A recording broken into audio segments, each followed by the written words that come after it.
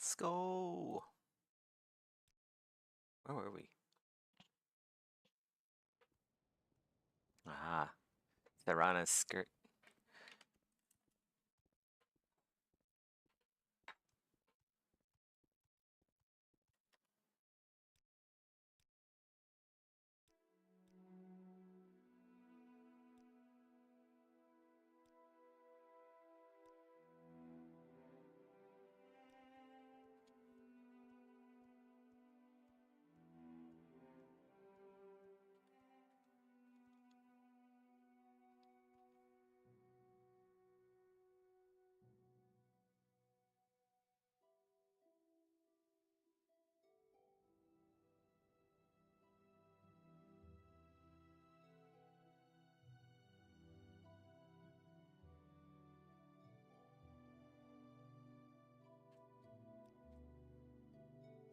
Ah, give me a sec. Hey, welcome back.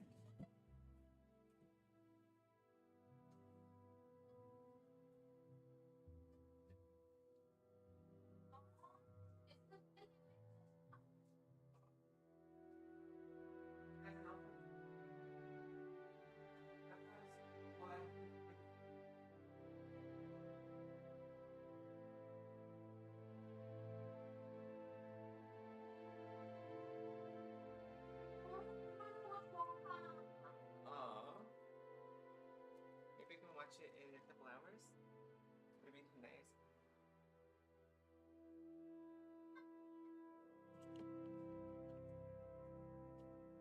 Okay, I'm back. Charlene just got back home. Where are my comments?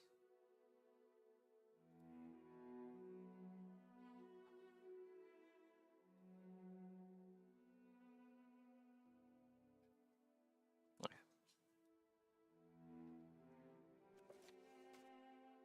Slave Rebellion. Northwest of Tel Brenora. Somewhere over here.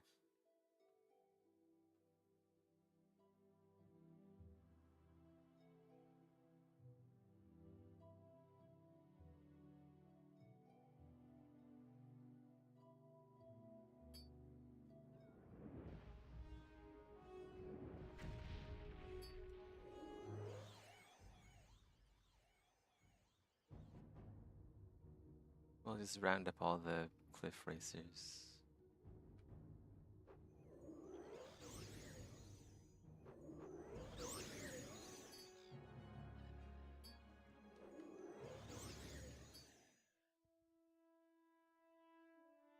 I think this is it. Mama Egg Mine.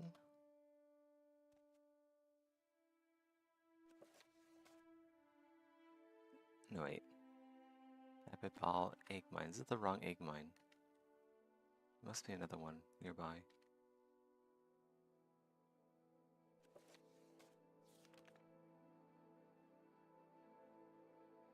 Tel Brenora, head north of the small peninsula. Let's go follow the directions, otherwise we will get lost.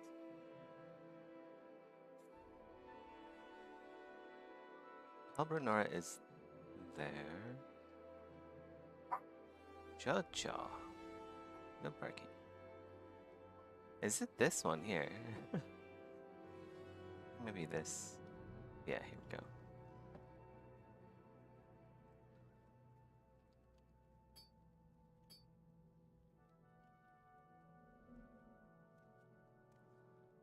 Kwama Grubber.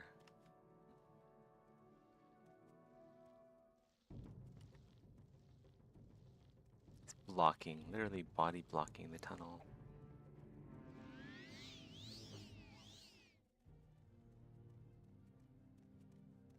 Summoned by another. Questions again. Slave Rebellion. Talk to our leader. Ali Dolly.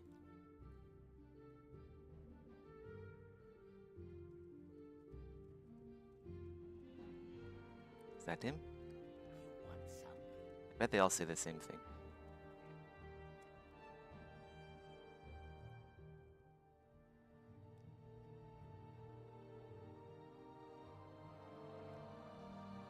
Thorana is mad. She demands more and more Kwama eggs. Yeah.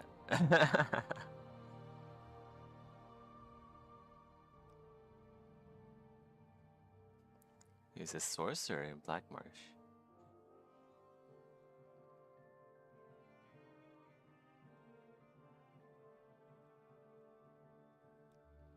Okay, we have to go back, find the key, and tell Bernora. Free the slaves.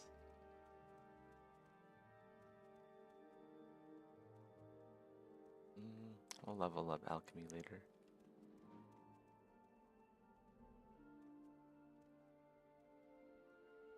What's up here? Oh, the queen is up. Oh my god. Queen is up there.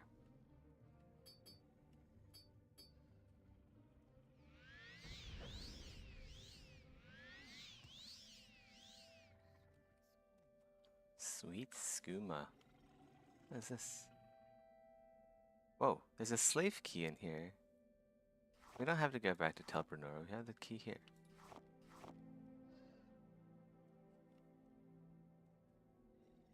Is there anything else up in here? Sometimes no Daedric Pauldron. Unfortunate. Oh, who's this? Oh. Why do you approach?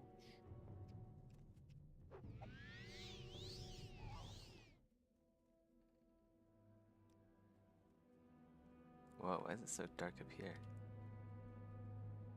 Khajiit has no time for you. Okay, well, we have the key. This scent is new.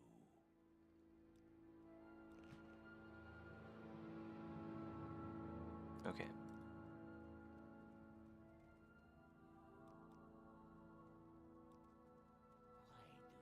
Why do you approach? Cool.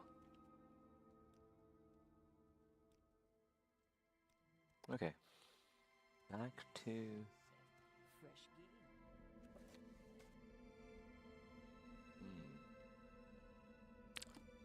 Back to the mouth, I suppose. We don't want to go back to Tel Bernora. Greetings.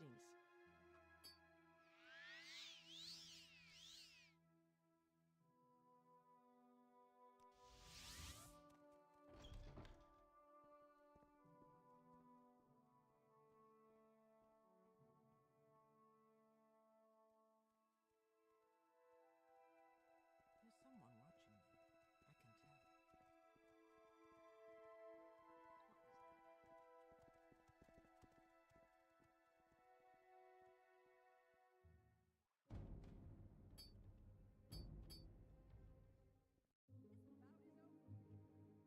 Is it this guy?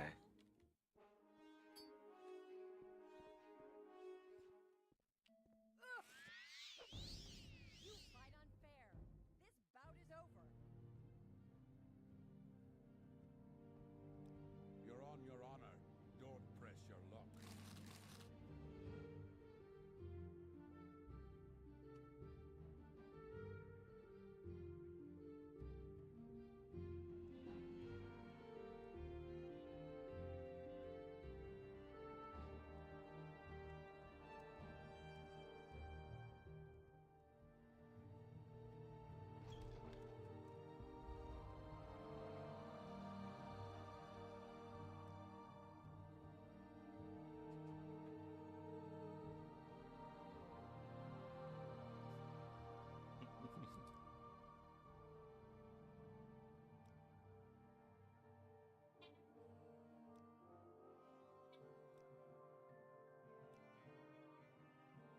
Speak with the other mouths if we need chores.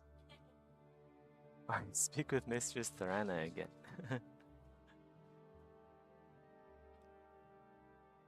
What do you want? There is someone watching me. I can tell.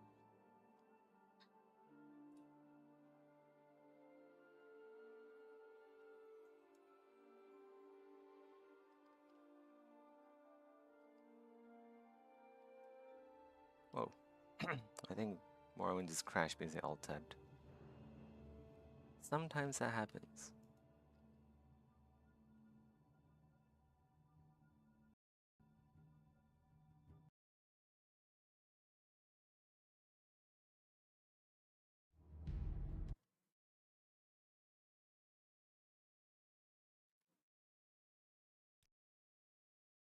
Oh god. It's all the way back in the egg mine. Hopefully we did the quest already. Nope. Gotta go get the key. It's a lot easier now that I know where everything is.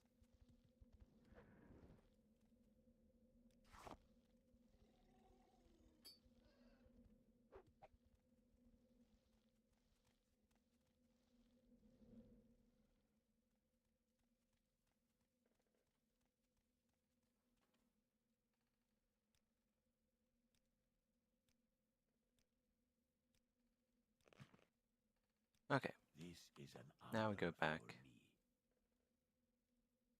for me. Fresh gift. Greetings.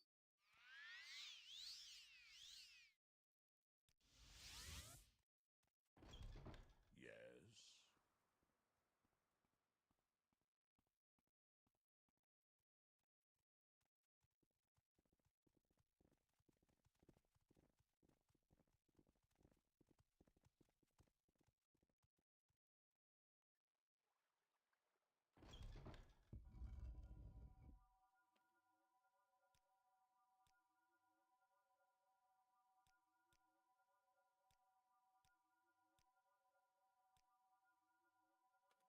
Yeah, we'll save it here.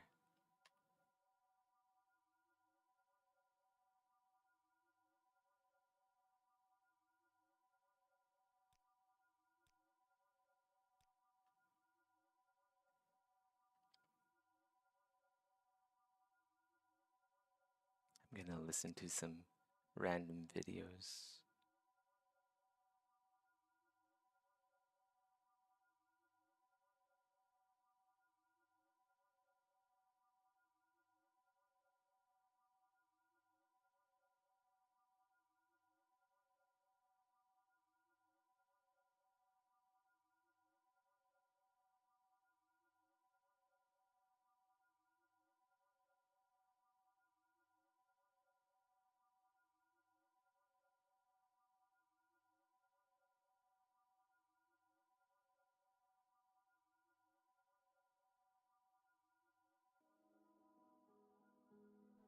Blood and butchery, dark depths and perilous heights, a delight of terrifying frights. Things that go bump in the night, creepy crawlies, ghastly ghoulies, nasty necromancies, swaying skellies. It's Halloween night, and what better sight than scenes of blight, of blood and bone and doom, doom, doom! The hour grows late, so gather around for a tale of dungeon delves and tragic fates, of undead hordes, lost relics of ruin and more, and most of all, of sweet, sweet viticality. Hello, greetings, and welcome to a special episode of Morrowind Modding Showcases. I'm your host, Elf Guy, and today we'll be diving into the dark-filled depths of horrors of one of Morrowind's largest dungeon mods, the Caldera Priory Depths of Blood and Bone, by none other than the champion of the crypt, the Dungeon Daddy of Morrowind, the architect of Viticality, Sealoth, and also his many, many minions. A dungeon delve for the ages, Caldera Priory is an adventure of death and decay. A dungeon of crypts, caves, realms of oblivion, and so much more. It is the largest dungeon mod of 2023, and a perfect mod to play on Halloween. And for all that we'll be showing off here tonight, know that this is only a tiny fraction of what Caldera Priory has to There's offer. someone watching me. So, better strap in, lads, last season NBs, for this is going to be a wild ride, and viewer discretion is advised. Our tale begins in Caldera, in that place where all good adventures start, in a tavern, where the sole survivor of the Caldera Priory has a story to tell for any who would listen. It's a dark tale of a seemingly normal night turned into a nightmare of blood and gore, lost friends and comrades. Should you be brave enough for the task, she'll offer you a quest, one of discovery and vengeance, to find out what happened to the Chaldear Priory, and to exterminate the evils within. The ruins of the Chaldear Priory, once a way station for weary travelers, can be found north of Caldera, a group of dilapidated buildings surrounding a well, the old chapel tower overlooking the road. From the outside, all appears calm, but the evils lie within, perils waiting behind every door. The chapel, a crypt, dark tunnels beneath, from the sinister skittering of things with far too many legs, to the shambling of undead monstrosities.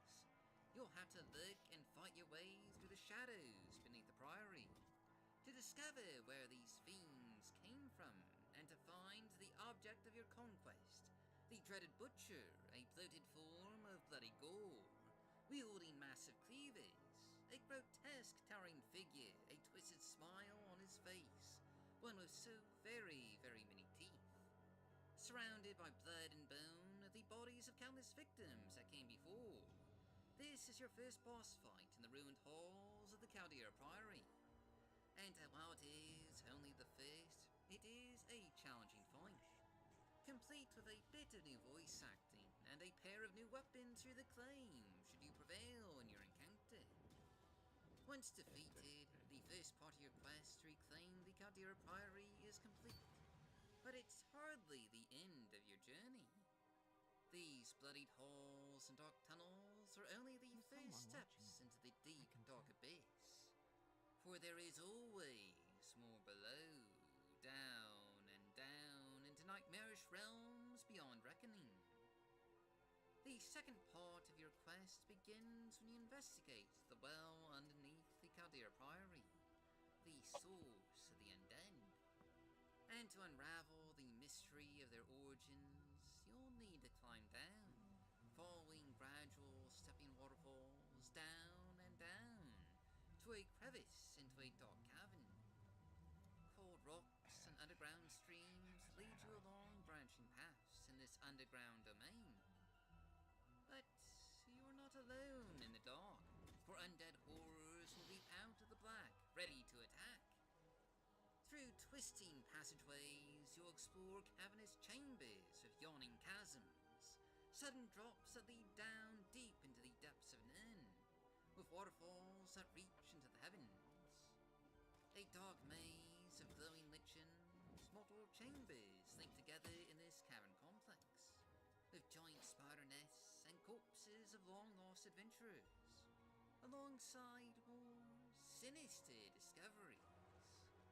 For deep in the darkest parts of this cavern, you'll discover a portal into oblivion itself, a yawning flame in the dark, surrounded by the undead hordes.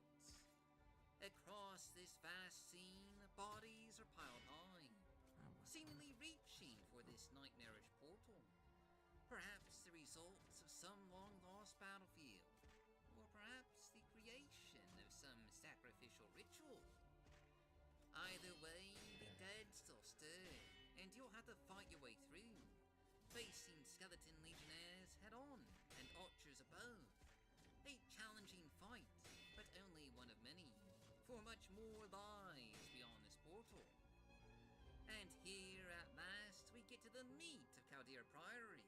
Such a deceptive name. A name to disarm you for the epic vistas that await. For once you jump through the portal into oblivion, you'll be greeted with a realm of fire and ash, of endless pools, streams, falls, and rivers of lava, of grand verticality on an unimaginable scale. Before you lies a ruined path. Pillars and rubble guard the way, with great piles of bones, skeletal fingers pointing you towards your goal. Up and down, the path twists along this great lava river in this mysterious fiery realm. And it just keeps on going, with more and more battles through the face, undead hordes, liches, skeletal archers raining arrows from afar. And I'm sorry. I have to pause here. Can we take a moment to appreciate the absurdity of the sheer scale and size of this dungeon interior? This is all one interior soul. And at the halfway point, you can't see the end of it, or the beginning from whence you came. And at this is with distant land enabled. And still, I can't see the end. This is one of the largest dungeon interiors I have ever seen. And you know what's truly insane? What's really crazy? It's not even the only one of this scale in this mod. For as we'll see here soon, Chaldeer Priory has more massive interiors just like this. I mean, sweet Hakatosh, the verticality, the atmosphere, the great heights, the perilous depths. All of this is precisely why I call Sealoft the dungeon daddy of Morrowind. There is no one else better at designing dungeons. I mean, with all this grand scale, you'd expect this dungeon to suffer from a lack of detailing. But no, it's the exact opposite. There is so much detail, so much environmental design just lovingly put into every nook and cranny of this gigantic, massive, enormous interior. And that's true for each and every part of this sprawling dungeon complex. Not only are there giant lakes and rivers of lava, but there's massive mausoleums and crypts, rocky chasms that you can wander down for ages, great spires to climb, and at every turn, an epic vista to rival the greatest dungeon delves of the ages. And of course, these ginormous interiors hide side quests for you to do, and ancient lost treasures for you to find, relics from some lost age, and glorious loot to hoard. The size of these dungeon environments are just absolutely staggering. You'll go from fighting across bridges over lava-filled ravines to maze-like mausoleums, scattered with the remains of thousands upon thousands of bones, with skeletons seemingly reaching out from the walls. And no, really, I mean that literally. Here's a close-up. There's actually skeletons reaching out from the walls. And that is just an insane level of detail. Everywhere you look, everywhere you turn, 5 portions of muck. some intricate amount of design, some creepy horror from this demented dimension of oblivion. And even in these tighter passageways, these dungeon cells are staggeringly large, with countless hallways and crossroads, a maze of the dead, with more and more unsettling surprises around every turn. It is incredibly easy to get lost in here, and I can safely say, even though I spent hours playing this mod, I didn't see everything, and there is so much stuff in here that is so easy to miss, so easy to get turned around, so easy to get lost in the dark. And yes, by the way, I would strongly recommend bringing some torches or maybe some mage-light spells. Load soap. Some of these crypts and caverns are pitch black, and you'll want to be well supplied with weapons, spells, and potions. Now, you might be thinking, with so many large dungeon environments, why, we must be close to the end, right? Surely there couldn't be even more. Yes, there is. I told you there were more of these gigantic caverns of glorious, eye-watering, majestic verticality. And there are. A cavern so vast it disappears into the distance. The bones of some gigantic beast wrapped around great pillars reaching into the heavens. Message delivered to Degoth Fear. Wait, did I say slay? I meant climb. No. Oh, I fear. don't have an addiction. I can quit anytime Right. I want. You But, may speak. maybe one more round of Slay the Spire after this. It's so much fun, you know? But anyway, the verticality here is simply mesmerizing. And far from being a linear, one-path-through chamber, there are multiple side passages for you to take, and hidden things for you to find. And this chamber is ridiculously massive, More an entire region to explore. These are random people swimming. And just look how high up we are. And still these spires and bones reach far up into the sky. Slowed soap. Heavens, if it isn't just one of the most beautiful scenes I've ever paid witness to in Morrowind. There is so much to take in here. Sealoff is an absolute genius of dungeon design. Quite possibly one of the greatest dungeon masters of all time. The fuck is that? And speaking of things to take in, just take a look at another one of these epic dungeon chambers. Fast, whatever it is. Fantastic. An island surrounded by lava. And with a relatively free big. skeleton thing. It's quite the visual. The cephalopod. Now, you might be thinking, Ah. but where's the verticality? Well, let me cast a light on that, for this is no simple square Muck. chamber. We can get some muck from these sponges here. A few well-placed mage lights, and you can see what was once hidden in darkness. I don't know is actually if I can get slowed soap yet. with level upon level of mezzanine. Not sure if I'm high enough level where the mobs spawn. Each a dungeon floor, each containing opponents for you to fight and sweet treasures for you to loot. Now, you might be wondering, of all these massive environments, how's the performance? Well, it works better than it should, but I'd be lying if I said there wasn't a bit of a performance in Give me a sec. Here, let me just show you some unaltered gameplay footage. Where you can clearly see the frame rate is at about, I don't know, maybe 15 FPS. At times, I thought my computer was going to melt from rendering all these complex environments. But surprisingly, this 15 FPS is the worst it ever got.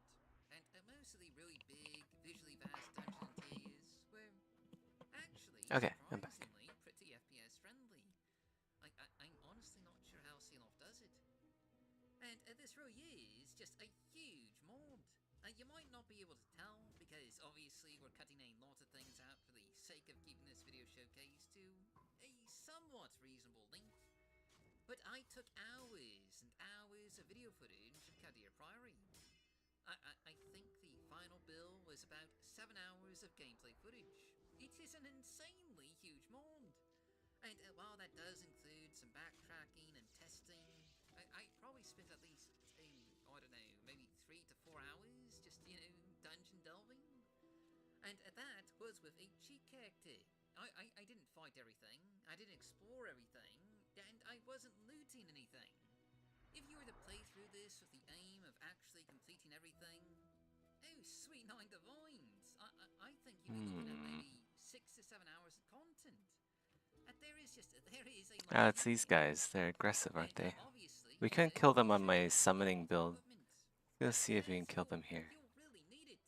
Again, weapons, potions, torches, repair hammers, arrows, and hammers. Okay, yeah. This is a high-level dungeon with a lot of difficult fights, and it'll test even the higher-level characters.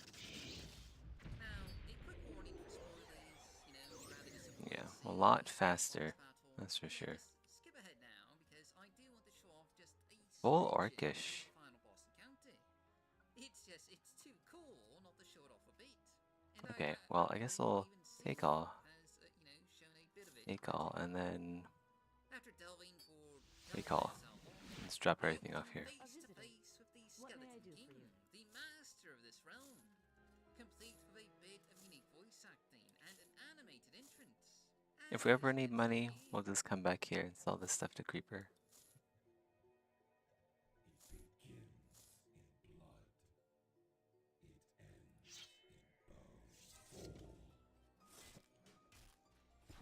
It begins in blood. It ends in bone. After you defeat the Skeleton King, you'll get his mace and his armor. A fantastic looking suit of heavy metal, ideal for the warrior adventurer. We might be able to buy some slowed soap here. Alright then. If not, we can always head back to... And there's also more content Ah, for Kadir it's Priory, called- as it'll be restored with new characters, new dialogue, new restored interiors that you'll get to explore, new merchants, and a new player. Slowed soap. Should look like a bar of soap. He doesn't have any here.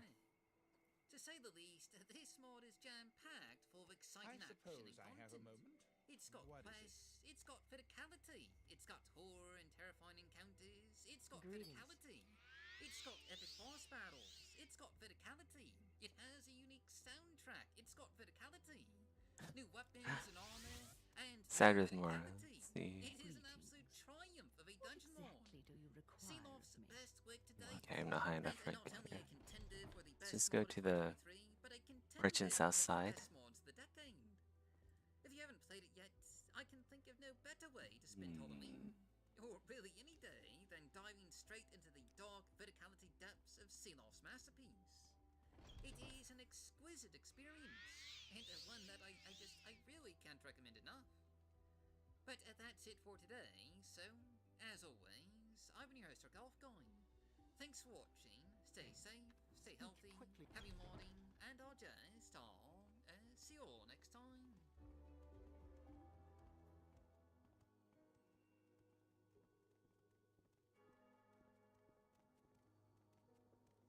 Anytime now.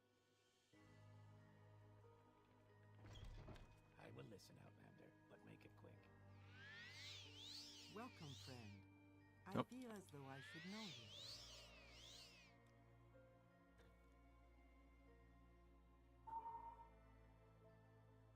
Here we go.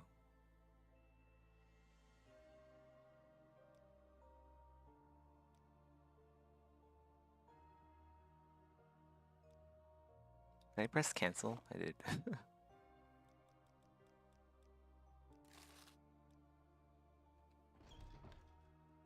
Okay, so we have the muck, we have the slowed soap.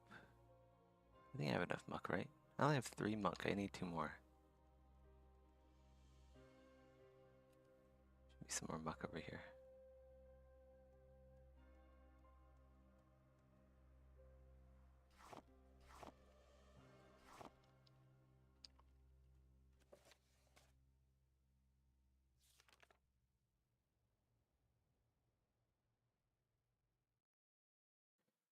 We have to ask Valadas Demnevani 3 questions.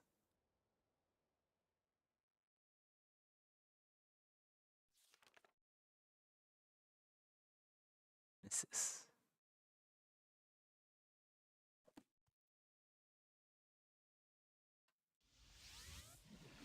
How can I help you?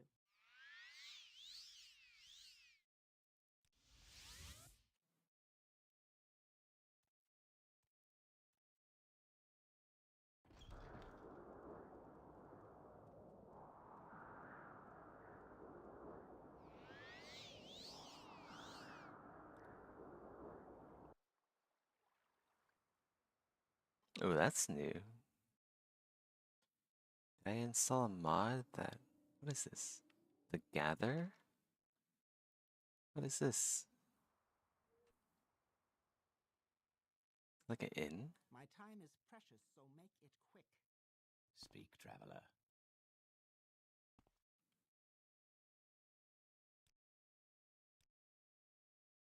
It is kind of like an inn. Not really an inn, it's like a bar. There's no beds.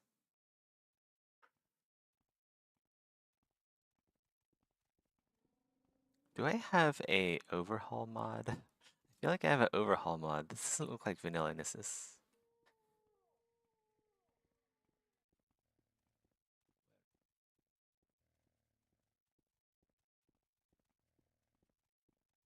How do I get in there?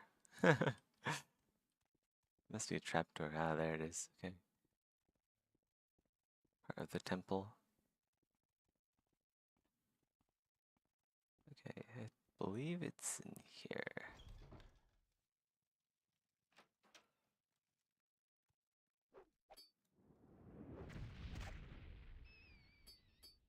Let's go use something without AoE.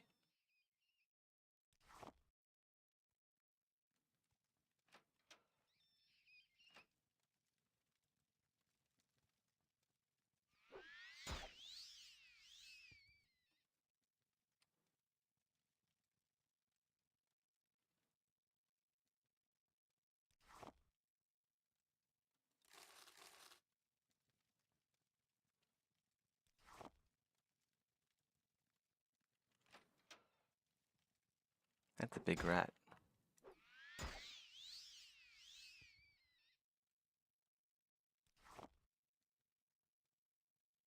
Summoning room key.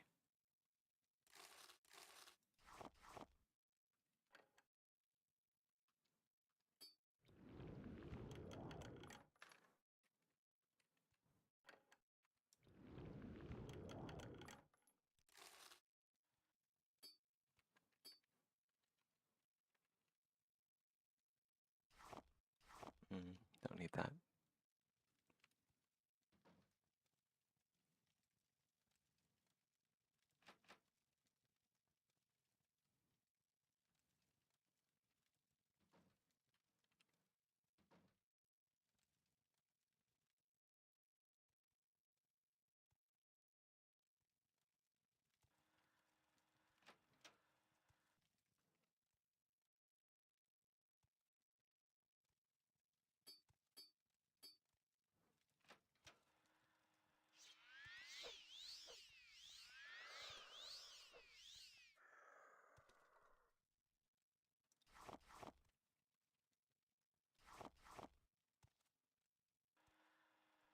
Sometimes they get back up. I think I have a mod that makes the skeletons sometimes get back up when they die.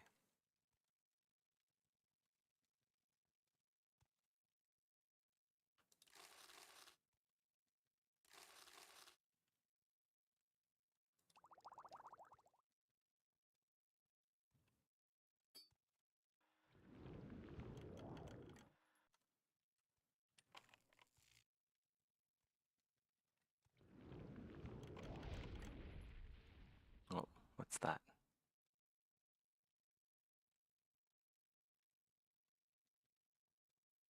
I don't know what that was.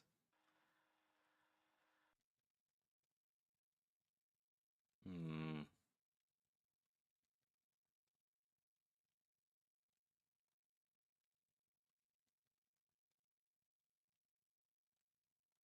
Don't I have like a restore all? Don't know if anything was damaged.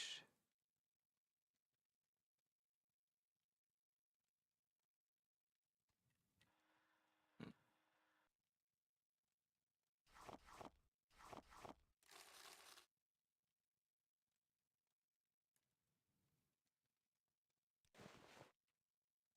Might as well take all the stuff.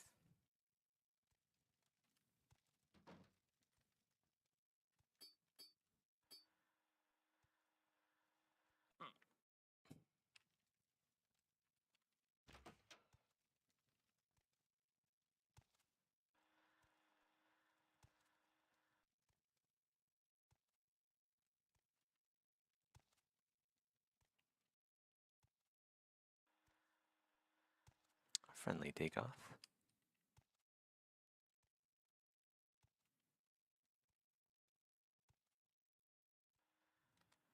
Outlander.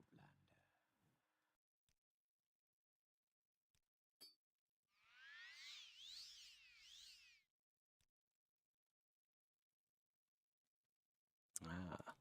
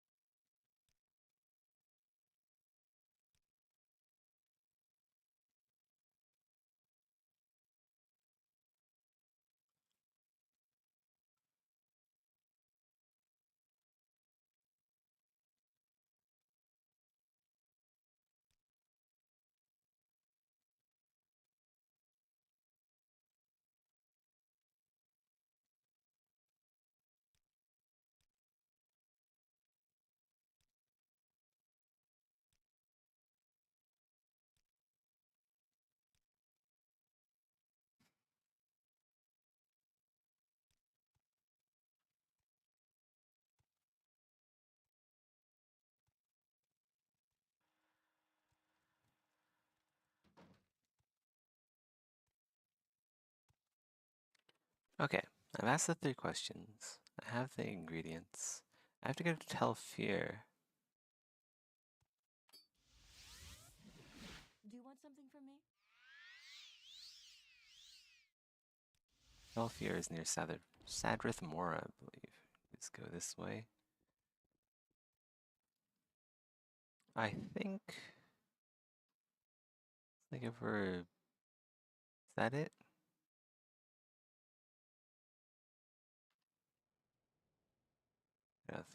I think that's that looks like Tamriel rebuilt.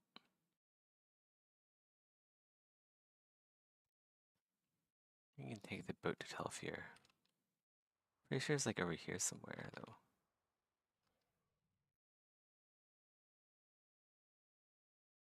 Hmm.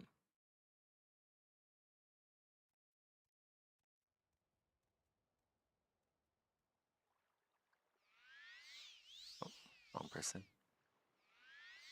Care to see the sights? Where can I take you? Nope.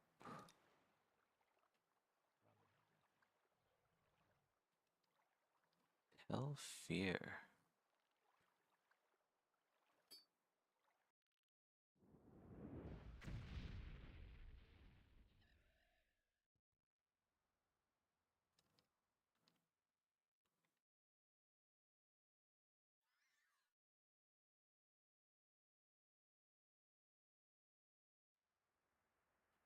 Is that not it? That is it. Okay. I swear. I knew it was like over here somewhere. I remember it being taller, but I guess it's just like a mound.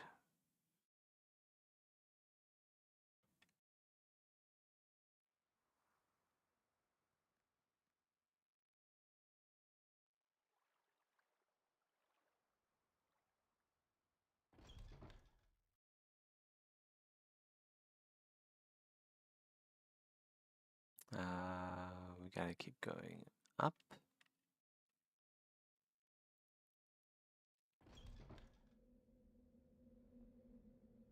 Here he is.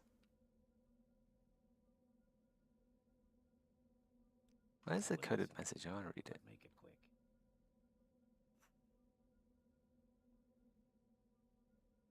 Is this it? Yeah. I can probably translate this using... There's a... Probably just look it up, honestly. I'm pretty sure people have translated this already.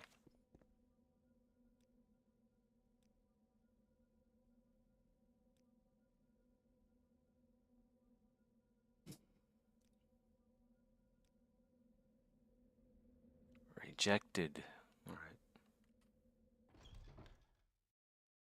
How do I get out of here?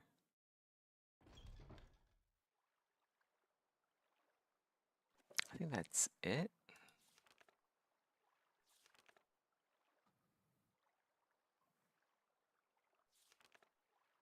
Yeah.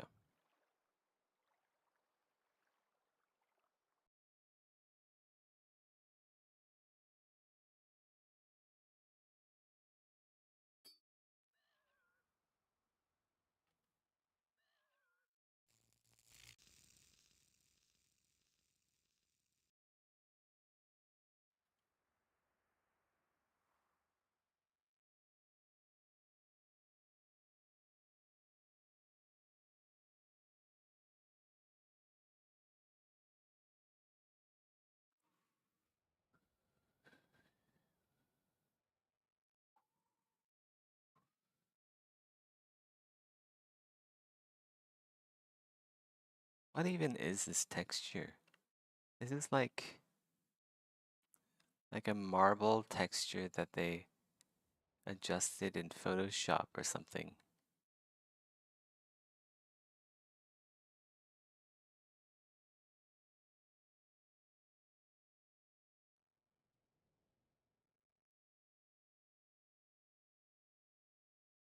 Yeah, this vine texture.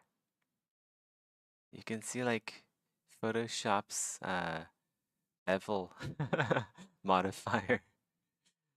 There's just like 2 textures, but like the sappy looking one is, I the yellow sap looking texture. It's just like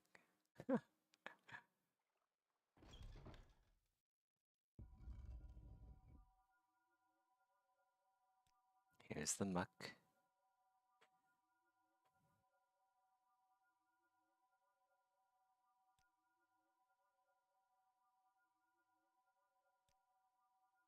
Black Jinx. Start with Mora.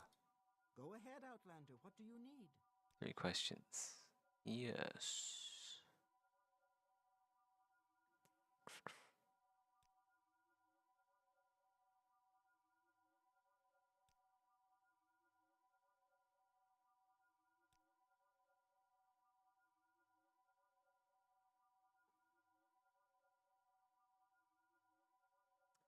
Okay.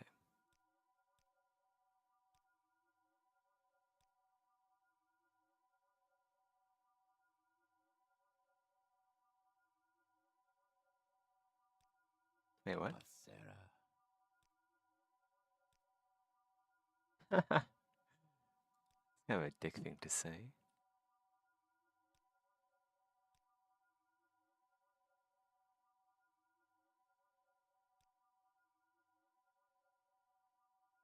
Staff of Silver Dawn.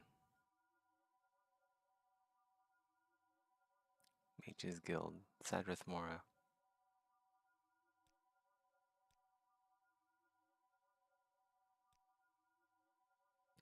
Here it is.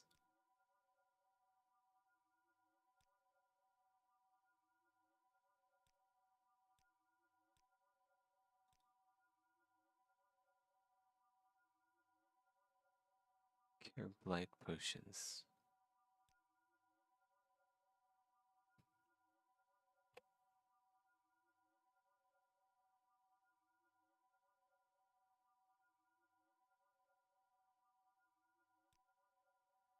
Okay.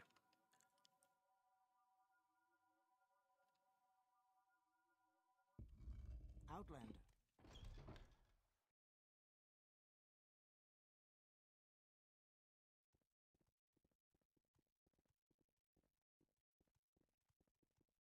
I'll sit on this mushroom for a bit.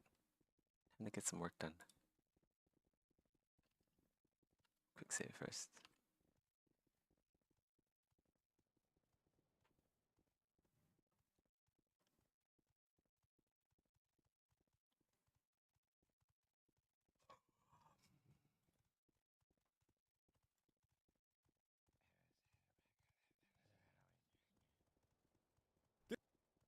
Recently, IGN hosted an interview with the legendary Yoko Taro, creator of the Nier series, and Hwang Tai Kim, the director for Stellar Blade.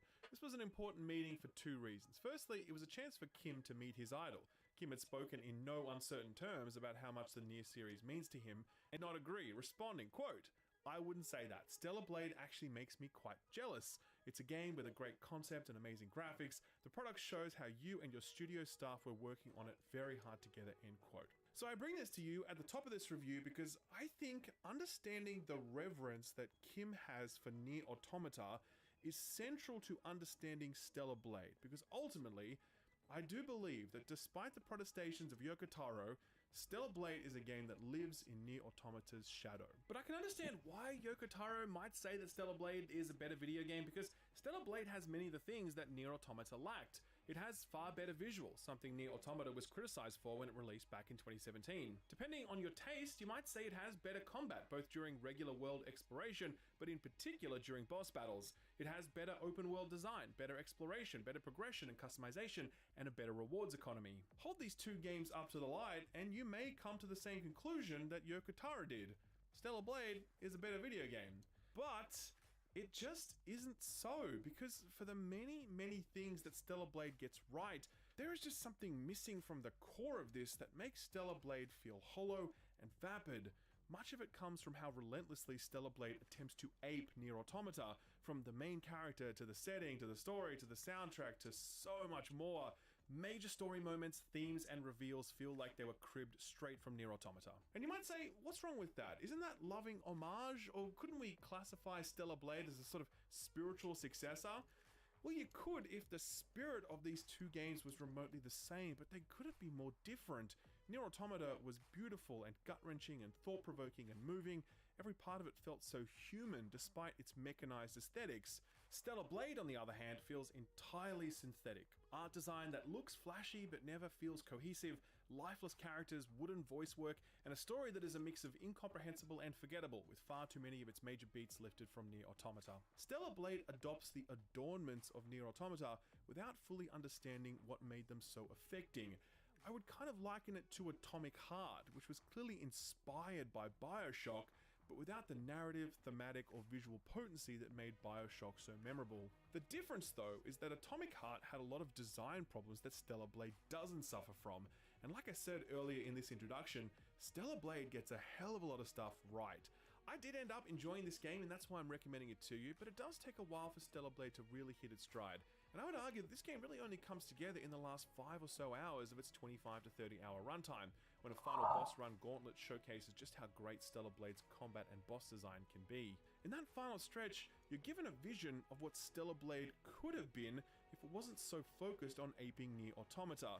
This is a solid game made by a talented development team, but the impact of Stellar Blade is profoundly hamstrung by the reverence that this team has for the work that inspired it.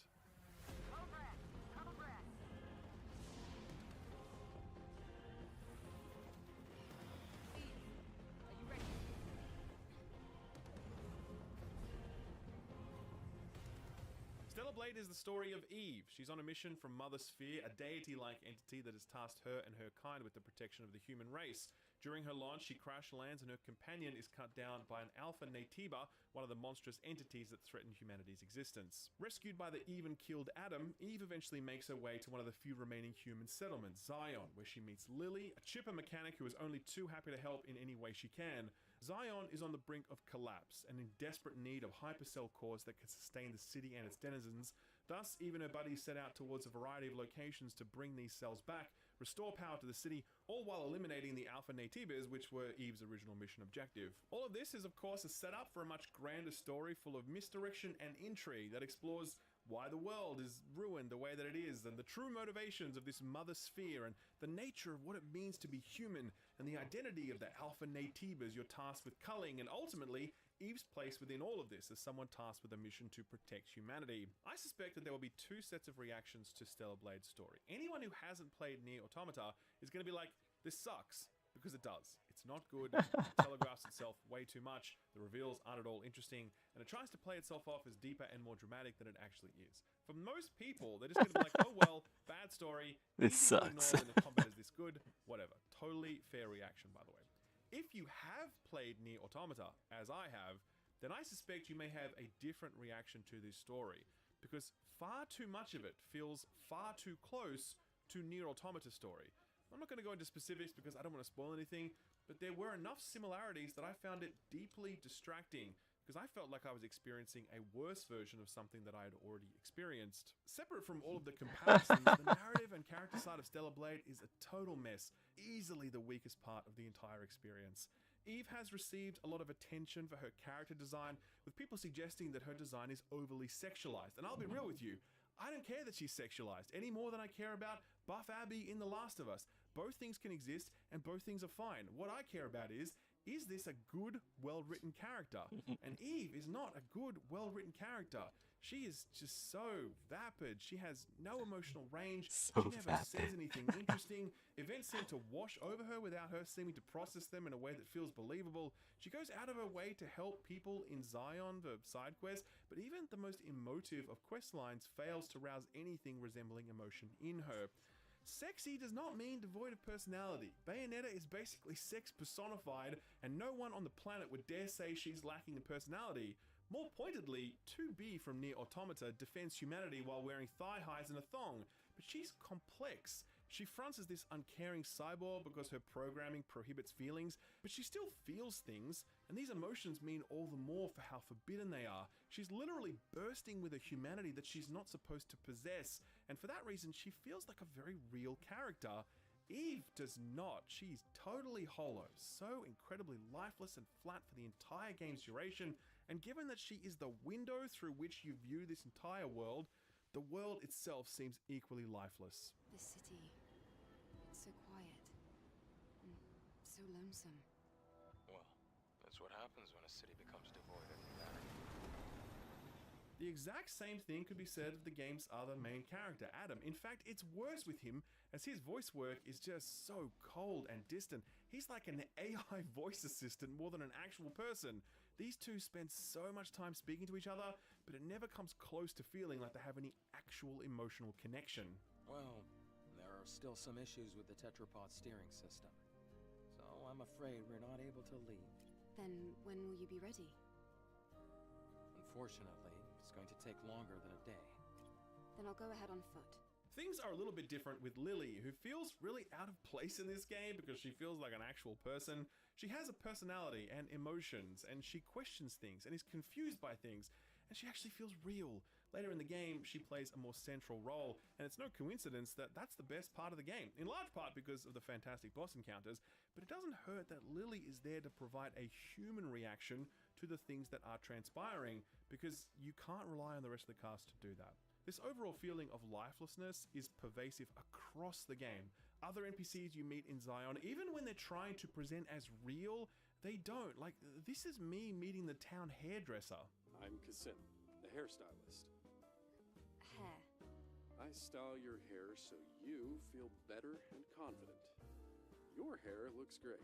It's full of potential. But that potential is hidden at the moment. That's why I said it is dull. Is that so? Are you saying you can make my hair less dull? At this point, he sends me on a fetch quest to collect his hairdryer, his hair straightener, and his scissors from a junk pile out in the open world. But do you see what I mean? Like, does this guy look like a hairdresser to you? Does his voice actor sound like it matches the character you see in game? And even setting aside how weird this is, it's also just kind of boring. You took an interaction that could have been interesting and full of character and just made it really dull. You might think I'm cherry picking this example, but it's not the only one. Here's another. This is me meeting a little balloon droid that I just rescued out in the wild. What happened to you? Drones like you aren't supposed to work this way. Hello, Eve. I am Digger. I have innumerable thoughts concerning my existence, and I am capable of making fantastic plans. I told you this would be fun. You see what I mean? See how they clearly meant this interaction to be funny, a little quirky, but it's just not, because all the life is sucked out of this scene because of how vacant all of these characters are. These two scenes really are the perfect encapsulation of what this entire story and world feels like. It's full of all this unique looking stuff that should have vastly more personality and presence than it actually does. The game is also reaching for a number of themes which are again kind of a copy and paste from Nier Automata. Not all of them, but certainly enough of them that I can't really talk about them without spoiling things. But yeah, the side quests that gesture towards grander themes still fumble the execution, and the smaller side stories the game tells are no less messy than the main story. Shift Up really painted themselves into a corner here. If storytelling is not your strength, then recognize that and tell a simple story that has fewer tripwires. If you can't properly grapple with futurist, humanist, or philosophical themes, then don't try to engage with them.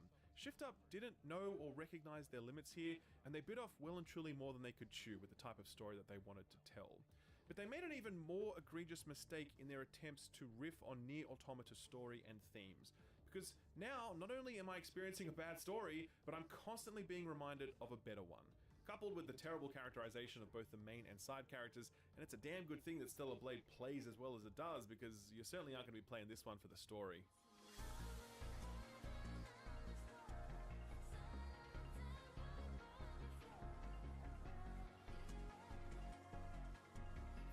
Looks like they used to work here. Let's take a look. As much as Stellar Blade cribs the story and themes of Nier Automata, it does the same thing to the setting and world design too. Though, to be fair, there are very big differences in how playable these world spaces are, and there's certainly an improvement here in Stellar Blade. So yeah, Stellar Blade is set on Earth in the very distant future after a cataclysm of unknown origins wipes out most of the human race. What's left is essentially ruins infested with Naytibas, as well as a handful of settlement spaces where a cybernetically enhanced form of humanity try to scratch out an existence. There are two types of space in Stellar Blade. There's your linear missions, which are set in sewers and subways and scientific facilities, etc. And then there are your open world areas. There are 2 of these open world areas, and both of them are big, wide open deserts punctuated by various points of interest, mainly ruins or scrap heaps. These open world spaces aren't much to look at. They're simple and bare bones next to how visually intricate the rest of the game often looks, and that simplicity was a very good choice. Stellar Blade can feel a bit visually discombobulating at times, between the cyborg NPCs and the weird fucked up tentacle-faced monsters and the high-tech weapons research facilities you're exploring. Seeing a big empty desert roll out before you, it's very real and organic in a game that often struggles to feel real and organic. It also helps that these open world spaces are actually quite pleasant and rewarding to explore. So you'll get side quests from NPCs in Zion to go out to one of these open world areas and do a thing. These side quests are pretty basic, like go and find my hairdryer, or please find out what happened to my son, etc. Nothing special. But when you get out to the spot where you need to complete the objective, it's almost always interesting. It usually involves some block puzzle, or some platforming, or some climbing, or finding 3 terminals so you can activate the main terminal, or time challenges where you press a button and have to shoot targets in quick succession, or quickly run over to a spot while dodging deadly turret fire. Oddly enough, I can only think of 2 quests in the whole game which were like kill X number of enemies for a reward. The narrative setups and payoffs for each of these activities is really weak, but the act of completing them is often surprisingly enjoyable, given how much work Shift Up has put into designing novel activities. And that's just the side quest stuff, where there's actually a whole bunch of stuff to find out in these deserts that isn't a side quest. It's just a fun little hidden chest or a collectible or whatever. You just wander around and scan the environment to see something tucked away out of reach, and then you go about seeing how to reach it. It seems like a simple loop, and it is, but again, because Shift Up are constantly pretty inventive with how they've designed these little puzzle challenges, it never really gets old. I did almost all of the side content on offer, maxed out every possible upgrade. That meant my playthrough took a total of around 30 hours, and I never really got bored of heading out into these 2 open world areas to see what I might find, and I was equally happy to return to them after major story arcs to mop things up I'd missed. All of this is totally optional, by the way, and if you want to completely avoid all of this stuff, you can, but I would advise against that, because I think that this open world stuff is actually some of Stellar Blade's best content. I don't want to oversell it, but it's good, especially given that it doesn't wear out its welcome. One of the reasons that this works as well as it does is because Stellar Blade has a surprising number of gameplay systems it can lean on to keep gameplay feeling diverse. This is not just a character action game, but nor does it make hard pivots into other genres the way that Nier Automata did. Stellar Blade never suddenly becomes a shmup or a bullet hell game, rather its diversity comes from systems that feel far more core to the overall gameplay loop. Climbing is a big one. You'll spend a lot of time looking for yellow paint so you know which surfaces to climb on, which people really hate these days, but I don't really care, to be honest. You want me to climb a thing, I'll climb it, and the less time I need to look for barely visible handholds, the better. Platforming is another big focus. You will often have to jump from place to place. The controls can get a little funky, but they work overall. There's also swinging from either bars or ropes, and you can mix things up with dashes and double jumps. There's wall running as well, because why not? Many of these things open up bit by bit, which gives Stellar Blade a sort of Metroidvania feel, particularly as you can return to some of the previous areas you visited to complete challenges that were previously impossible. The best example of Stellar Blade's gameplay range comes in the form of 2 missions which actually become survival horror shooters. But again, not because the game has suddenly shifted perspective or employed some gimmick, it's because the core gameplay loop is broad enough to withstand a shift like that. Eve's turret that follows her around, scanning environments and giving her advice, it also doubles as a gun that she instantaneously mounts on her wrist whenever she wants to fire. So there are 2 sections in the game where your sword is disabled and you have to rely on this turret gun, and there are all new enemy types that are introduced who are weak to gunfire because they have plenty of weak spots, and it's all really dark and claustrophobic, and it's full of jump scares, and it has these scripted sequences where you need to shoot waves of enemies while trying to survive. It's cool, man. It really is. Both times when I finished these sections, I was like, damn, man, that is some good game design right there, because it's very rare for a game to be able to deliver you a totally different experience while staying within the constraints of its existing gameplay mechanics. It speaks to a broader point about how well made Stellar Blade is across many of its components.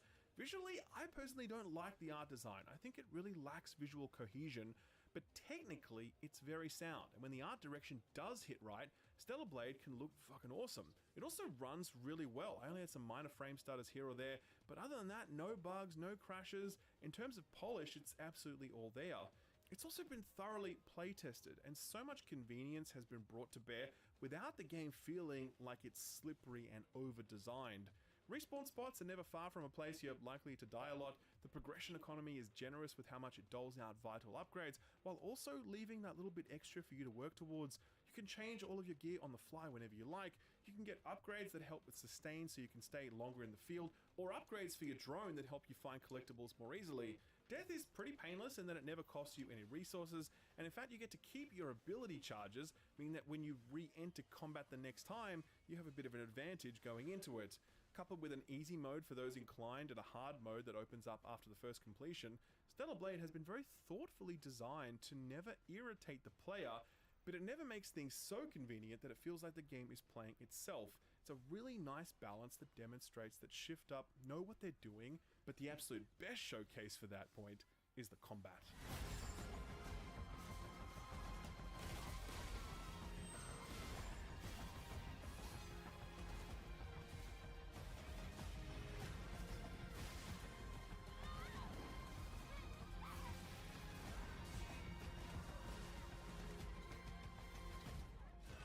Pretty much every review has praised Stellar Blade for its combat, and you know what? They're spot on. This combat rules, but it does take some time for this combat model to really open up, and it only fully hits its stride in the final stretch of the game, where some exceptional boss design really showcases just how great this combat can be.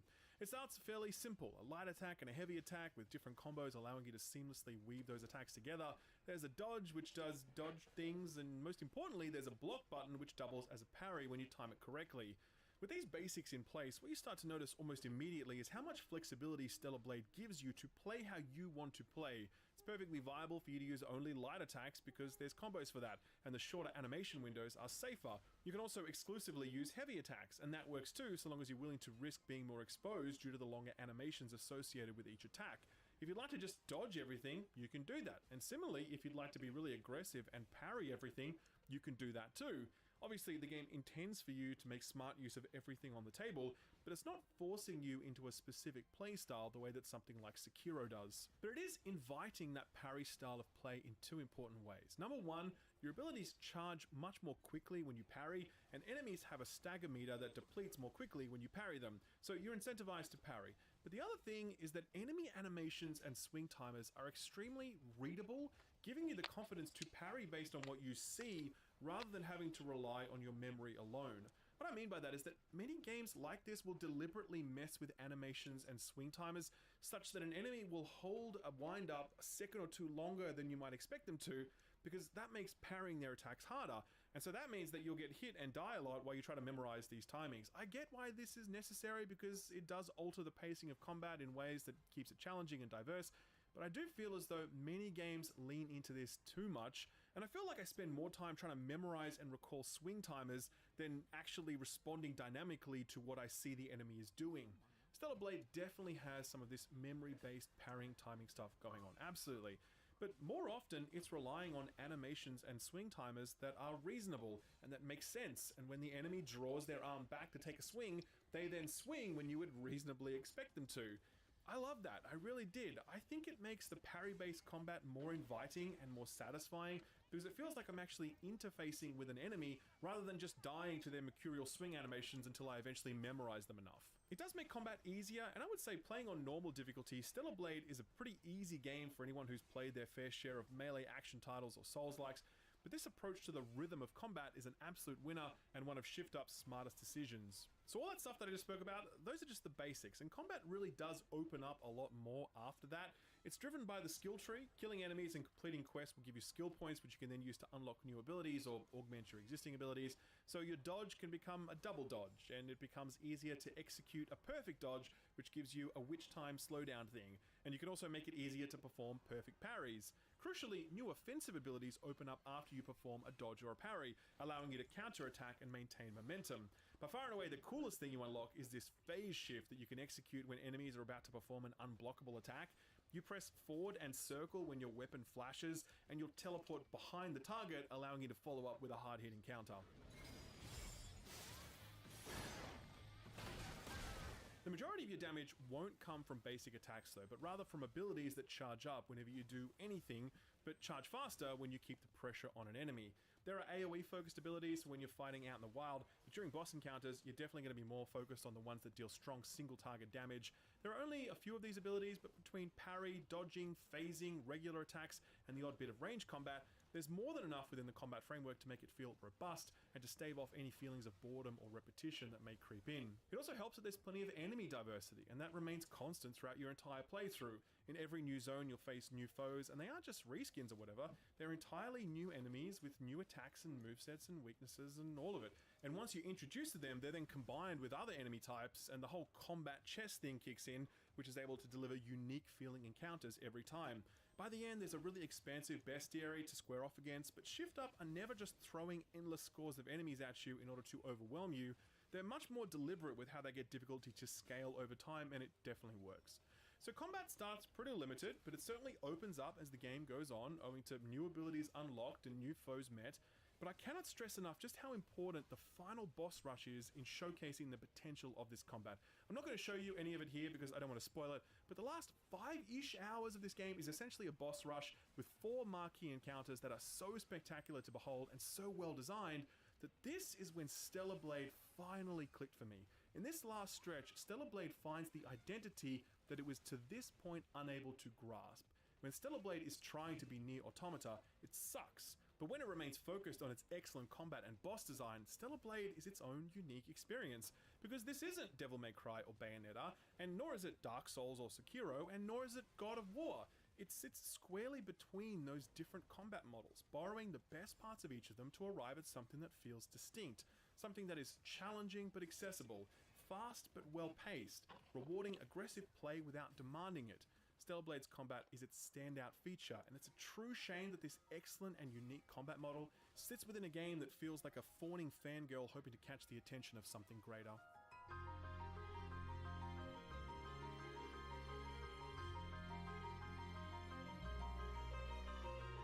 In Nier Automata, there is a location called the Copied City. It's made of crystallized silicon and carbon, and it was built by one of the game's antagonists, Adam, as a means of understanding humans more.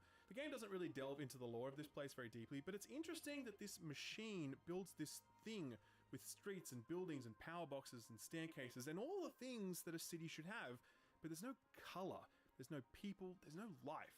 The Copied City adopts the form of a city without understanding what a city really is. Looking at the broader critical reception to Stellar Blade, it's clear that I have an outsized reaction to the way that it is looking to emulate Nier Automata.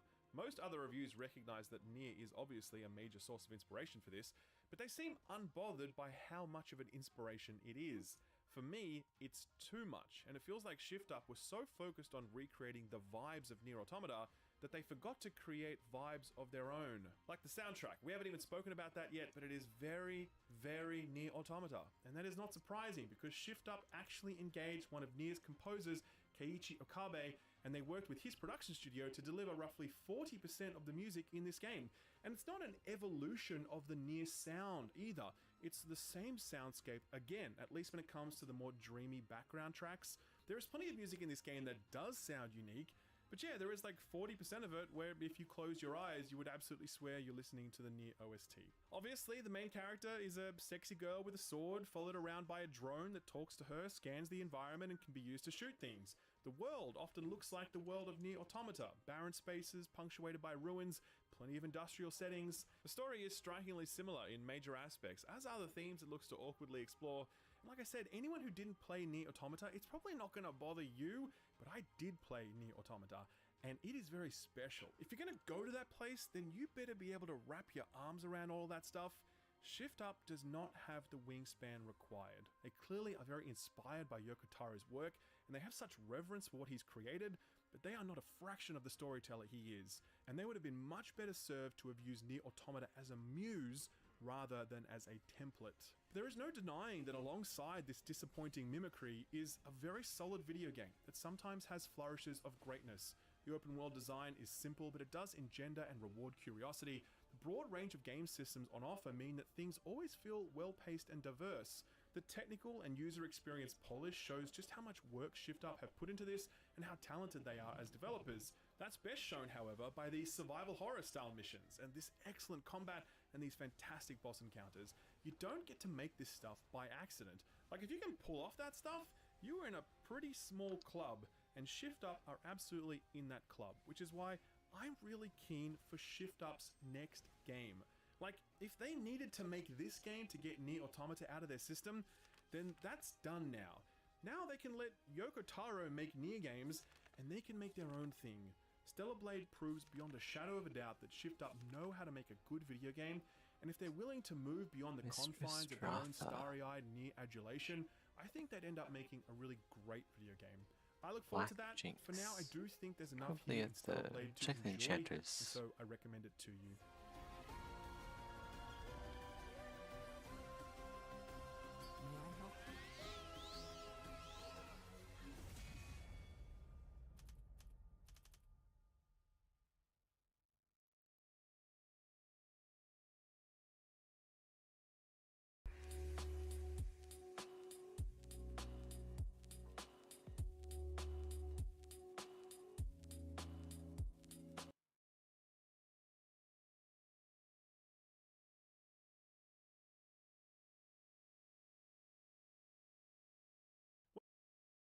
Gamers, what is cracking? Have you had a good week?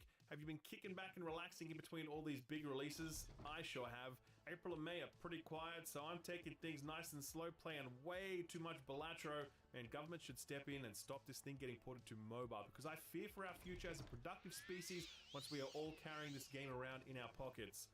Outside of that, I've been playing Dragon's Dogma, and let me tell you, I got thoughts about that video game. So yeah, it's been a pretty busy belongs to the Morag Tong. Up the downtime. Right. The news doesn't stop, and that's what you're here for, and I appreciate that. So enough bants, enough foreplay.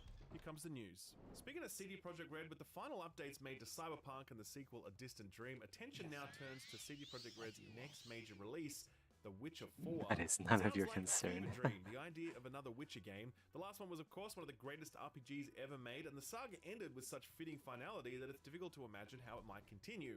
But CD Projekt Red have been clear for a long time that The Witcher 4 is on the way. Work began as far back as 2021, and it was announced in 2022. Yes, I have the ring. It's still running under the codename Project Polaris.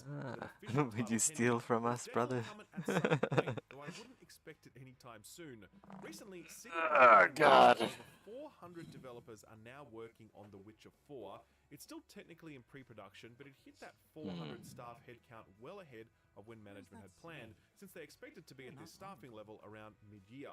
That headcount represents about 2/3 of CD Projekt Red's total staffing, and with that many people working, you can start to make some informed guesses about potential release windows. Most AAA games staffing at or near that level will work for about 4 to 5 years to deliver a game, with those timeframes only getting longer as we get deeper into the current console generation.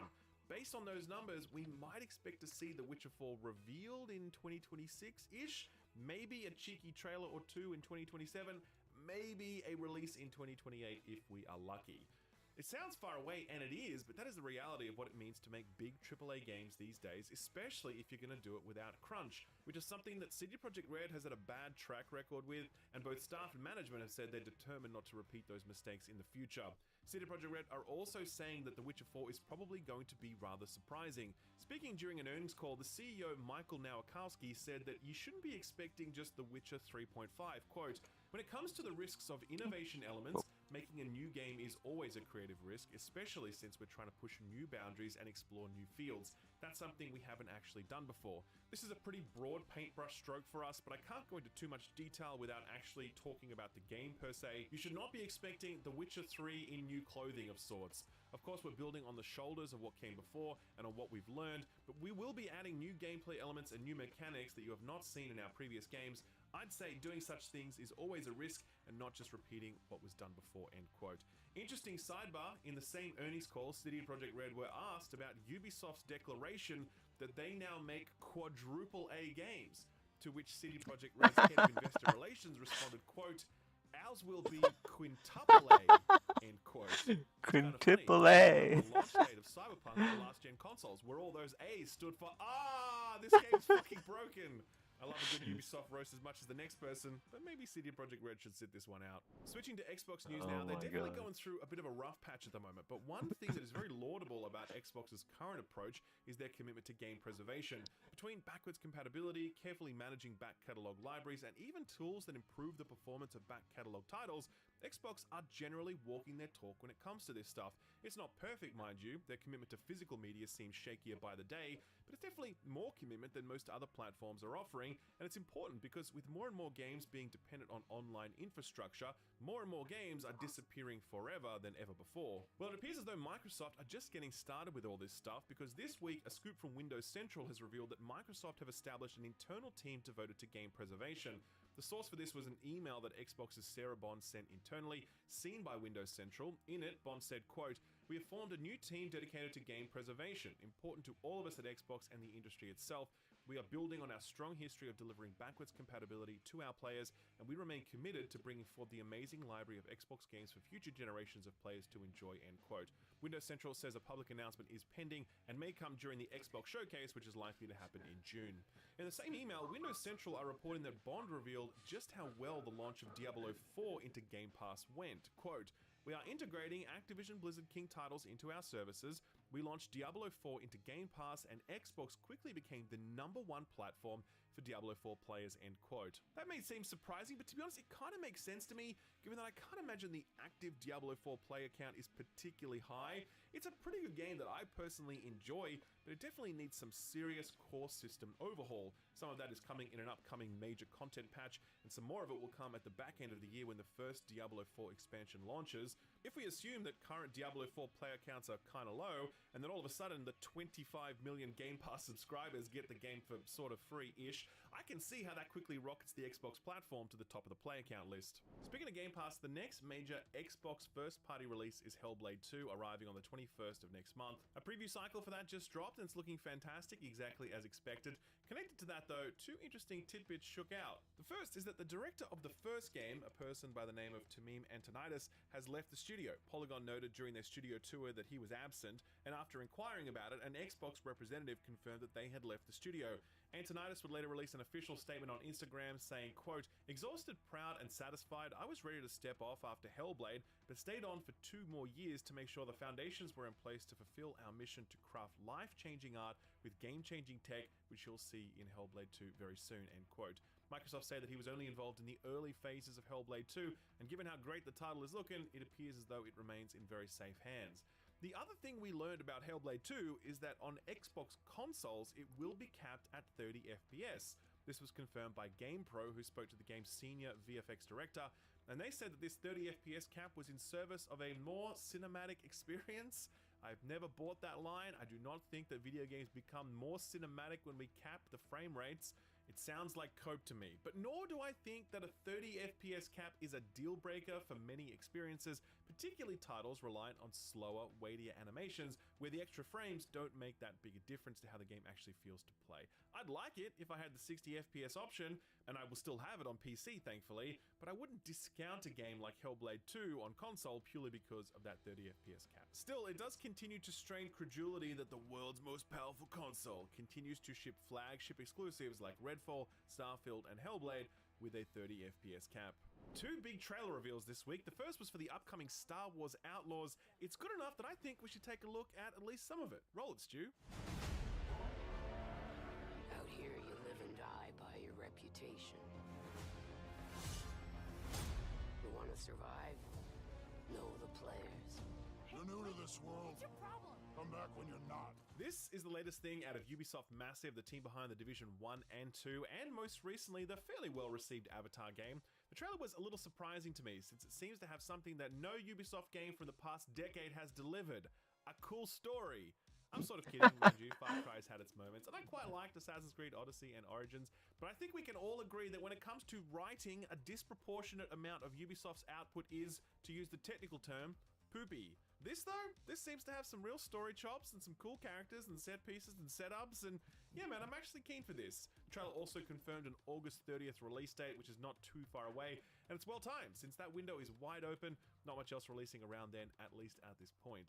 You know what else is releasing even sooner than that? That's right, I'm covering it, you knew it was gonna happen, so here it is.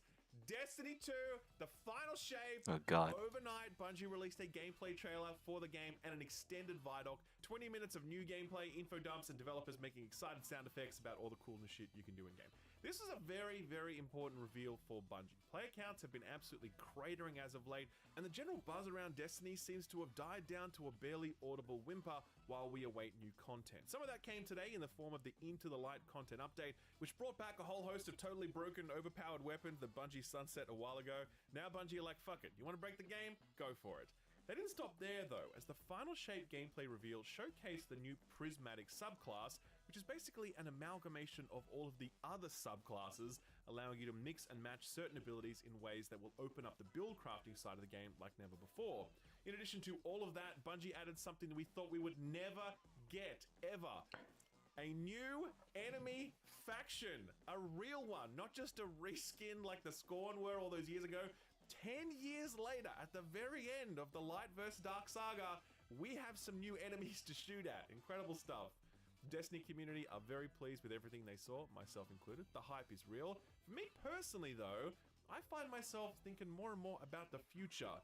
See, the former game director and the current executive creative director, Luke Smith, took to Twitter after this reveal, and all he said was, "All ends are beginnings." Now that really got me thinking. I've long wondered what Luke Smith has been doing in his role, because he is the executive creative director for the Destiny franchise, and that is a game that already has a game director, the outgoing Joe Blackburn. Obviously, Destiny has commercial partnerships and crossovers, and there's always talks of movies and TV shows and whatever, so I'm sure there's lots of franchise management work that has to be done. But I don't know, Luke Smith is, at his core, a game designer. Is he spending all of his time negotiating contracts for Fortnite crossovers? Maybe, but I don't think so. Then there's this new prismatic subclass. It's hard to wrap your head around if you don't play Destiny, but this really feels like something that you give to people at the end of something, since it looks, at least on face value, kind of game-breaking, and Bungie developers agree. They said repeatedly in the trailer that it feels like you're breaking the game with this subclass. Where do you go after releasing a subclass like that? While you're also tying up your 10-year saga, while you're also saying that you plan You're to alter going into future the content Warframe delivery model direction. into these like chapter things, which sound inherently less ambitious than the current seasonal drops. I mean, you can probably guess where I'm going with all of this. I'm not saying Destiny 3 is happening. I'm just saying that at this point, I would not be remotely surprised if it were. It just makes too much sense, and to be honest, I'd be down for it. Destiny is a fantastic game, but there's a huge amount of benefit in resetting the table at this point, welcoming in new players while trying to address some of the game's core issues like power creep or FOMO or the new player experience or content voting. You can also see how Sony would be very up for a new release with a 3 on the end of it. That is a sellable thing that Sony could take to the bank, and also allows them to have some influence over what the future of this franchise would look like, since they'd get to have a lot of say in how that sequel might be built. It's all just speculation on my part, of course, but this is the feeling I was left with after watching this reveal. Either way, I'm looking forward to concluding my 10-year saga when the final shape drops on June 4th, though I won't get to play it for the first week as I will be away at the Summer Games Fest in LA. Very sad times, but I'll certainly be smashing it the moment I get back. A quick lightning round to finish off. Apparently the Star Wars Knights of the Old Republic remake is alive and well. That's according to Saber Interactive boss Matt Karch. Speaking to IGN, he said, quote, "It's clear and it's obvious that we're working on this. It's been in the press numerous times. What I will say is that the game is alive and well, and we're dedicated to making sure we exceed consumer expectations," end quote. It comes as Saber Interactive was sold to an independent investment consortium, with former owner Embracer Group remaining tight-lipped about who holds the rights to the project after the sale. That's still unclear, but at least we know the remake exists, and to be honest, Saber have a pretty great track record, so I'm low-key excited to see them tool this project up, most likely after they ship Space Marine 2, which is scheduled to drop later this year. Atari just bought the rights to Roller Coaster Tycoon 3. Not the Roller Coaster Tycoon franchise, mind you, since they seem to already own that. For some reason, they didn't own the rights to the third installment, but after buying it from developer Frontier, they now do. As for what Atari plan to do with it, they say they plan to, quote, "explore brand and merchandising collaborations as part of a long-term plan to bring the franchise to new heights," end quote. Atari has had a very, very patchy relationship to this franchise over the past decade, but new leadership at Atari seems to be riding the ship on a number of fronts. Hopefully Roller Coaster Tycoon comes back strong, because that is a great franchise that deserves to keep trucking. Oh, if you're looking for an crashed update again. on the chonkiest men and women in video games, then mark your calendars, because word on the street is that Gears of War 6 will be revealed soon-ish, most likely at the Microsoft Showcase usually tied to the Summer Games Fest lineup in early June. Xcast Paris Lilly was talking about a I'll be right back.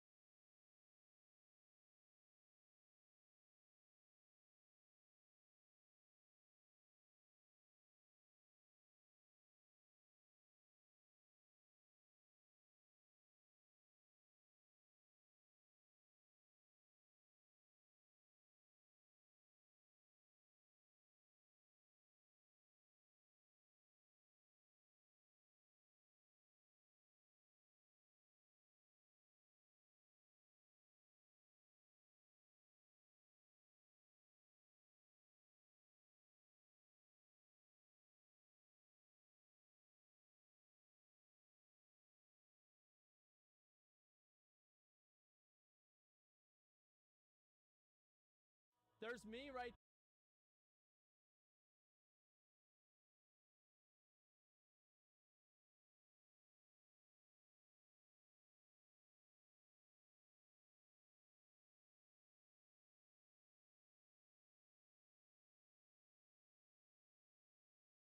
Okay, I'm back.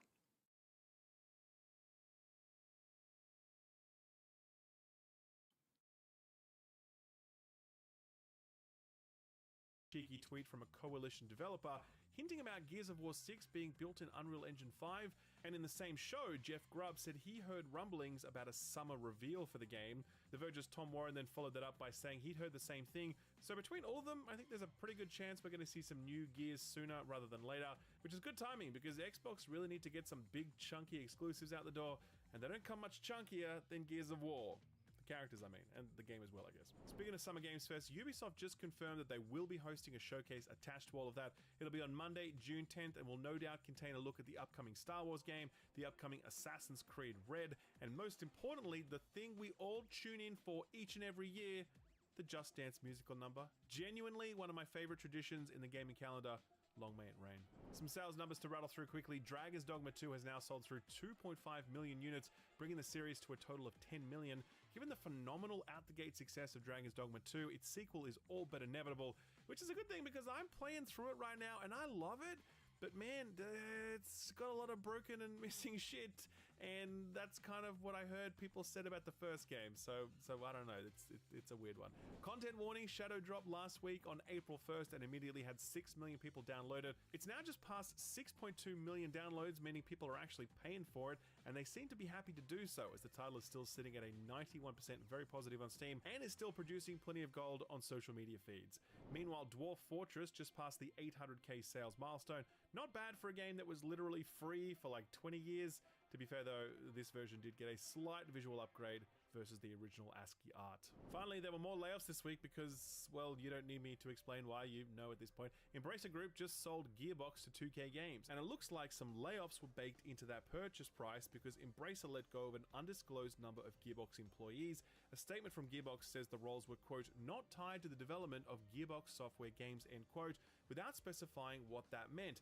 And you absolutely cannot trust words like that, since more often than not, senior management will say shit like, QA is not a core part of the game development process. It's unclear if Embracer will provide further information on what these layoffs entailed, but I think it's highly unlikely. Last one, Relic Entertainment went independent last week, breaking away from their previous owner Sega. The move came with layoffs, sadly, with Relic letting go of 41 people. The studio released a statement saying, quote, letting people go was not an easy decision and was made solely with the goal of providing Relic the best chance to survive in an increasingly volatile industry. It does not in any way reflect on the expertise, passion, and character of any of the impacted employees, end quote.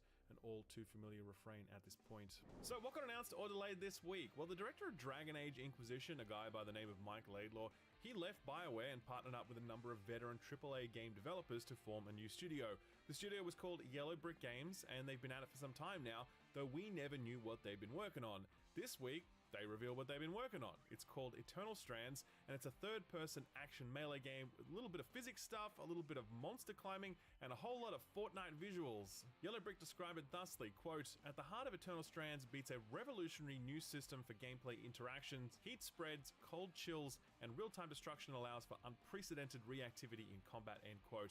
Personally, this reminds me at least a little bit of Immortal Phoenix Rising, and since Ubisoft won't ever give us a sequel for that game, I guess I'll have to settle for this one instead. There's no release window for it yet, so don't expect it anytime soon. Here's one that looks particularly excellent. Crush House is the latest thing from Devolver Digital, developed by Nereal, makers of Reigns and the recent Card Shark. They're describing it as a first-person shooter. Very clever.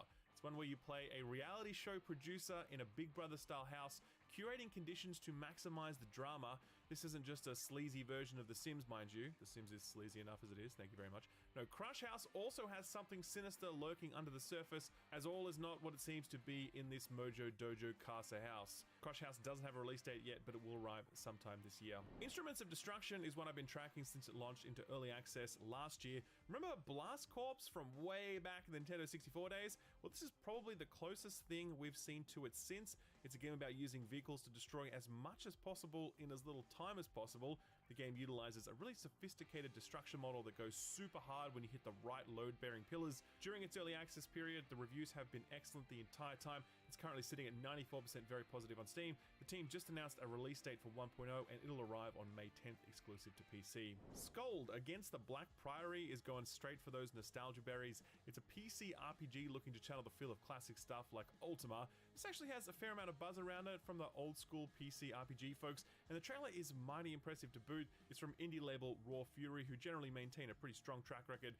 It arrives on May 31st exclusive to Steam. Front Mission 2 Remake arrived for the Switch last year. Great reviews for it. The original for this never actually released in the West, so that Switch release was more than just a straight port or remake. The game is now headed to other platforms, and on April 30th you'll be able to play it on PC, PlayStation, or Xbox, and there's actually a Steam demo up right now that will carry your progress over to the full game. And finally, biggest announcement of the week is that Nightmare Cart has an official release date. The title actually had a release date earlier, but Sony politely requested that all reference to Bloodborne be scrubbed from the game before release, and the developer was only too happy to accommodate, since they were just glad that Sony didn't pull a Nintendo or a Rockstar and shut the whole thing down. Don't worry though, Nightmare Cart is still unmistakably Bloodborne, only without the threat of a DMCA strike hanging over it, and it is still free. It'll arrive for free on May 31st, PC only. So what came out last week? Well, Biomorph released exclusive to PC. This is that hand-drawn Metroidvania with a lot of Hollow Knight energy. Only a handful of Steam reviews out for this one so far, but they're 90% very positive. Tough to find critic reviews for this one, actually. There's literally only one up at the time of writing, and it's from Slant Magazine. They scored it a 60, saying, quote, Biomorph itself sometimes seems like a group of cyborg dogs and ghostly farmers. Cool ideas stitched together, lumbering about in search of more purpose than find and reactivate 4 generators, end quote. Bit of a strange write-up, not exactly a stirring endorsement. Maybe wait for a few more reviews to roll through if you're eyeing this one. Botany Manor is that first-person garden simulator and puzzle game where you serve as a groundskeeper in the Victorian manor. This one is meant to be pretty damn fantastic. No Steam reviews out yet at the time of writing, but the review embargo broke overnight and the game is sitting at a mighty 84 on OpenCritic, 100% of critics recommending it. IGN scored it an 8, saying, quote, clever cues entwined with Botany Manor's charming Old English setting to make for a light-hearted first-person puzzler worth tending to, end quote. Press Start also really enjoyed it. They scored it an 8.5, saying, quote, Botany Manor is a delight. It's sweet, succinct, and serene, packed with clever puzzles that reward thoughtful exploration and engagement with its narrative. At a little under 3 hours, it's the perfect lazy weekend getaway for those that like to stop and smell the flowers as much as they like to enrich the soil of their mind, end quote. A nice little surprise, that one. If you're at all interested, it's available on the 10th, but there's a demo up for it right now on Steam, allowing you to try before you buy, and perhaps more importantly, this is on Game Pass. So yeah, very easy to get your hands on this one. Children of the Sun arrived exclusive to PC yesterday. Been banging on about this one for a while now, and that's because it rules. You play as both a sniper and the bullet, positioning yourself for the first shot and then controlling the bullet itself after that. It's kind of like Superhot meets Sniper Elite with the grungy aesthetic of Hotline Miami and the dirgy soundscape to boot. No reviews out for this one at the time of writing, but Austin did play it and review it. Link below the like button. Austin really enjoyed it. It's very much what it says on the tin. A clever action puzzler with a core gameplay loop that gets more interesting as time goes on, but it does have a cap that stops it from reaching the greats of stuff like Hotline Miami or Inscription or the recent Balatro, games with a hook so deep, so surprising, and so addictive that they forever burn themselves into your memory. Still, Children of the Sun delivers exactly what you might hope, and at a 6-hour runtime with plenty of replayability courtesy of leaderboards, there's plenty of bang for buck in that modest asking price. It also happens to run beautifully on Steam Deck, so feel free to enjoy it there as well. So what's coming out this week? Well, biggest release of the week, in my humble opinion, is Broken Roads from developer Drop Bear Bytes. If you've played Disco Elysium, then you might be interested in this one, as it too is a narrative-led RPG that's more about the talkie-talkie than punching on, as we say here in Australia. And that matters because Broken Roads is set in Australia, a really beautiful rendition of outback landscapes and townships. The sort of setting that you just don't see in video games, because who sets a game in Australia? Other than the time that Forza Horizon did it, which was actually pretty cool. Broken Roads has had a very, very patchy road to release. They were initially published by Versus Evil before that outfit went belly up, so now they're being published by Tiny Build. They also released review code a while ago before recalling it, saying they needed more time to work on the game and fix critical bugs. They've had that time now, so hopefully this thing is rip-raring to go. Again, something we say here in Australia. It's arriving exclusive to PC on April 11th. we'll check back in on the reviews next week. Let's Revolution is a vibrant roguelike puzzle game, not unlike Minesweeper, but with an even better story. Don't sleep on that Minesweeper lore, by the way. Let's Revolution was nominated for Game of the Year at last year's South by Southwest convention in Sydney. It's got an Open Critic score of mighty 90, and it got that score because it released on PC last year, but on April 11th, it'll hit all consoles. Speaking of console ports, Grounded arrives on the Switch and the PS4 and 5 on April 16th. You guys know the story with this one already, so no need to rehash it. Fantastic game, arguably one of Microsoft's best exclusives for this generation. Exclusive no longer. One more console port to round things out. Planet of Lana is a really gorgeous narrative platformer with a wonderful soundtrack. It was previously exclusive to PC and Xbox, but on the 16th it'll arrive for PlayStation and Switch. Cozy game fans, Whisker Waters is for you. It's a cute little cat game about cute cats doing cute cat things. It arrives on all platforms bar the Xbox on the 16th. VR headset owners, a new video game has arrived. I phrased it that way because VR game releases are feeling fewer and further between at the moment. This one is called Soul Covenant, and it's a first-person melee action game. It does seem to be a lot of stuff to hit on screen, kind of like a first-person VR Dynasty Warriors game, but set in the future. Actually, come to think of it, a VR Dynasty Warriors game would go pretty hard. They should make that. Anyway, this one's out on April 18th for all VR platforms. Final release for the week is one to keep your eye on. It's called Harold Halibut. It's a narrative-led experience that doesn't seem to be doing much in the gameplay department, but visually it's quite striking, bringing back the stop-motion claymation thing that used to be all the rage back in the days of stuff like Neverhood. That was a fantastic game, by the way. Harold Halibut had a demo up during the recent Steam Next Fest, and it made a good reception. This one's out on April 16th for all platforms bar the Switch, and it's also day one on Game Pass. I literally squealed the first time I saw this one, so put this on your radar.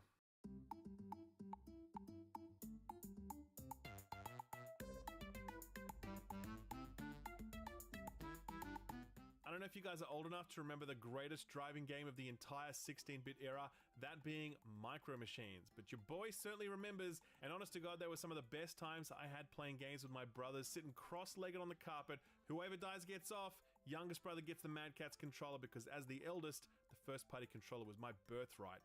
Micro Machines was a game in and of its time, but all these years later, it seems like someone believes that that time should come again. This is Tiny Tires from solo developer John Christensen. It is unashamedly Micro Machines in all but name. It's top-down, it's high contrast and high color, it's racing around a goddamn billiards table. I mean, need I go on? The core of the gameplay seems to be totally intact as well, with a very physics-led gameplay model that prioritizes precise positioning and drift over things like speed boosts and power-ups. It just looks so damn perfect, and there's absolutely no way that I'm not grabbing this one the moment it launches and leaving it permanently installed on my Steam Deck.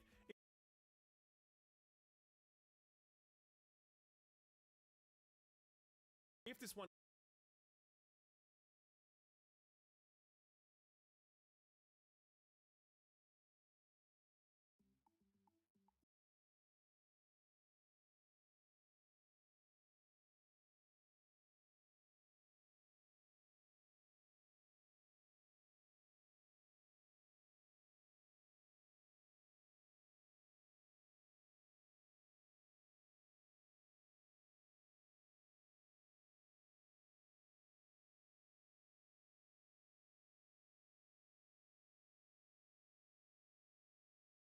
interests you as much as it does me, then you may want to wishlist it. Sort of free stuff time now, and it being the second week of the month, you can grab your PS Plus stuff since it is now live. Speaking of PS Plus, some additions to the PS Plus premium catalog, not the essential. Dave the Diver was one of the best games of 2023, and it joins the premium tier on April 16th. And the brand new upcoming Metroidvania Tales of Kenzaru Zao will also be joining as a day one release when it launches on April 23rd. Studio boss and project lead Abu Kabir Salim was very excited to announce that on Twitter this week. Definitely don't miss Epic's epic haul this week. Right now you can still grab the sort of okay Thief from 2014, as well as the rather excellent Outer Worlds Space's Choice Edition, which includes both of the very worthwhile DLC. All of that for $0 and 0 cents. Not a bad deal. It gets even better though, because later this week, those two will be replaced by the top tier parkour action game Ghost Runner. Not the first time Epic has given this away, but hey, if you missed it, this is a second chance to grab it. And if you end up liking it, don't forget they released a sequel last year as well. Game Pass got its refresh, but we covered that off last week. Don't forget to check out both Botany Manor and Harold Halibut, which are launching day one into Game Pass.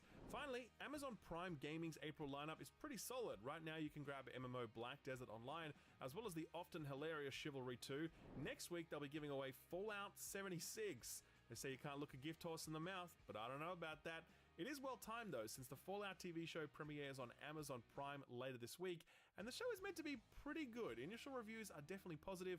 I'm going to check it out for myself and let you know what I think next week.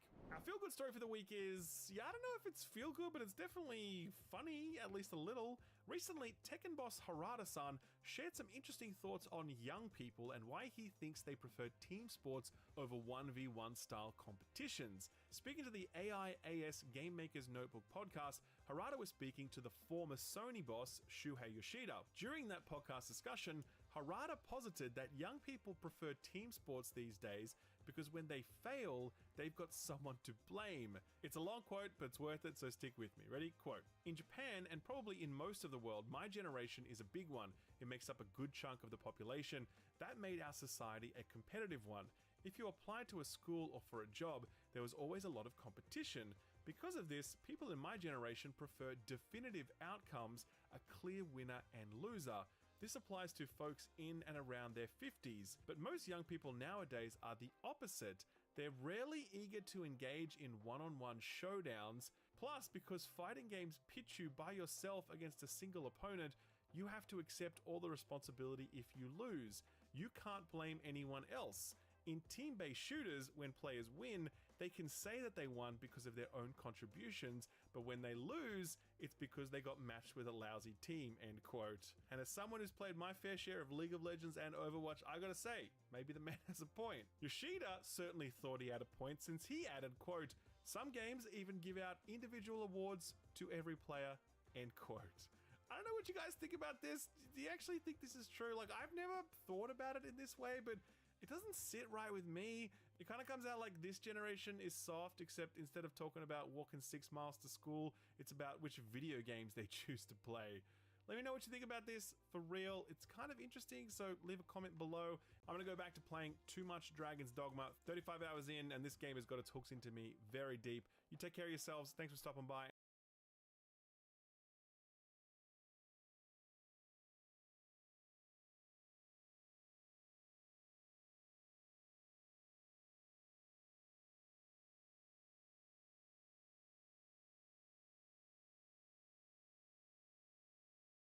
Welcome back. Today, things are going to be extremely fun because Activision are basically going so greedy that for the rest of us, this pretty much gets to be a comedy. You know, there's an old saying, good friends are priceless, and well, that's actually complete nonsense according to Activision, because they've just introduced a new bundle that absolutely does put a price on friendship. That's at $16.99, and it's with a skin that basically asks you to convince your friends to also buy in, or else you won't be getting the full value of your playtime. It is just the latest in a ridiculous string of attempts to just make more money from the audience. I mean, we've also had an $80 Monkey Fist that you can't actually buy, and them implementing a gacha game, but they have done the gacha in their mobile title, but in a way that feeds through to the main game, which is absolutely hilarious. So yes, it's a day that ends with Y, and that means that Activision are trying to get you to spend money by any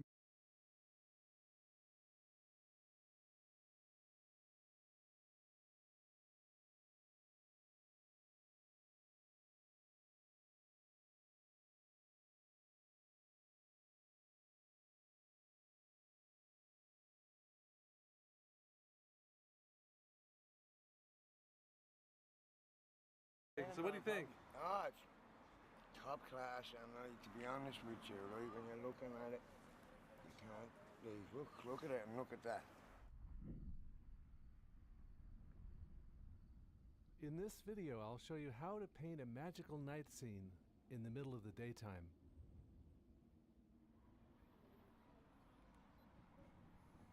Yeah, it looks pretty good. What do you think?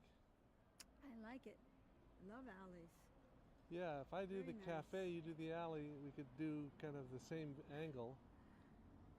The light's going to change maybe, but it's not bad right now. I don't think they're going to look alike at all, though.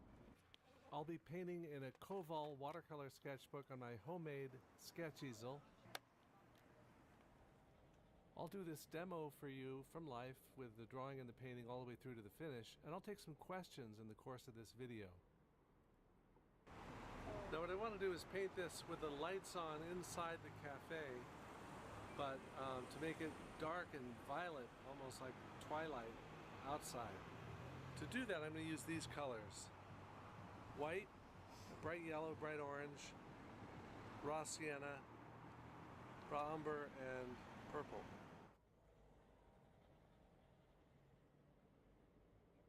Why don't we go ahead and take our first question?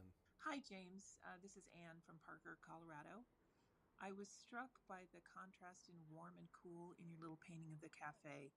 And I was just curious. I see that you use the purple tones and the gold tones, just the opposite colors on the color wheel there. Do you approach a painting consciously planning that, or were those just the colors you actively saw on location?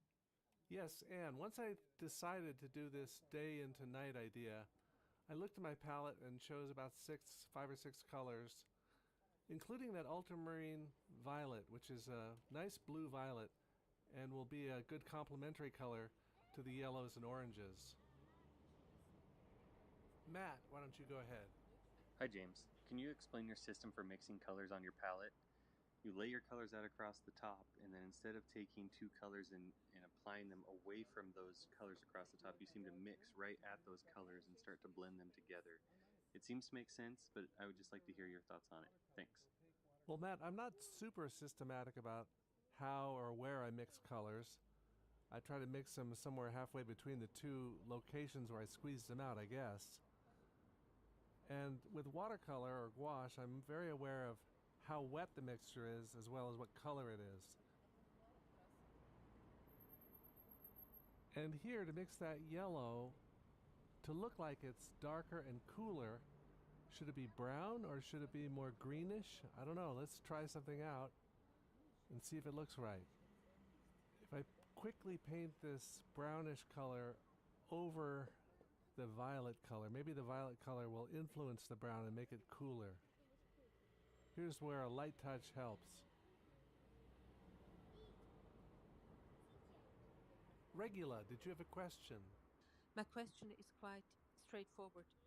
What is the secret of turning a day scene into a night scene? I'm amazed at how it reads like night and the warm light coming out of the window without it being too dark. Best greetings from Switzerland. Well, thank you, Regula. What I'm doing is looking at the areas that are actually white in the scene, like the signs and the paper and the windows, and I'm keying those areas down to that blue-violet color. But the color of nighttime doesn't have to be blue-violet. It could be greenish-brown, like Alexander Kalam, who is a great Swiss landscape painter. The key is to stay a little ways away from black and to group your values together. So I'm not just ignoring what I'm looking at, I'm shifting what I'm looking at into those nighttime ranges. And this means building a model in your head, in your imagination, as you're painting from observation. How are you coming, Jeanette? Brilliant. The sky just lit up. And there's shadows, and there's ultramarine blue in the very top, in a streak. And what stage are you at with your picture? I just finished the pencil drawing, about an hour and a half. Oh, oops, sorry. You just spilled the water.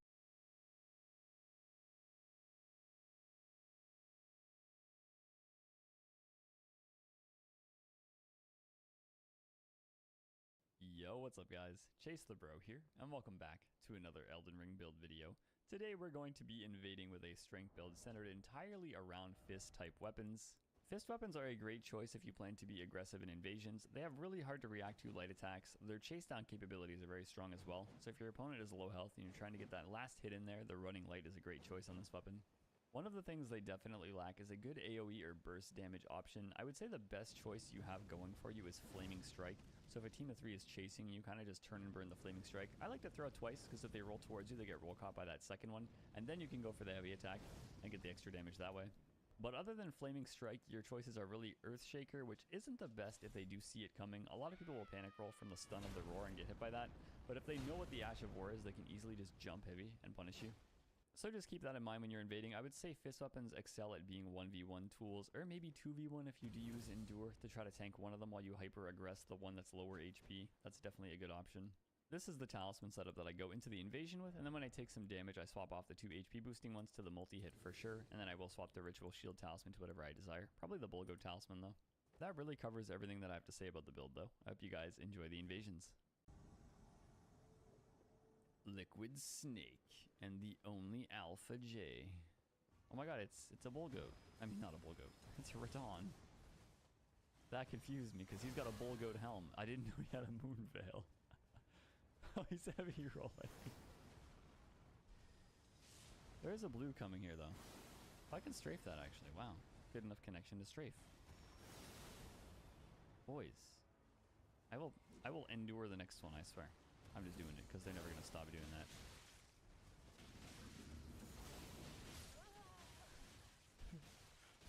Really? Hey, Blue. He's blue, but he's named Red. Hey, man. Did you witness what just happened here? That guy took like 15 punches to the face and kept R1ing. Incredible. Ooh, Leanne Brutus. Well, hello there, Mr. Madness. How are you? I heard you screech from afar. Let's backstab that, shall we? Yes. Your teammates are where? Fighting the beast over there, probably? Are you ready for the hands, man? Oh, boy. Oh, actually, I have to chase you down into there. Isn't that just a pain? Bonk. While we endure. Punch. Into punch. Goodbye, sir. Oh, you guys are over there. That's interesting. Let's get the madness heal on here. Oh! What in the heck? Is that part of the plan, Dragon Boy? Also, you hurt like hell. Like, so bad. Ooh. That dragon breath was crazy. What level was not even that high, to be honest? That's nuts. That almost one-shot me. Alright, well, I have a pretty good Ash here. I'm going to do this. Thank you for allowing me the time to buff up, sir. I'm going to just endure and trade into you. I have, like, the optimal situation here. Is that a counterattack I just did by accident? I was guarding between my attacks just to time the heavy and it made me do a counterattack. That is hilarious. And it worked. That's even funnier. No, Uncle G died. We have Dovahkind Origins.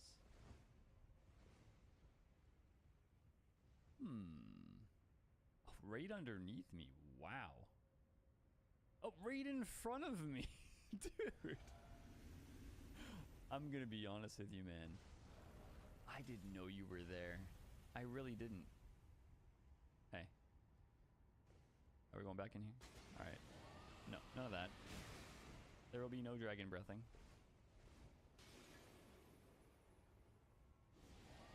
I didn't mean to. You know what? He dodged me nicely.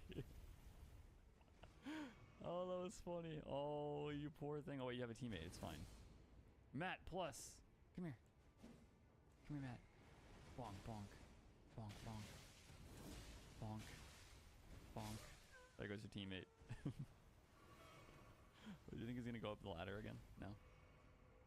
Alright, what do we want to do? I can probably storm stomp the dragon breath out of the air. Maybe. Bonk, bonk. Whoa. Bonk, bonk. And they keep rolling, rolling, rolling, rolling, rolling.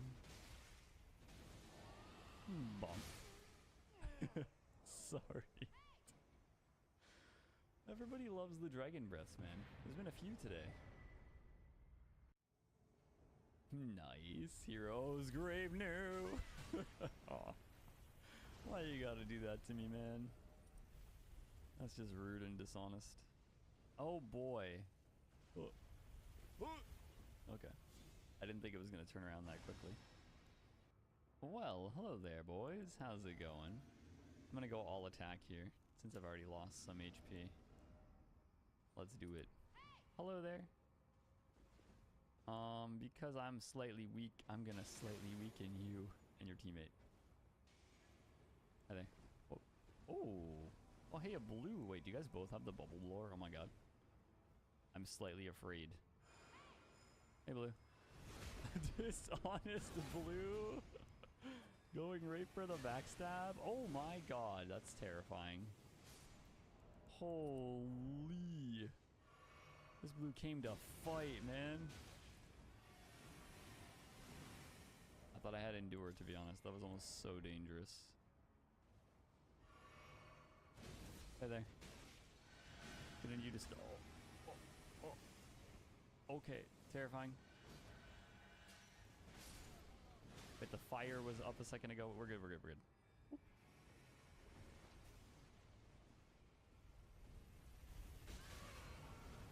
Blue's dead. I'm gonna live this endure.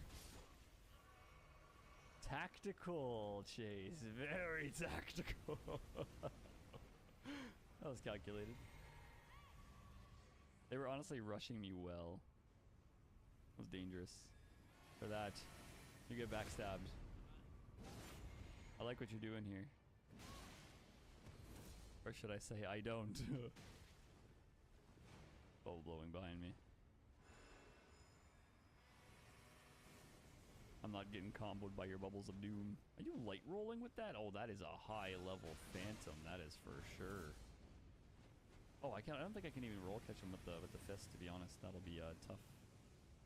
You must be so high level, it's crazy.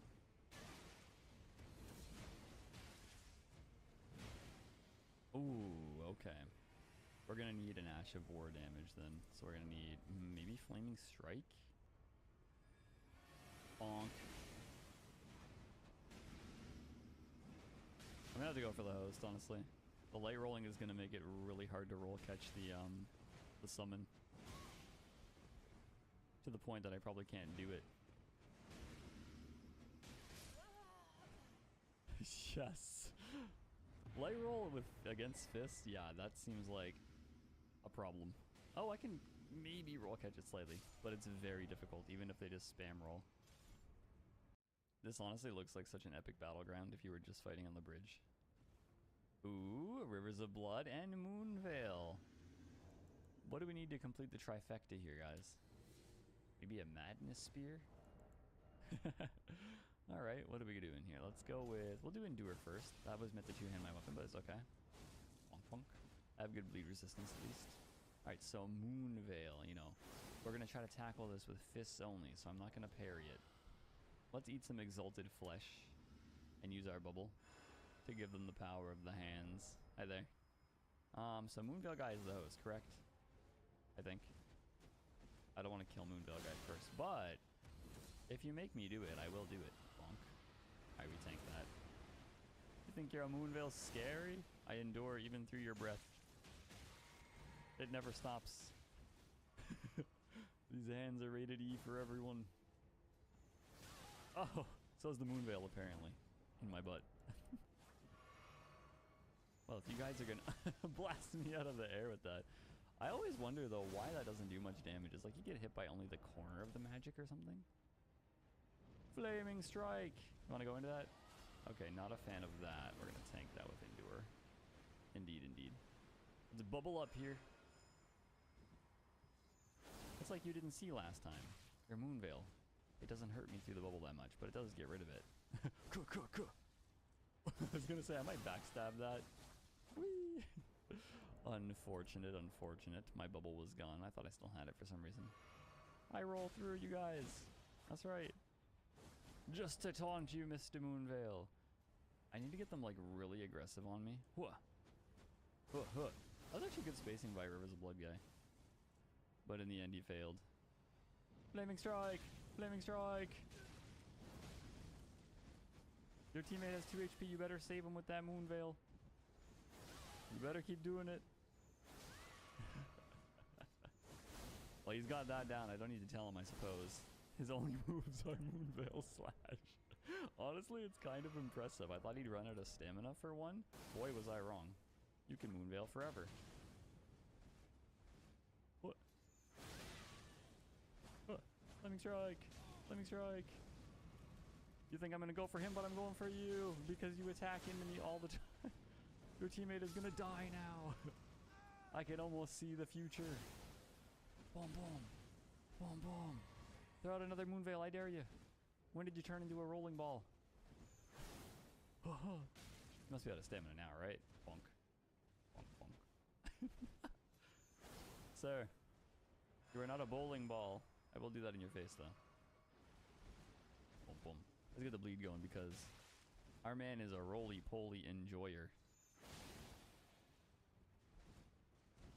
He does not want to be anywhere near me. It's honestly impressive. It's like, no, I must be further distance to use my moon veil. This is too close. Get out of my personal bubble, please. Punch. Oh, I thought I killed him. Goodbye, Mr. Moonveil. I'll be seeing you. The Deer Boy. And we are in where? Hero's Grave? Oh, yes. We're gonna put this down. Does it still breathe fire even when I put it down? No? Okay. Ah, I see. Hey guys, how's it going? I see you've got some things going on here.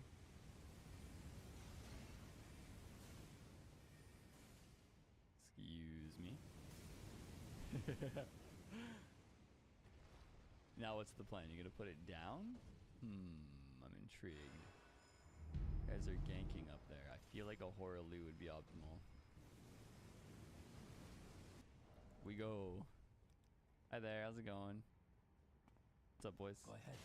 Pop my bubble all you want. You know what? Roar! Hey, wizard. Ooh, that actually kind of hurts. Not enough, though. We heal that. Is there some other thing going on here? Whee! Oh, that actually hit me in the back of the head. Excuse me.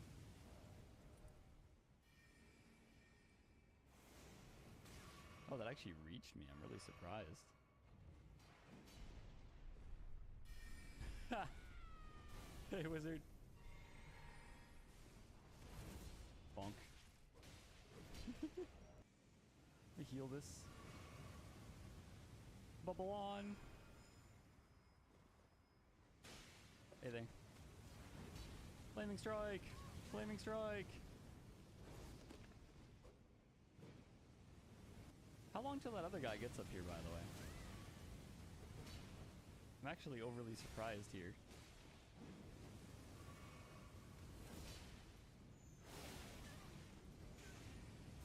One down. That was close. Ooh. We heal that. We do this, and we go multi-hit, I guess, for the whole purpose of this. Why not, right? Get the FP going here. Bubble! Hi, guys. Oop.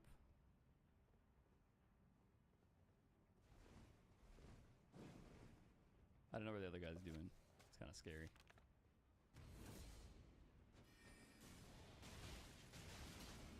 Hey there, hosty. Bonk, bonk.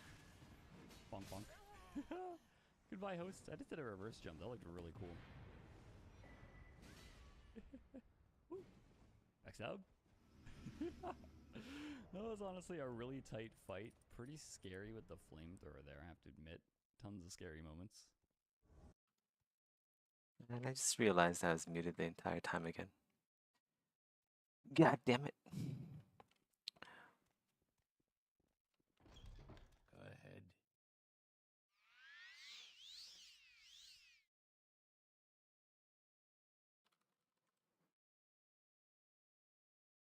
Wait, I have one here already. Oh, should I have cured by disease? If I buy these two.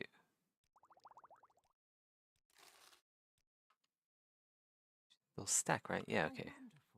Wait, that's cure common disease. Where's... Yeah, okay. So we have 3 now. Let's go to Telvos.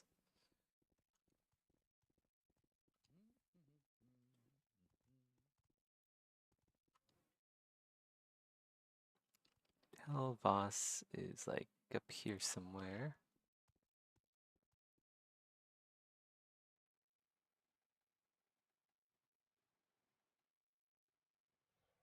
Where is that slave?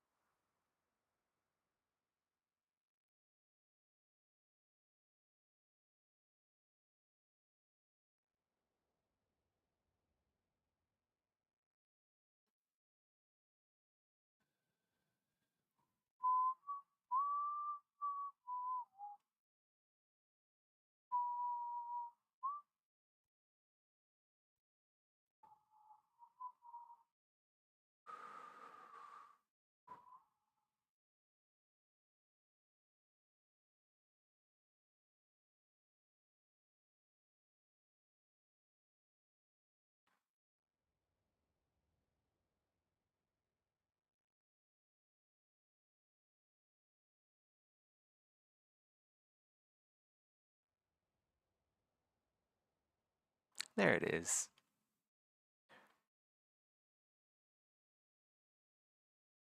Ooh, what the fuck is that?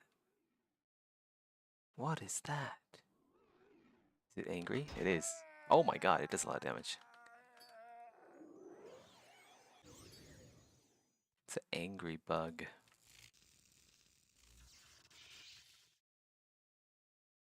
Horned beetle. It's disease. Let's not loot it.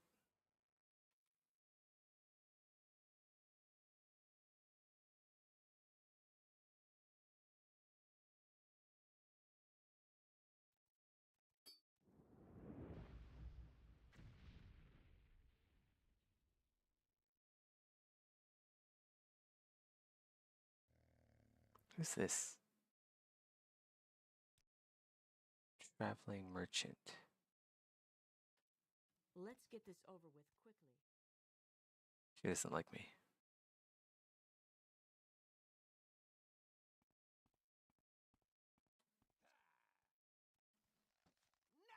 Oh, they don't like me either.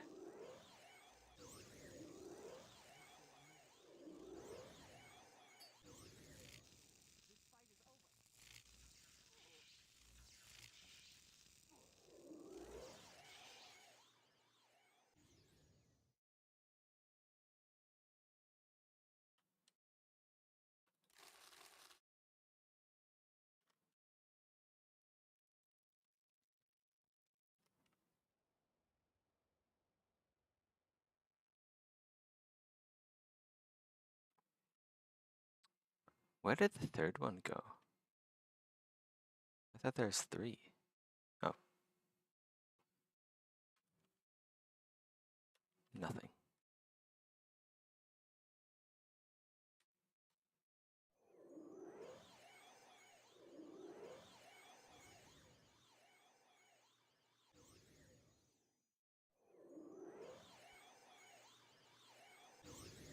Oh, a dead skeleton here. Skeletal corpse. Interesting. Have I been here before?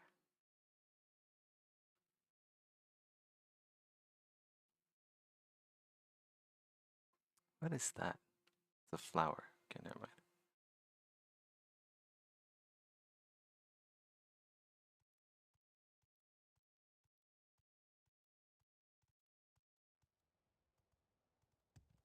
No, I don't think so. Where is the apothecary? That's Voss's. Tell Voss, I think. Banner Halal. Telvani. Tell Voss, yeah. Okay. Unless the apothecary is in Voss. Let's see. I hate this place. This is the worst. You literally need to have magic to get around. Services tower, possibly? Ah, this looks like it. It just stood there. This, I think this is the guy. Still and whispering. What did it say? Nope. Maybe this guy? Here, Blight.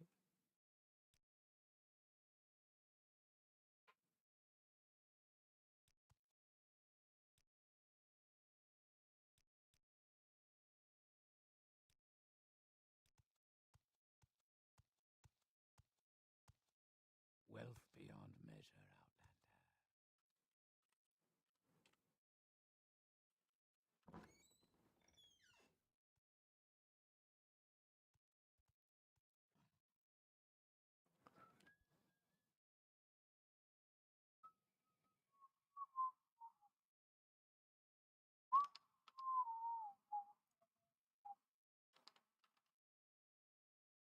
Mm, Ah, a visitor. What may I do for you? wait, what else do I need to do? Staff of Silver Dawn. Mage's Guild. Side with more. It's in here somewhere. They're not going to part with it easily. All right then, I'm listening. Ariel has a staff like that.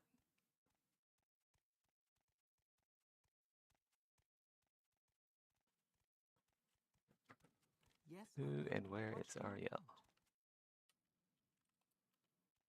God damn it. May I help Do you need something? Ah.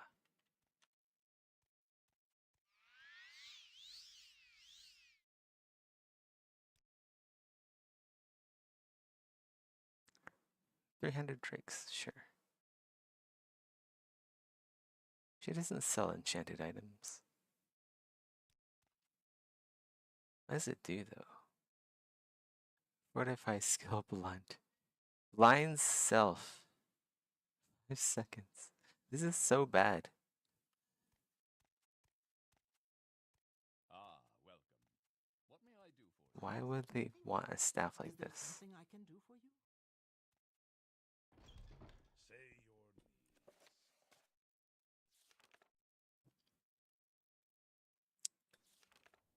And I need the Black Jinx ring. I wonder if I should progress. Let's go progress Morag Tong quests before I get the Black Jinx ring. I wonder if I should do that instead. Let's go turn in these Telvanni quests and we'll do some Morag Tong quests.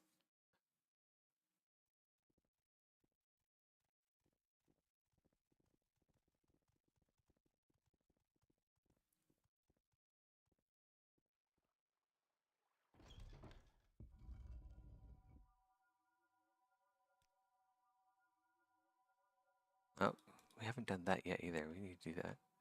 Let's go do the Nechefu left. I feel like I need to progress Mage Guild for that as well. So we'll do Mage Quest and Glass Jink Blade. Wow, that's really good.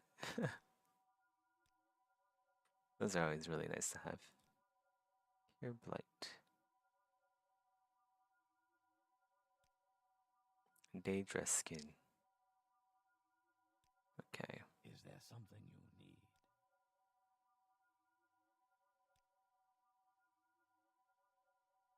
Do I have Daedra skin on me? I have Scamp skin. Does that count?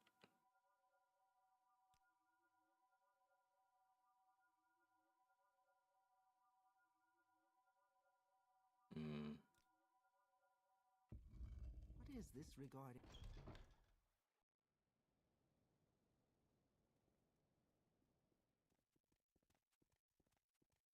Go to Alchemist, see if she has any Daedra skin.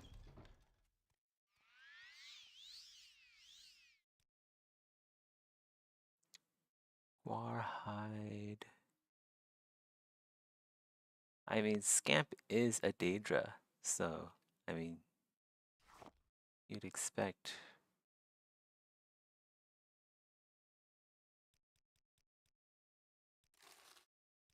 Welcome, friend. You'd expect Scamp skin to count.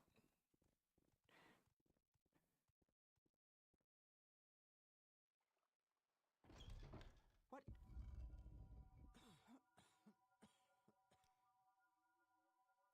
Take it to Master Ariel and Telvos. I have to go back to Telvos. Is there some? Isn't there a faster way to get there? Can I take a boat?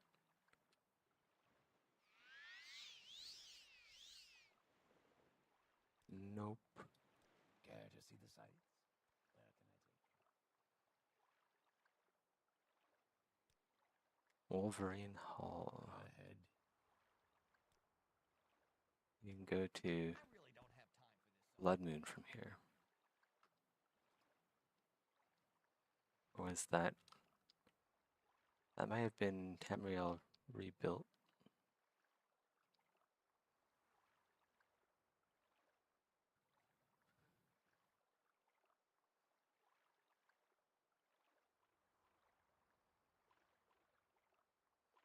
It's a little gogglefish. Can I catch it?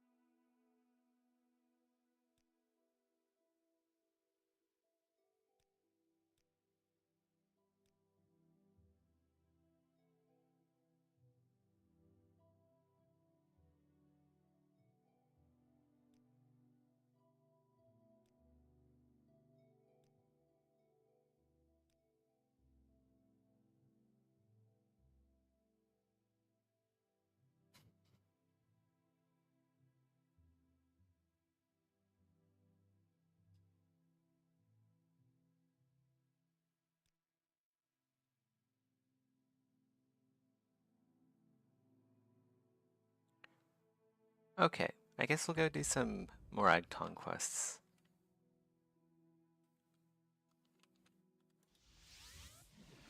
Do you want something from me? Wait, do I already have any writs? Let's see.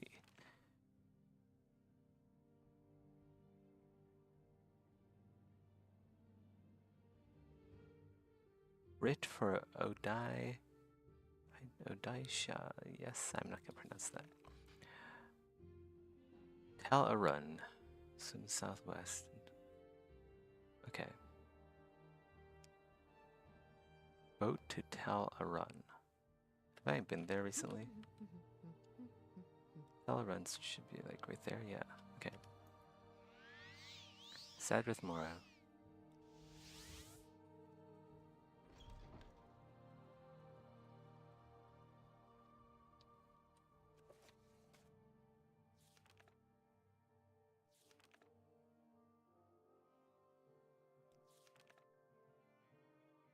Swims southwest. Southwest of Tel Arun. On the coast.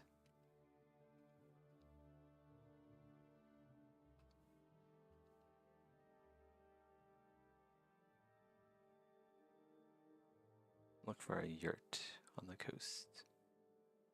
That's it right there, I can see it already.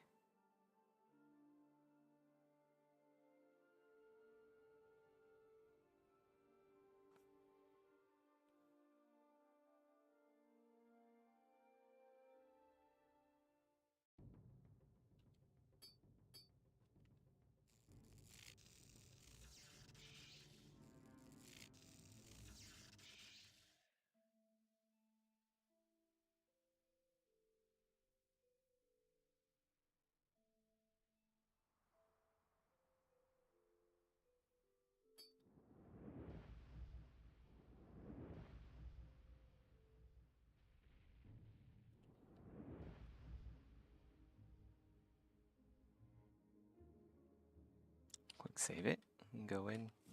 Oh shit. Okay. I wasn't expecting him to like instantly attack me. Usually you get to talk to these people a bit before you just like straight up murder them.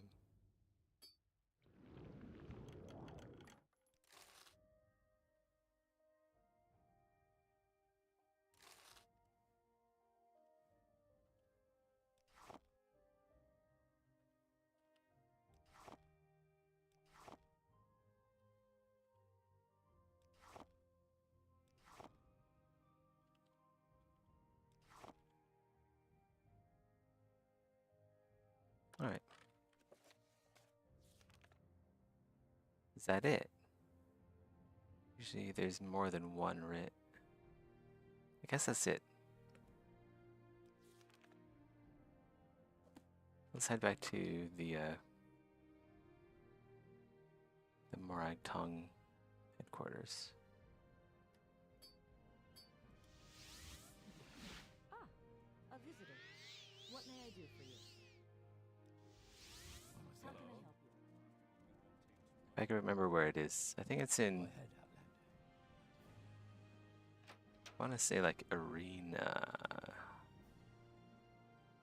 It's either in Arena or Foreign Quarters.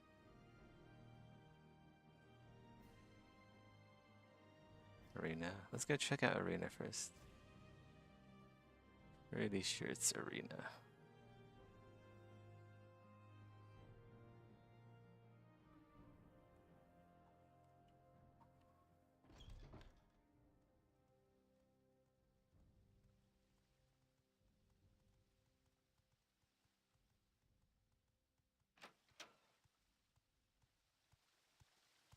If you're here for trouble, you'll get more powerful.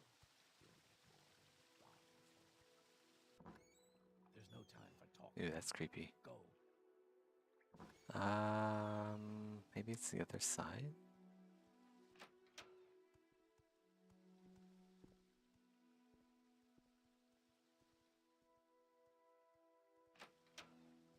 There should be a storage chamber somewhere. Here we go, Arena storage.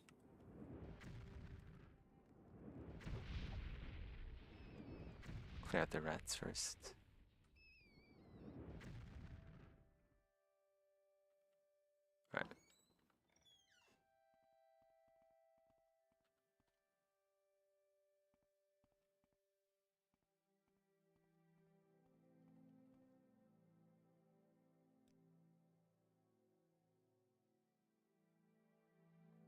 Sanguine fleetness. Pelagiad, okay. Where did I get this root from then? Something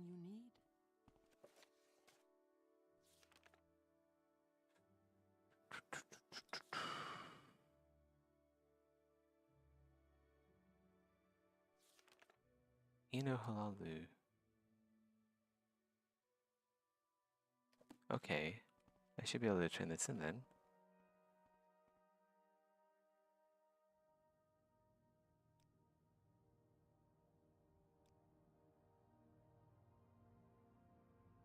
Ah. Wait, did I kill the wrong dude?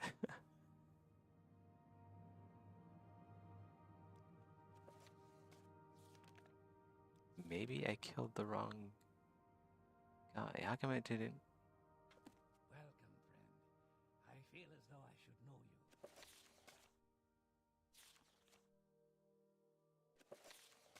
you. I wish they actually named these.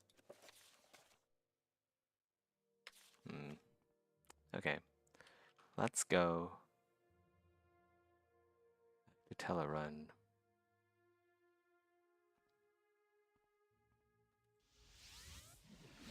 How can I help you?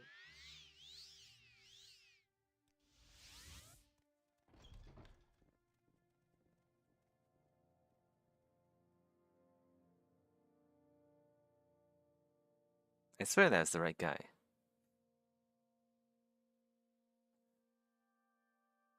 I didn't get a journal update when I killed him though.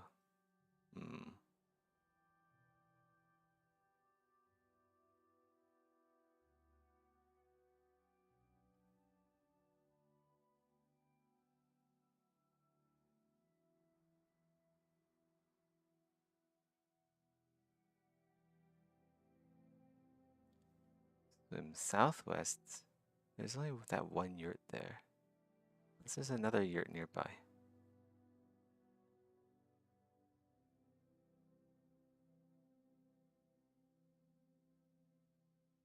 Oh, there's two yurts here. There's one there and there's one there.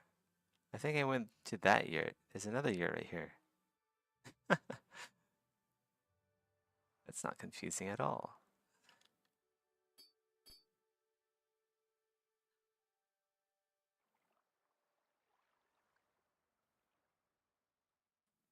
Yeah, this is it. It just comes and attacks me without talking to me. There we go, got the journal update.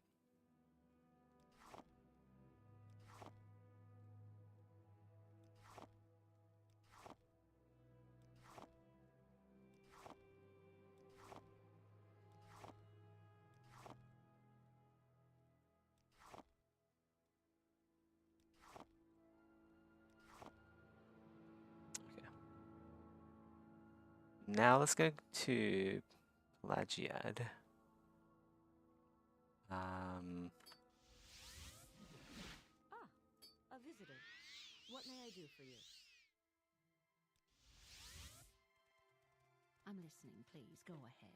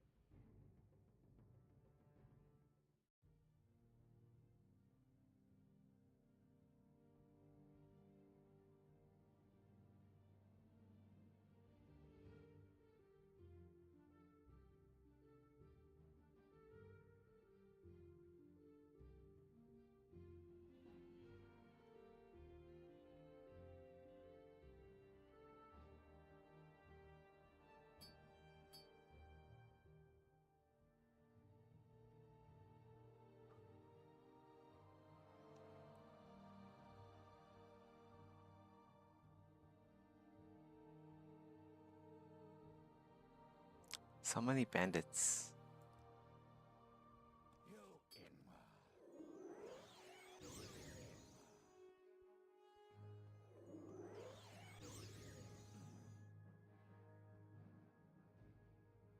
What is this mod that just adds like shit tons of bandits everywhere? It's almost immersion breaking how many bandits there are.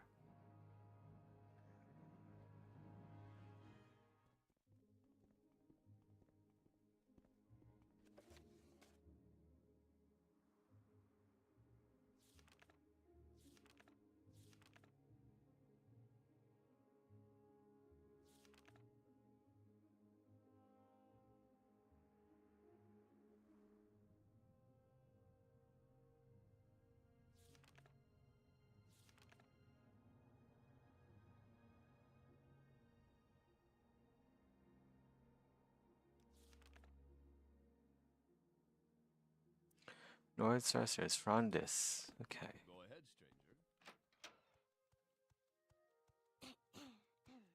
I feel like I killed Frondis already, didn't I? Yeah, I've done like yeah,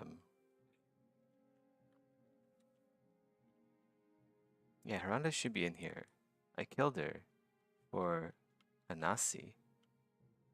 So it's either in my inventory. It's not in here, it's at my house or in Anasi's house. Let's go check Anasi's house. Sometimes I stash things there.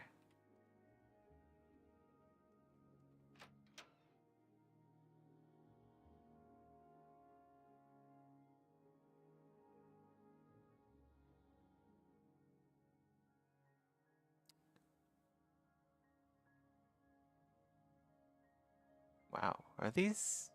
I didn't make these and put these here, did I?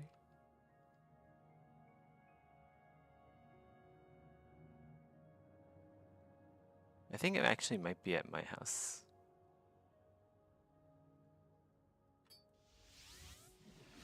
How can I help you? Go ahead, Outlander. What do you need? Okay, Belt of Sanguine Fleetness. This is it? This is it. Alright, back to Vivek. So 2 quests done with the Morag Tong. Oh my god. I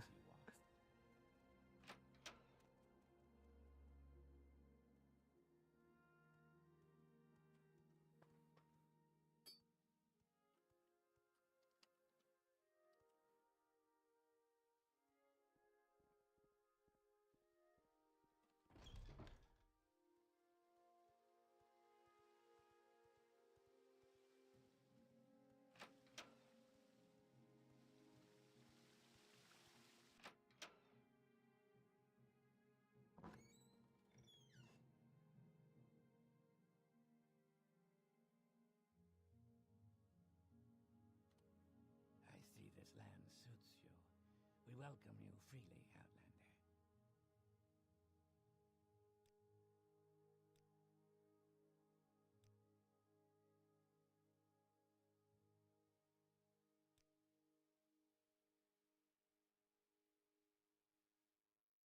Mm.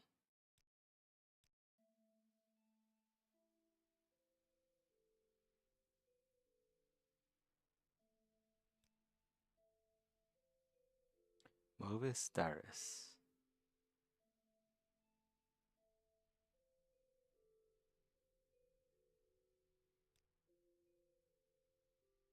Mages Guild Aldrun.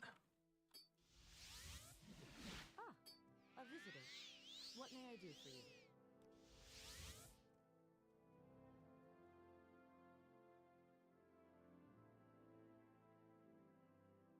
I will listen. He certainly looks like Dark Brotherhood. I just go to the guy wearing the dark clothes.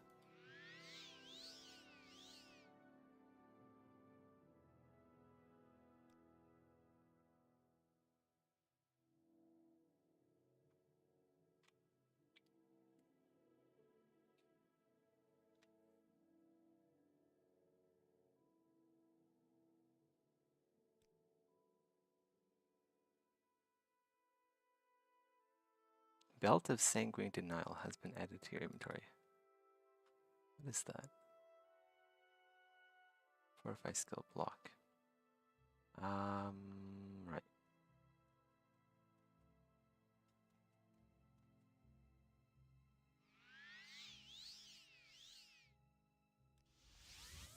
help you. Ah, so many people. Yes, Yes, you want friend. something from me. What do you want?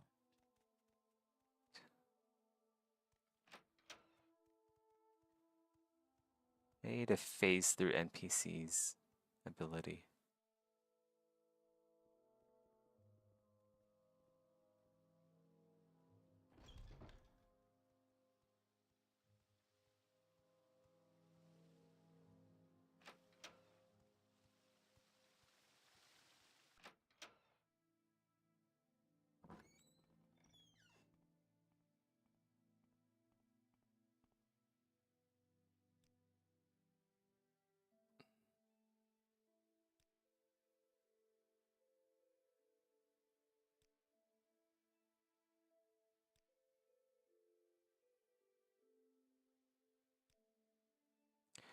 Worshippers of Mehrunes Dagon here in Morrowind are sheltering members of the Dark Brotherhood.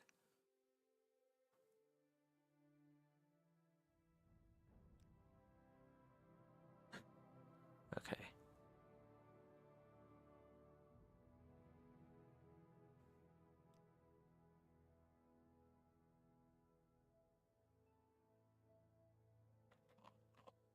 Daedric Rune on an island on the west coast of Varnfell.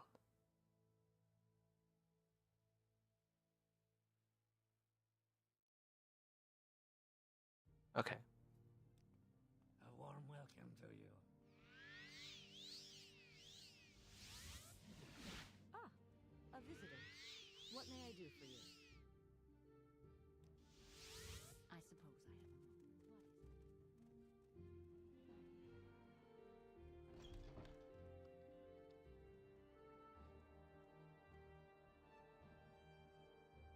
it? Do I have the index for pylon index? Not yet. Otherwise, you could have just teleported there. That's whole. I don't even know how to pronounce it. Those are the ruins west of here, or east of here. Was it? Head west to the coast, and then south. That must be it right there.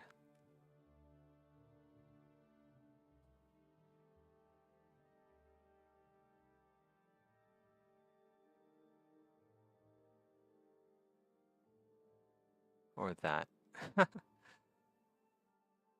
I don't know. Let's see if it's one of these.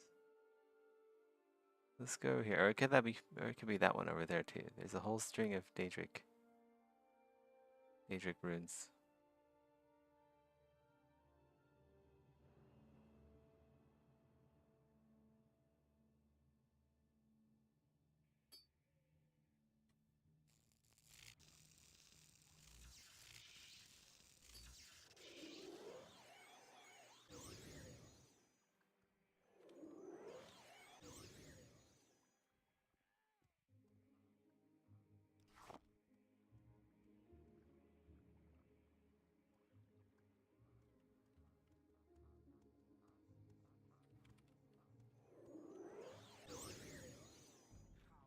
Oops. I didn't mean to attack him.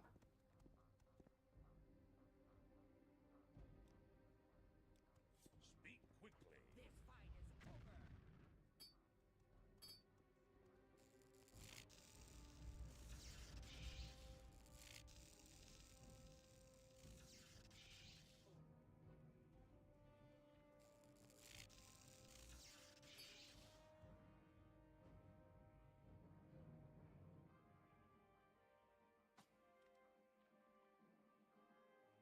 Is this it? No. Wrong place.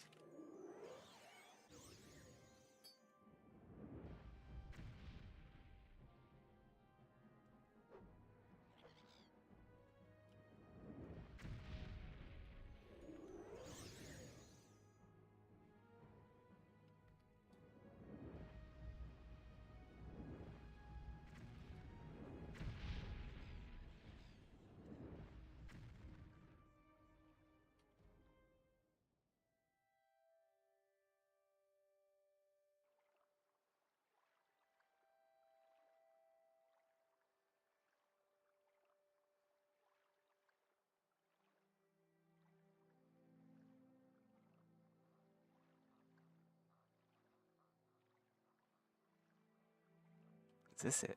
It is. Okay. Holy cow. They all hate me.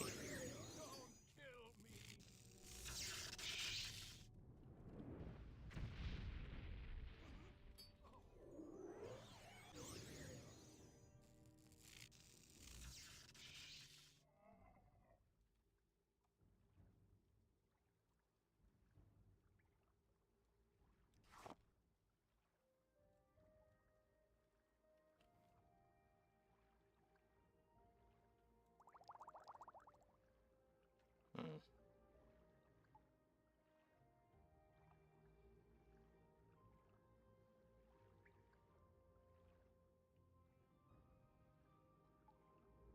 Can't talk to the statue.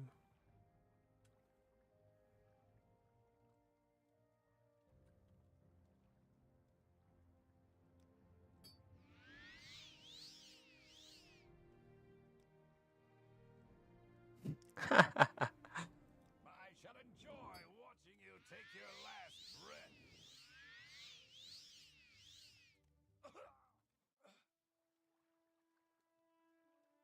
Sanguine martial craft.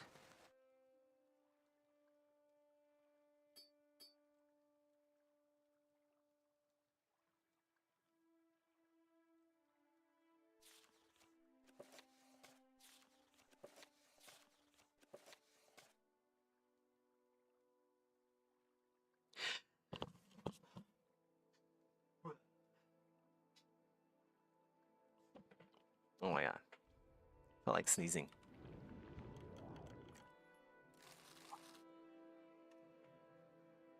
Oh. Anything else in here? Ooh.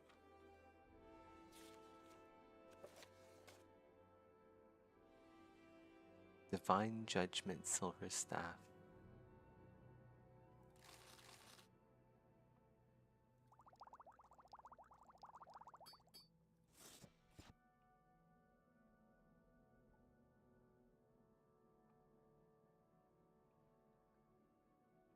Or Jord? Like he's part of a quest. Anything hidden up here? No, it doesn't look like it.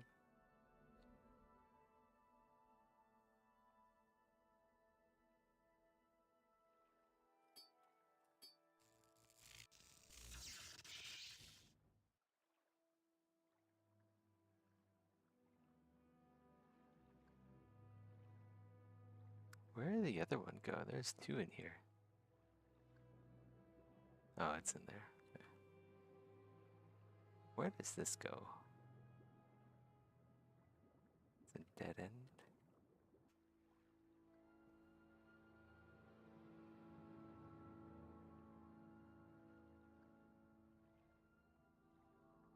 Oh, it's a donut. Okay.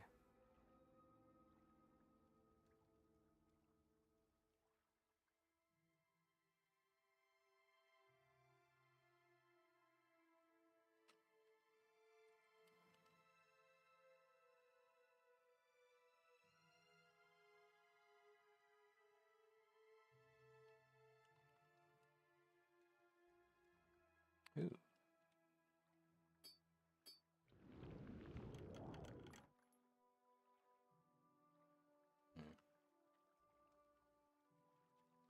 Let's get out of here.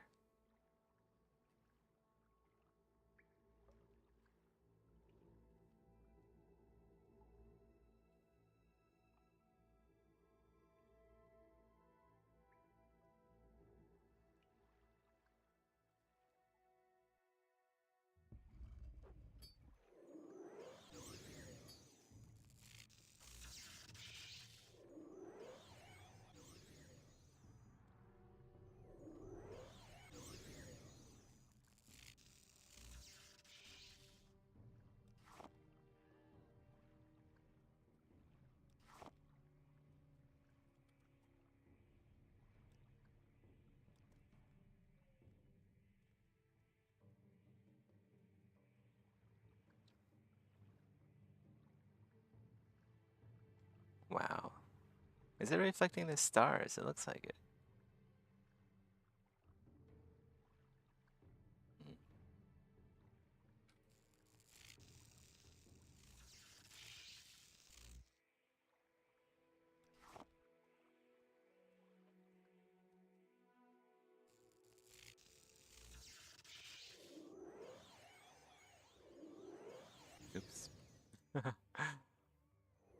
Oh, I almost just killed the witch hunter.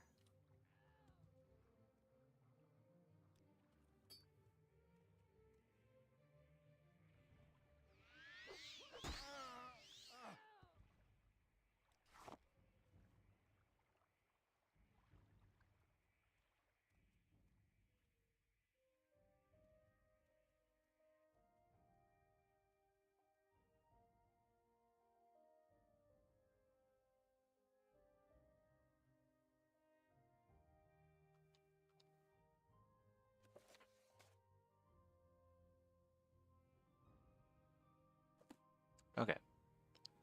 Back. Do you want something from me? Speak, traveler.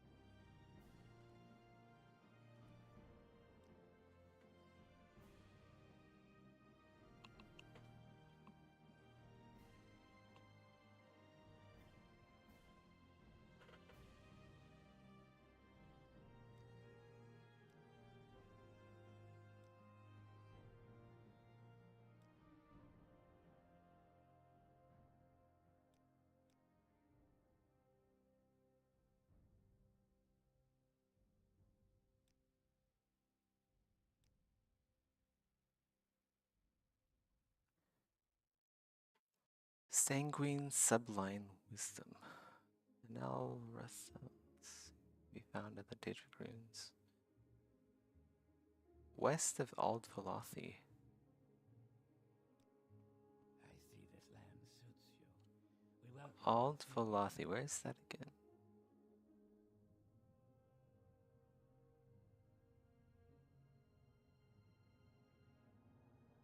Ald runs over here somewhere. Ald Velothi.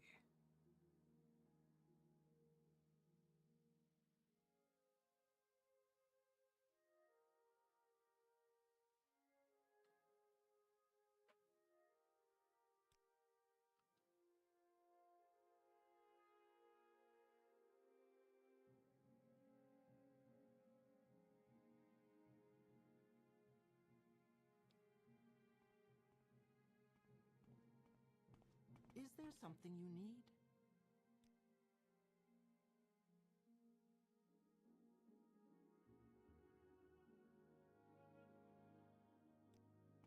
What do you think of our city, Outlander?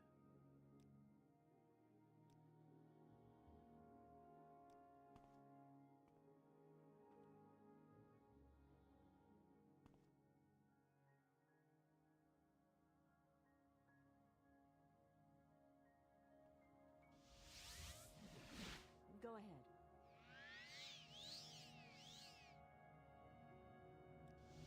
Go to Alderun and see if we can travel to Ald Velothi. Isol Strider. I completely forgot where it is.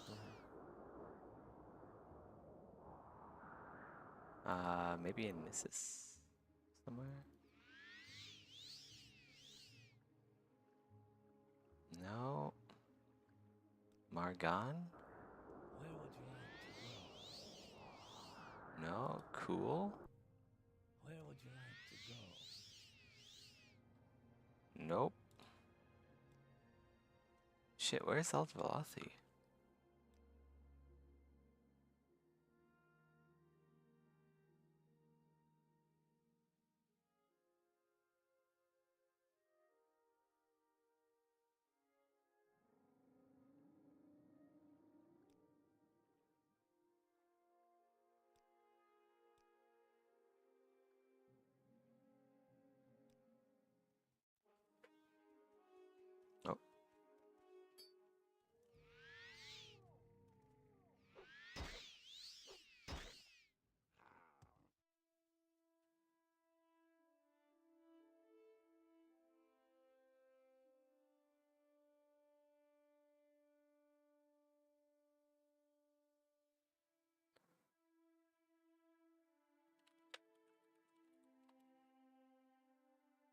Forest of Nissus. Okay.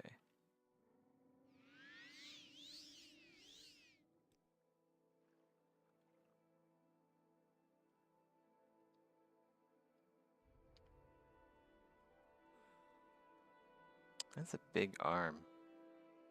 Where is this arm from?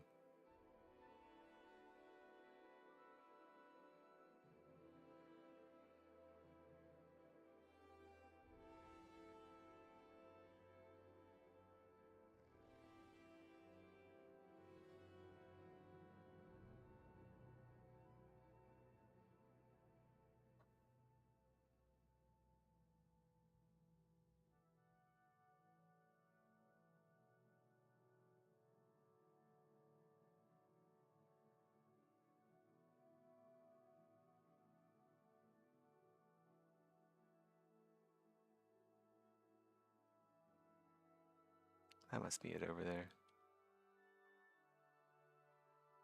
This is a very cool rune. I'll have to check it out.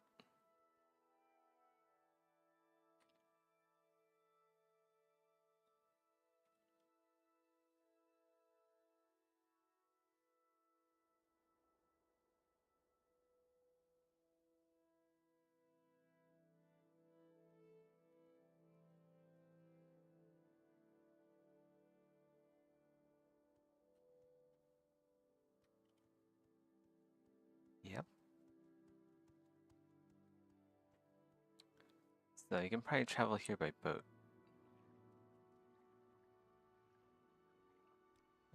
Speak, traveler. Not her. Or maybe you can't travel by boat.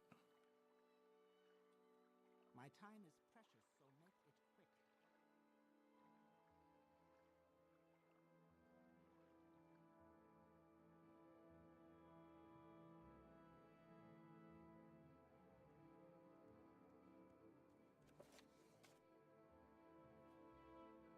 Okay. It's in the Daedric runes.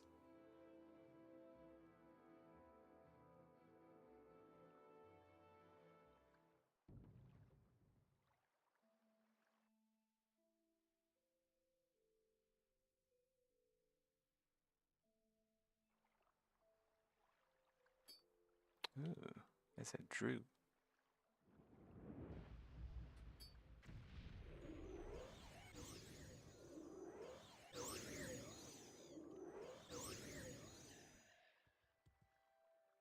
Land Drew. Some Drew wax. Drew shell. Diseased.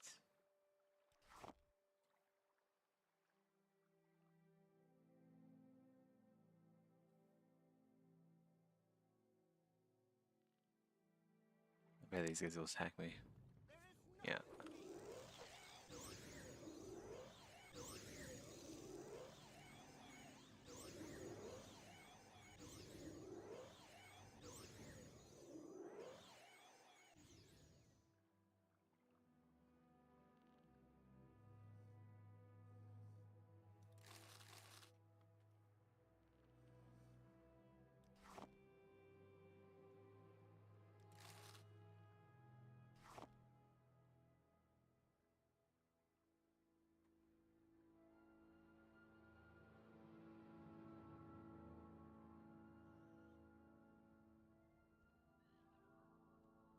What kind of building is this? I've never seen this building before. Old gate? The fuck?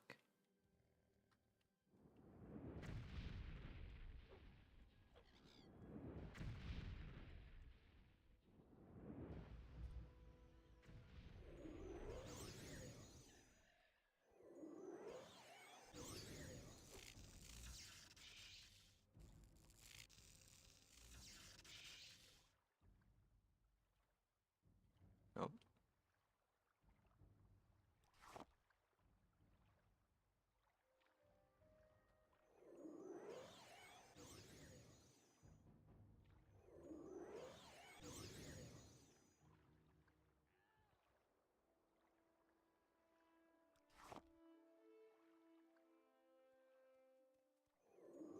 fuck is that?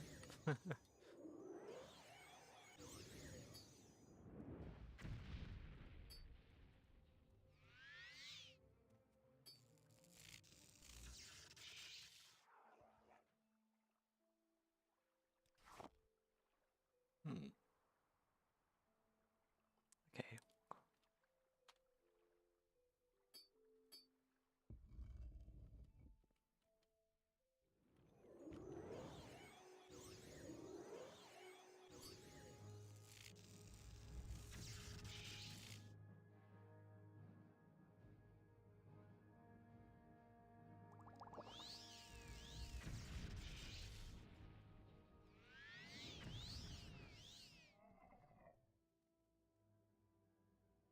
Whoa, it's like a Daedric common robe. I kind of want that.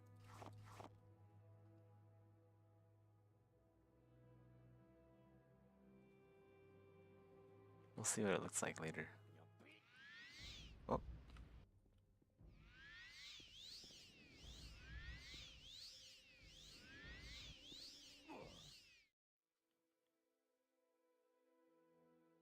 Ring of Sanguine Sublime Wisdom.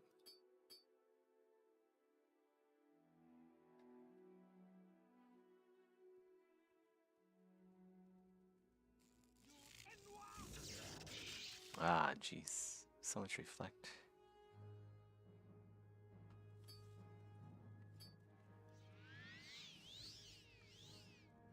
I can't take any more.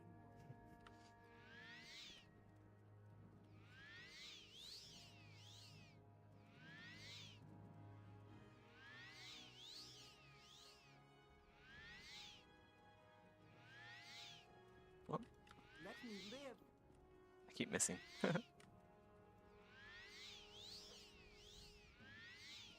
This fight is over.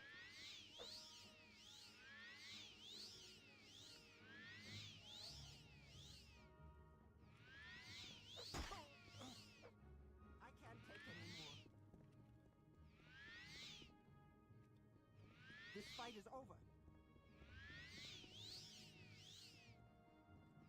This will not go unnoticed. You will be disgraced for this. Okay, we got that.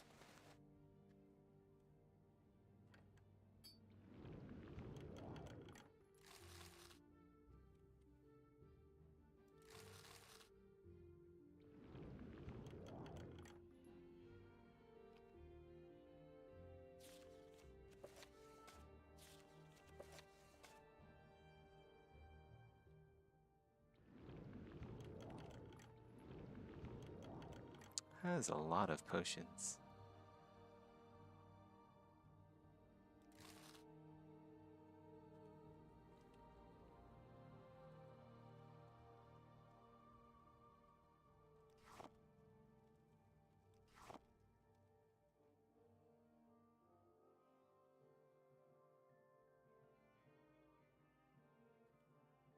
I think that's it.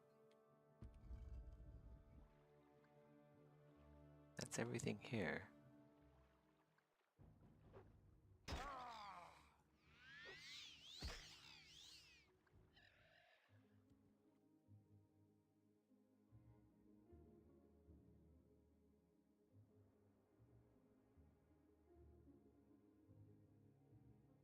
Ew, it's a bone walker out in the open here. What a weird place. I don't usually come here in Morrowind.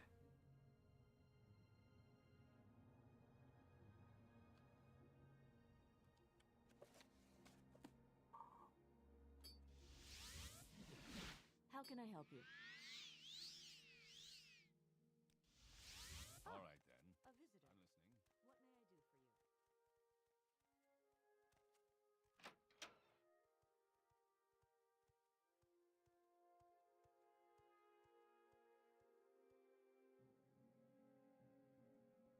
may I do for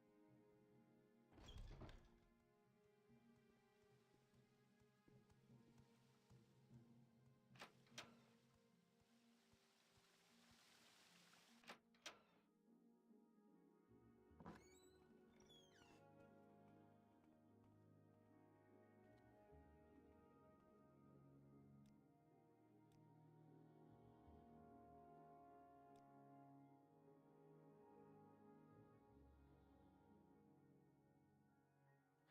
Technique is lacking. Redouble your training and practice your skills.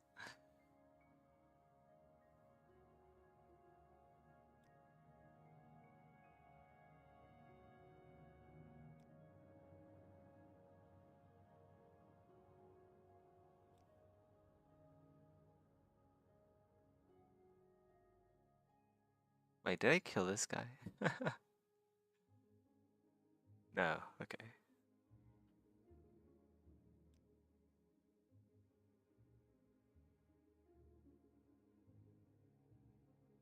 Murderers, but they also tell Vani. Equal do nothing. Okay.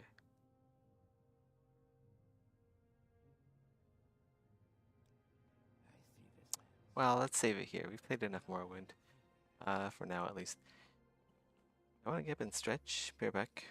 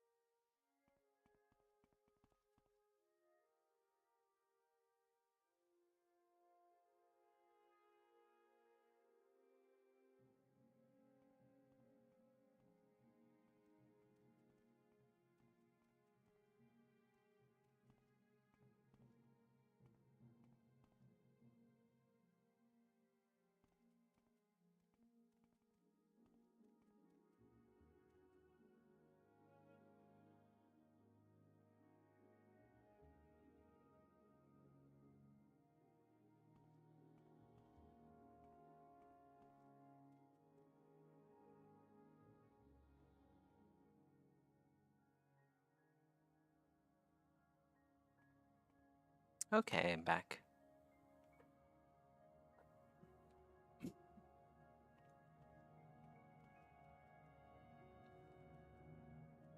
May I help you?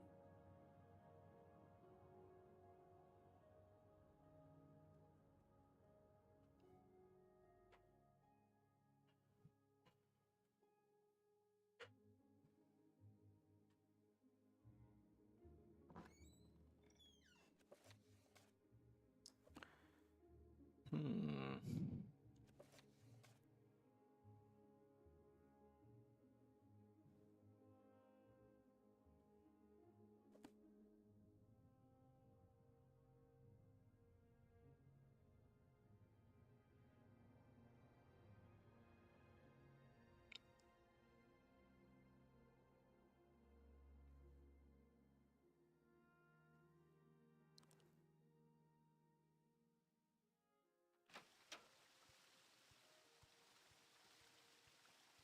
I feel like this class is almost a little bit too OP.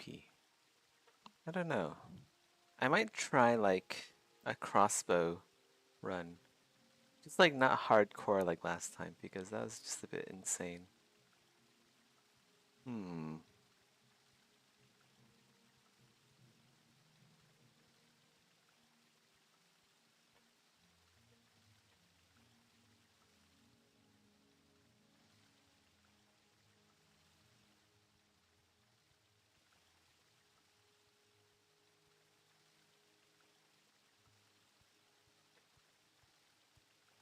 Keep moving.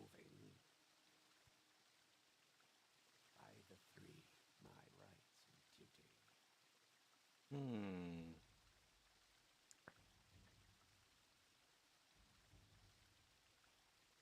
Okay, we'll keep working. Maybe go listen to something interesting.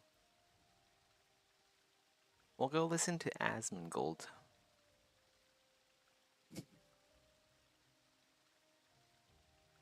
It keeps getting cancelled.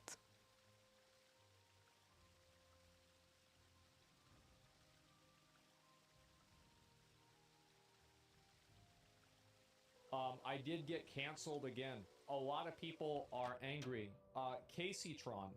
A lot of you guys probably don't know who that is. Most people don't. She used to be a streamer a long time ago, and ever since she fell off about 10 years ago, her entire existence on the internet has been dedicated to being hostile and negative about other people. And so she goes and she makes a tweet today about me. And so she goes, she's like, Asmongold hates himself more than we ever could, just like his lifestyle. There's nothing to be said. Just asking, man, they could ever make him change his filthy, putrid ways. Just a real stinker. Filthy putrid I respond ways. back. I say, you're fat and you spend your life smoking weed and doing drugs. If anyone's a stinker, it's you. That's true.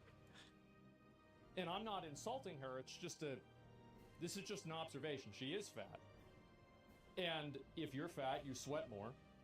And if you sweat more, you're going to smell bad more. Why'd she even attack you? Because her entire existence of the internet is built off of complaining and talking shit about other people. Nobody likes her, and so the only thing that she can do to make people like her is hopefully make people dislike somebody else more than they dislike her. XQC said money is financial freedom, freedom having the ability to choose what you want to do as much as possible. Why are you mad that he lives the way that he wants to? You have a lot of money too, yet you are overweight and choose to smoke weed all the time.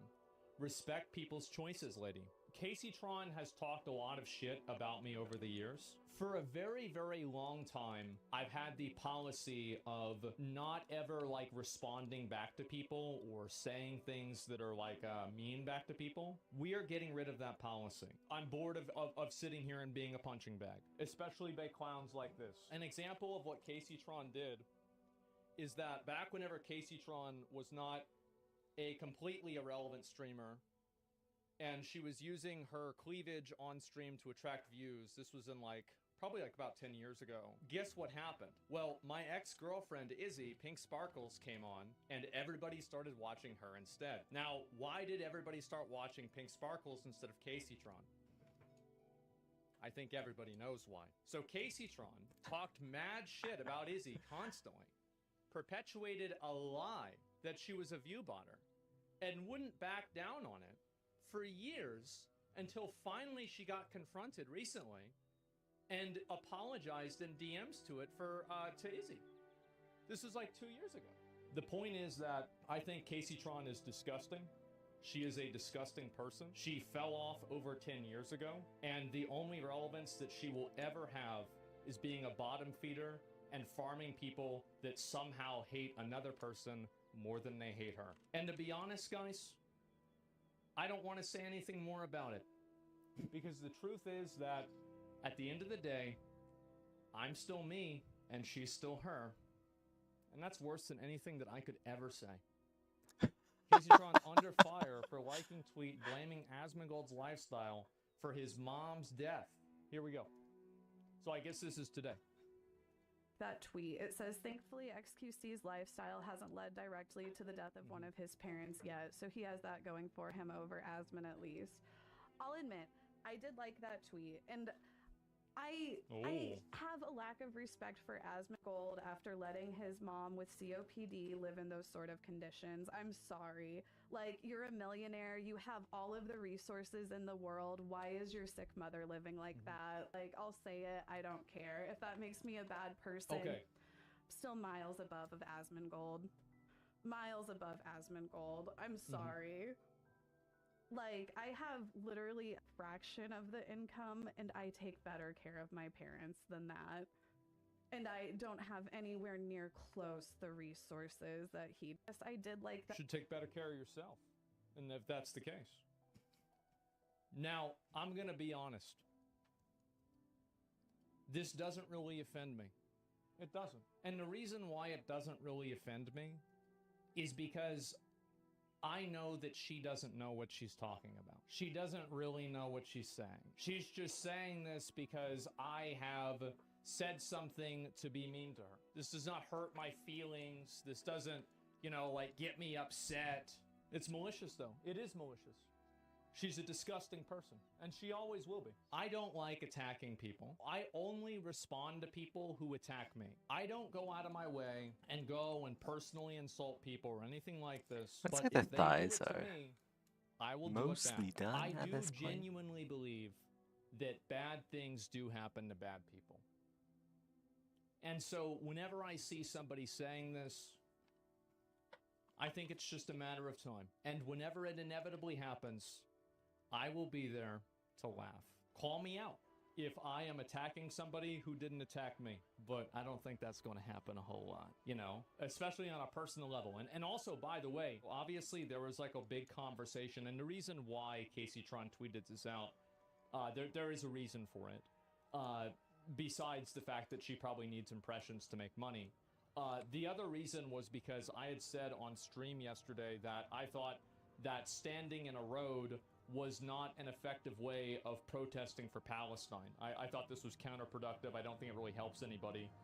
Obviously, a lot of the Twitter revolutionaries love to, they love to act like, this is some big thing and they're, changing the world, etc. So there we go. You're not protesting for Palestine by preventing a minimum wage worker from getting to work on time. Get out of the road. That's what I said. And so obviously a lot of these people are, these are people who have no problems in life. These are people who live in first world countries, in the safest countries in the world, in the safest time in history, that are trying desperately to LARP as if they are anything even similar to the civil rights movement. You are not even 1% of what the civil rights movement was. You are standing in the street. You are harassing random people. You're not protesting injustice. You're protesting somebody going to McDonald's. Anytime that I see somebody do that, they don't actually believe that it's okay to break the law and protest.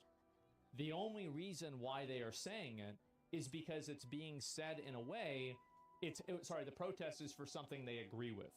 They don't agree with the principle. They just want to get what they want, and they don't care how it happens. It's not breaking the law. You think that standing in the middle of the street and obstructing traffic isn't breaking the law? Why don't you go out there and do it and see what happens? Go ahead, go find out. Fuck around and find out. And at the end of the day, I will support any time that the police come and remove these people and or arrest them. A lot of people say it's the most effective way of protesting. Is that false? Is it the most effective way of protesting? I think that it can be if the focus of the protest can be linked directly to what they're protesting for. So, for example, and I think that sometimes it is, sometimes it's not. This is an example of it completely not being it. So, for example, with a lot of civil rights protests, they were protesting directly the laws. So, for example, it was like, you can't be at the front of the bus. So a person goes, like Rosa Parks sits at the front of the bus. It's not like people are just out there randomly causing riots and shit like that. Now, obviously that happened during civil rights, but I think the most powerful protests of civil rights, the ones that we remember, are the ones that were directly protesting the laws that they were protests for. And so whenever you go and you stand in the road because of a war that's 6,000 miles away, and you block some random minimum wage worker from getting to work on time, and then you try to hijack that, you try to kidnap their life because they don't have any empathy for your problem. Why the fuck would they have any empathy for your problems whenever you're the one who's ruining their life right now? They're trying to get to work. They can't get to work. They can't live their life. Why the fuck would they have any empathy for you? It doesn't even make sense. I have no problem with people protesting. And in fact, yesterday, and this is actually a pretty weird thing that's happened. I'll even say, this is going to really maybe upset people. But I'll say it right now. If I had to say which group I think is more wrong, I think Israel's more wrong. I'm more pro-Palestine than pro-Israel. That doesn't mean that Palestine hasn't done anything wrong, but I am. I just don't think you should stand in the road. No, that's true. Yeah, and I'm not saying, guys, this is not like a good guys and bad guys. I think they're both bad guys in a lot of ways. But especially, like what do you call it? Like killing innocent people. I mean, there it is. I'm pro-America, fuck them both. Sure, yeah, I understand that. But there has been a lot of, there has been a lot of conversations about this. Pro-Hamas idiots at UT discover what happens when you try to pull Colombia and Texas. And this is our governor here, Texas, my governor. Arrests being raided right now will continue until the crowd disperses. These protesters belong in jail. Anti-Semitism will not be tolerated in Texas, period. Students joining hate-filled anti-Semitic protests at any public college or university in Texas should be expelled. So I completely disagree with the governor here. I think that whenever I look at a lot of the videos of the UT protests, I think everybody is behaving in a generally law-abiding manner. I completely support those protests, and I think that our governor is totally fucking off base. I think that how is this not a First Amendment violation? And I understand some people might be getting a little bit of whiplash for this. They're like, oh, wait, I thought you said it's not, it's bad to protest. No. I support protesting. Absolutely.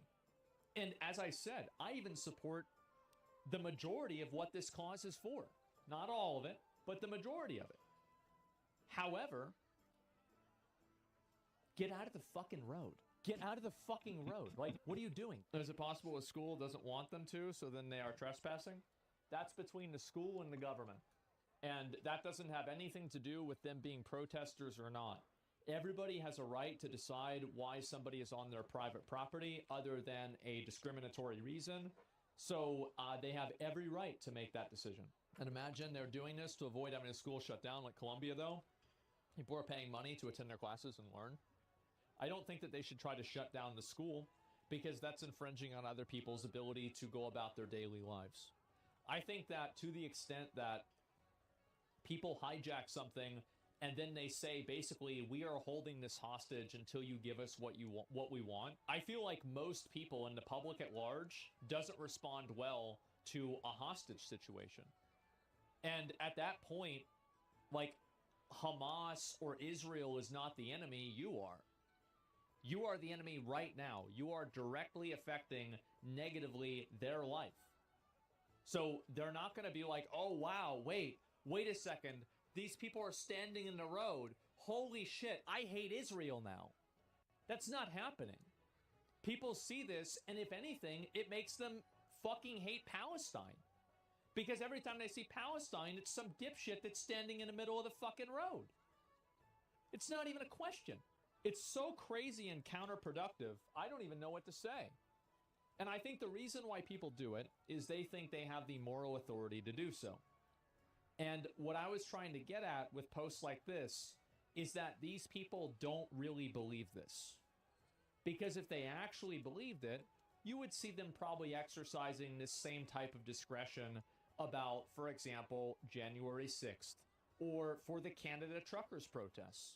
But these were the same people that were celebrating, maybe not this guy specifically, I don't want to shit on this guy specifically, but these were the same people that wanted to have the January 6th protesters. And let's be honest, in a lot of cases, insurrectionists put in jail.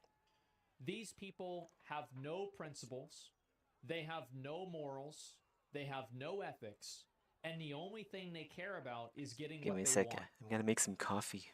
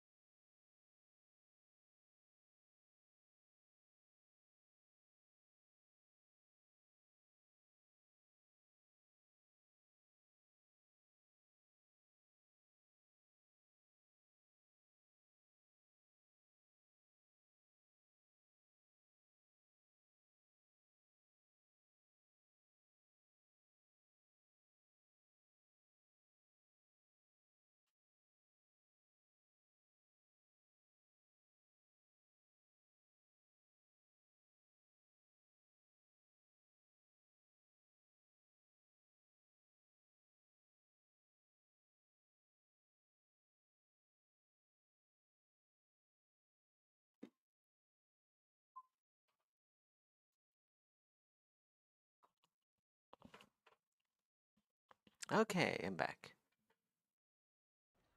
And the funny and ironic thing about that is that's the reason they never will. Because nobody respects that.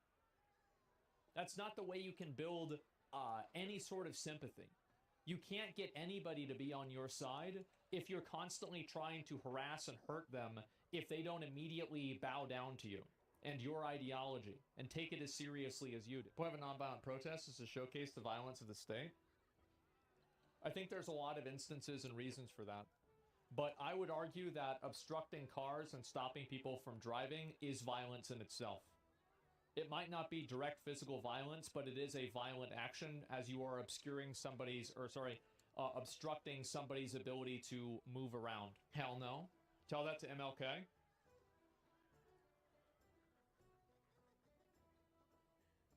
Okay.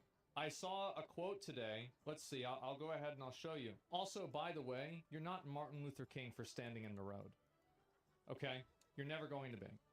They're not going to write about this in the history books of, oh, wow, these brave students decided to stand in the middle of the road and they saved everybody.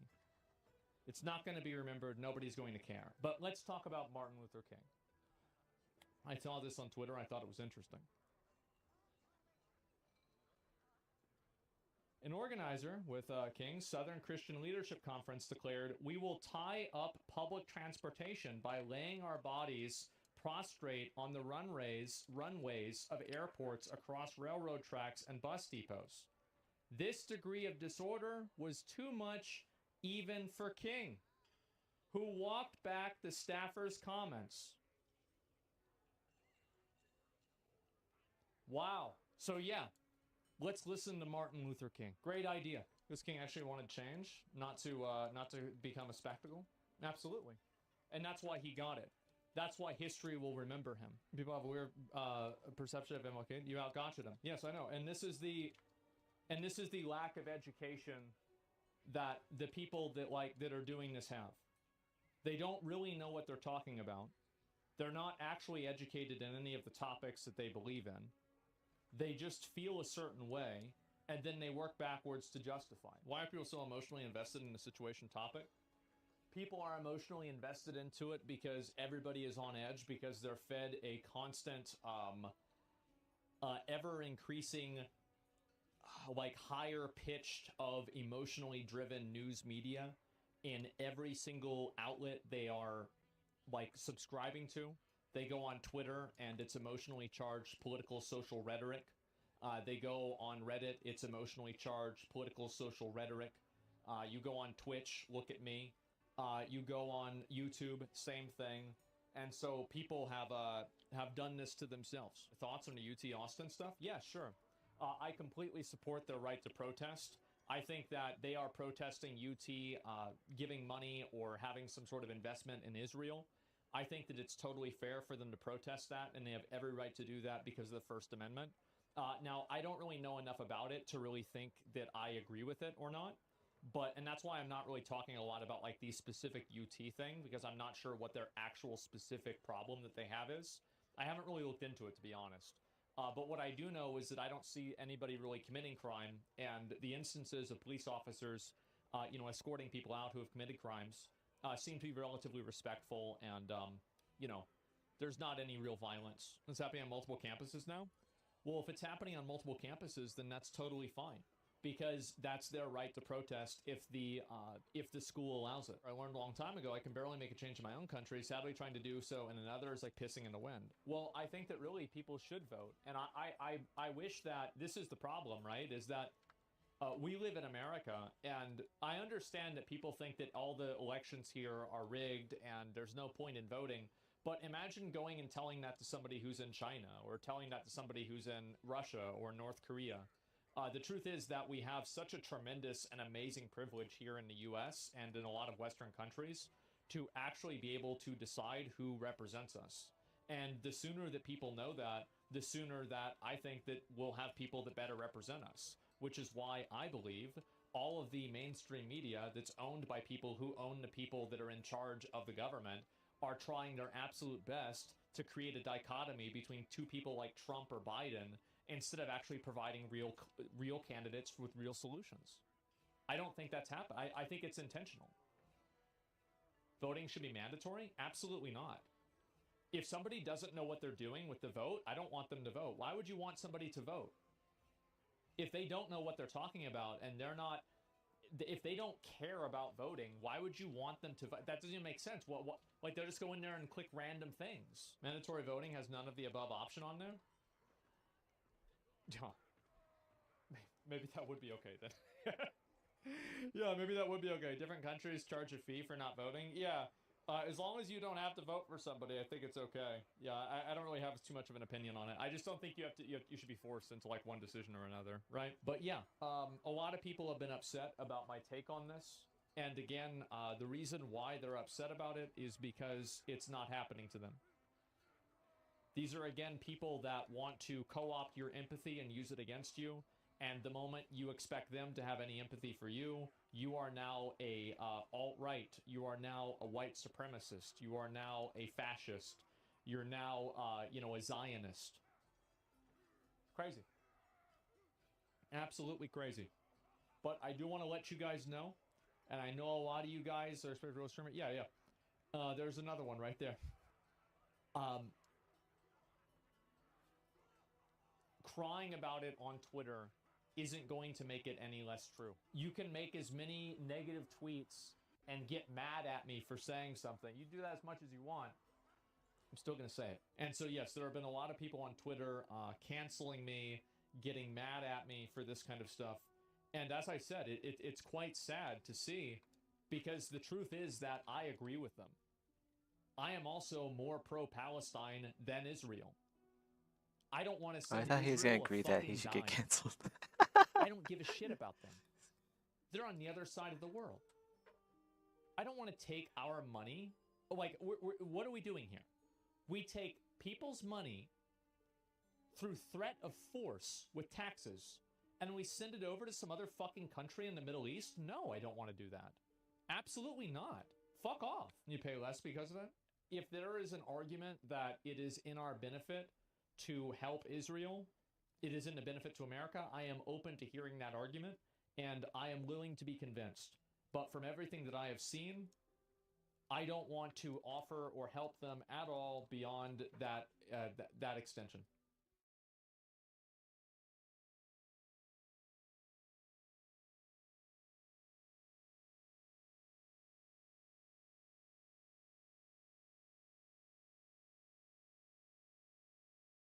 Why everyone hates Escape from Tarkov? People hate Tarkov now?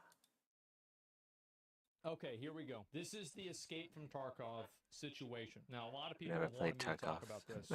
So, Escape from Tarkov, my understanding is that it is a video game. And it is, in fact, a video game that has a lot of very, very, very hardcore players. Before I do this, they put a video out on Twitter. This is the video that has caused all of the problems, right? Yes. Did they escape?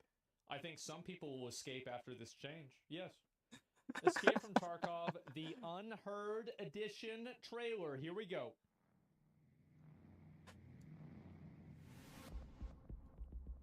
Ooh. Ooh. Ooh, wow, look at this.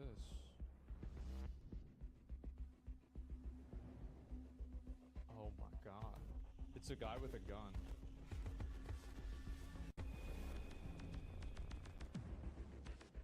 Uh-huh. The Unheard Edition. Okay.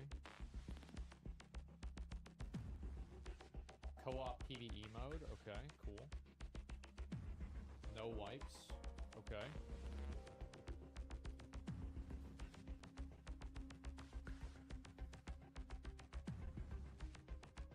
Uh-huh.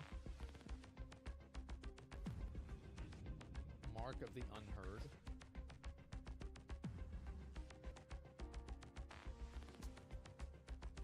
Unique melee weapon, unique armband. A unique armband?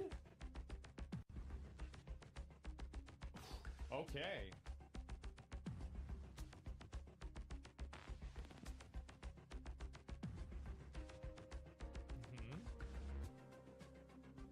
Additionally, Oh, the game crashed. this seems all good.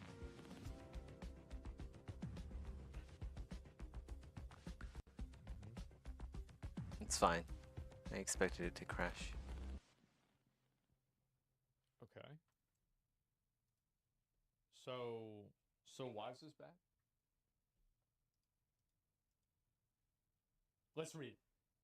Let's read it. Let's read it. Because I don't understand. Is 250... No, it's not. No, it's not. It's not $250. It is? Where is it? Where is it? I want to pull it up right now. I'll pull it up right now. I want to see it. Oh!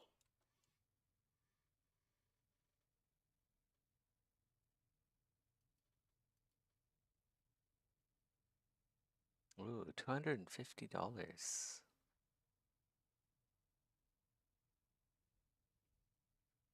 Don't you guys have money?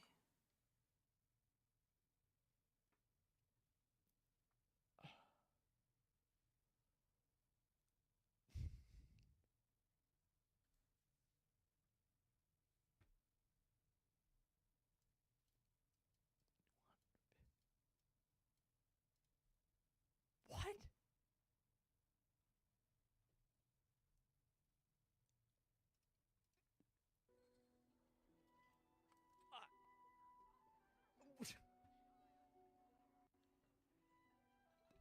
Why?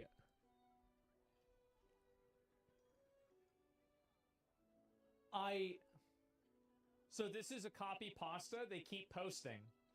Since 2016, players have supported the developers by purchasing the highest edition of the game. For 8 years, we've been recommending this game to friends, bringing more and more players into the community. And what was the developers' response? They've blown us off, refused to comment, and only encourage those who have lost all respect for themselves and continue to pour money in. I personally had high hopes for Tarkov. In my eyes, it was a high quality, most ambitious project in this entire market. This is unacceptable. This is selfish. This is disrespectful. You've disgraced yourselves completely. You've lost loyal players. You've betrayed the idea. And it's disgusting. To everyone who feels the same way, do not be silent.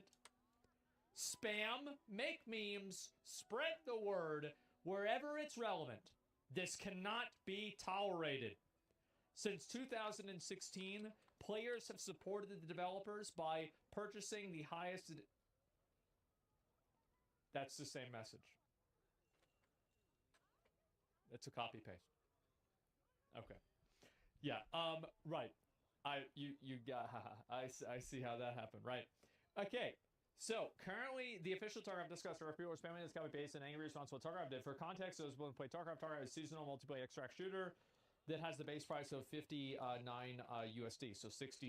Different pay-to-win bundles ranging from $79 to $159.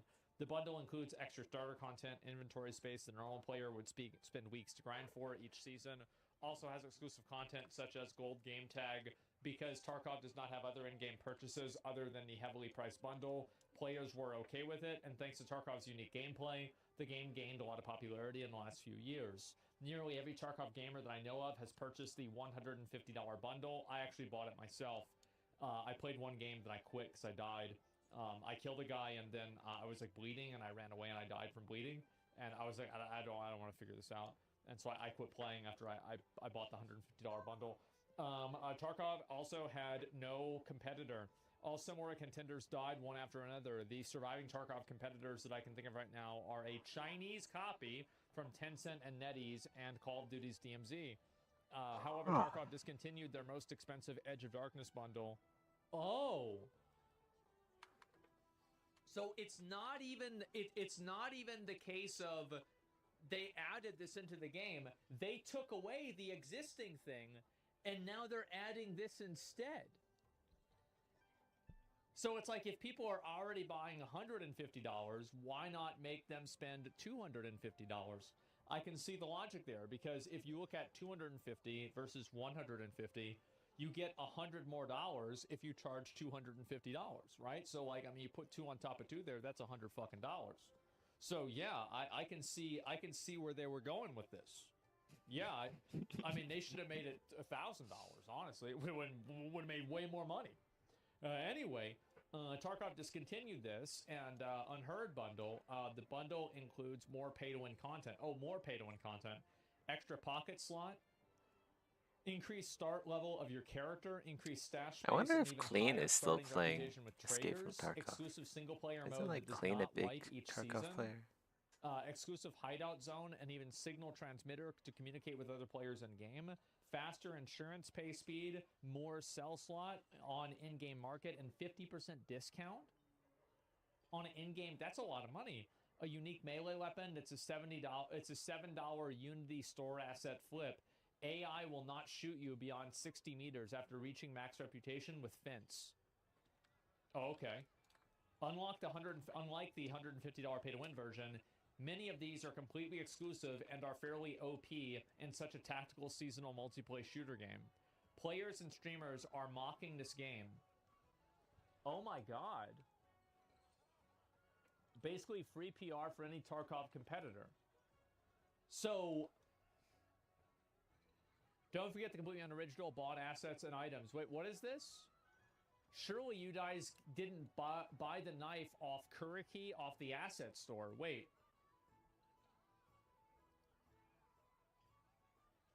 Kukri. What's a Kuriki? 1, 2, 3, 4, 5. 1, 2, 3. 1, 2. 1, 2, 3, 4, 5. 1, 2, 3. 1. Okay, what about this right here? Okay. What about this like different color of the blade? Okay, I think they changed the blade, guys. So this is different. If you look at this right here, this blade looks to be more worn, and this one is brand new. Oh, it's the lighting?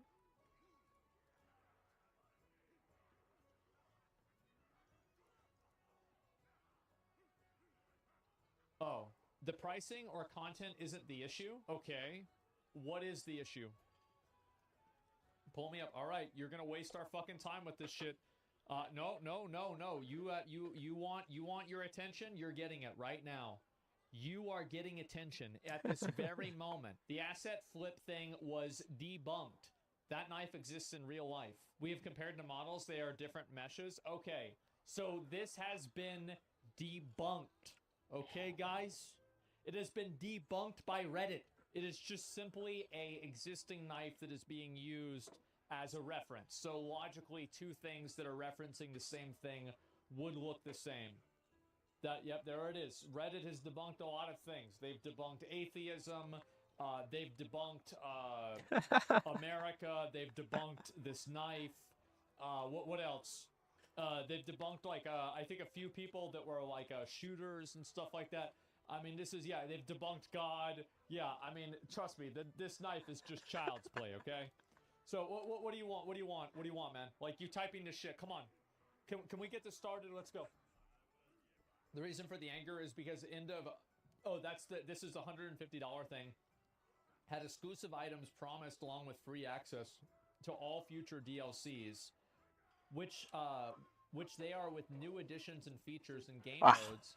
Claim they are not. Wait. I was mentally AFK while I was reading that. I'm gonna read it again. So what you're saying is that whenever you bought the $150 version, you were effectively getting like a forever stamp, right? For like the stamps that never go out of date, or like you're getting a gold card, and it's like, this will always be relevant, this will always be valid. And now they said your gold card, it's actually silver. Is that accurate? That's a real cock in the ass, I'll tell you that. You don't see that kind of stuff every day. That's bad. They're still saying it's okay to charge $250 for this version as long as they give the people who bought a $150 version the $250 version, which they are not. So wouldn't that literally be false advertising? Landmark is down to explain. Landmark. Do I know Landmark? Is he I apologize. I'm not sure if I recognize the name. Is he one of the guys that knows his shit about this? He is? Yo, what's going on, man? Not much. Interesting day, isn't it? Yeah, it's a shitstorm. What the fuck is going on? I've been asking that all day. Not what we expected to wake up to. They said yesterday they were going to drop a patch and they were going to put the game down for 6 hours. Yeah. And then we wake up and like it's this whole shitstorm. We're expecting like a big update and we get this. So it's not only that the community was not expecting this, but they were actually expecting to have legitimate content that wasn't $250. They did a little bit, yeah, but we knew that there was some new edition of the game coming, so to replace the Edge of Darkness edition, but we didn't think it was going to be this. So there's a lot of different people saying a few conflicting things. So the first thing I was curious about, do people really in the community genuinely support the game that much that they buy the $150 Edge of Darkness edition? Yes. Is this like, so this is like, it's like PoE kind of. It is largely, I probably see more people in game with the $150 edition than without it. Yes. And so like, because I feel like Tarkov has like they have one of the most dedicated communities because of how hardcore the game is. Like, I've only played it for probably less than 20 minutes, so, like, I don't really understand it very well. I've watched other people play it, though, and it seems incredibly in-depth. It's like one of those games where you can put, I'm assuming, probably 2,000-3,000 hours into the game and still have more things to learn. Is that pretty accurate? Let's see. Like Background 15,000 keyboard. hours. Is this? Yeah. It's also something that no other game replicates. So there's not really an alternative if you want change this this type to of 1. experience. See if that fixes It's the really, crashing. At least currently, the only option. Yeah, I mean, like Dark and Darker, right? But like that's just such a different dynamic, and that's but it's not shooter, right? It's not a shooter. It's not the same thing. It's not a realistic take like Tarkov. It's real items, real guns, the attachments. The I want to scopes, make a new all that, game. real Let's go make a new game. So people that are into, I want to build a real gun and have a real loadout where everything is. We're gonna play like a thief true to character. life. Yeah. There's nothing else that does that. Yeah. I'm gonna pause Asmongold for a bit. Well, not even last night's storm could wake you. I heard them say we've reached Morrowind. I'm sure they'll let us go. I'm gonna play like a thief with a crossbow and daggers. Quiet. Here comes the guard. This is where you get off. Come with me.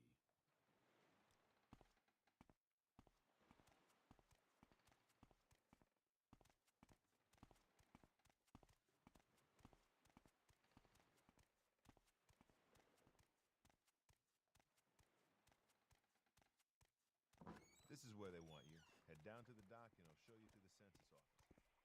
You finally arrived, but our records don't show from where. Maybe not thief, just because like stealth in this game is kind of not great.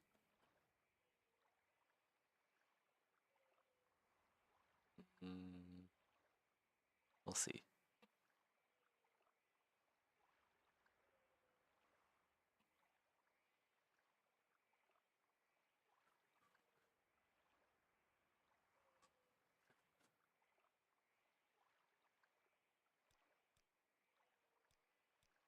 It's a Argonian. I haven't done that in a while.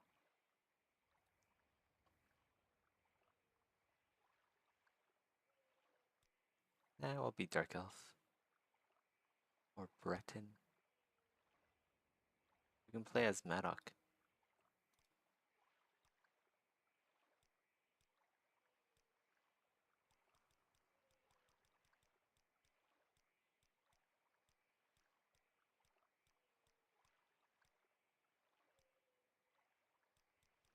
We'll play as the Yakuza.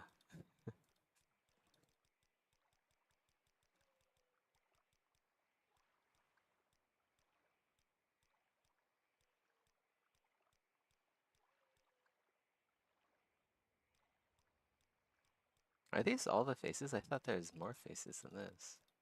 What the heck?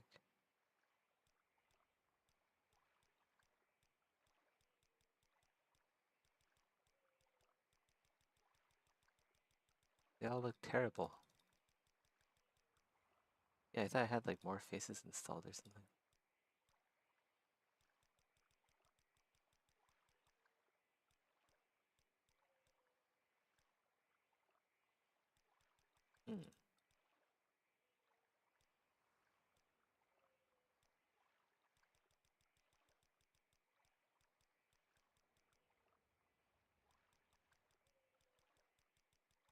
Oh, I may have uninstalled like a face pack.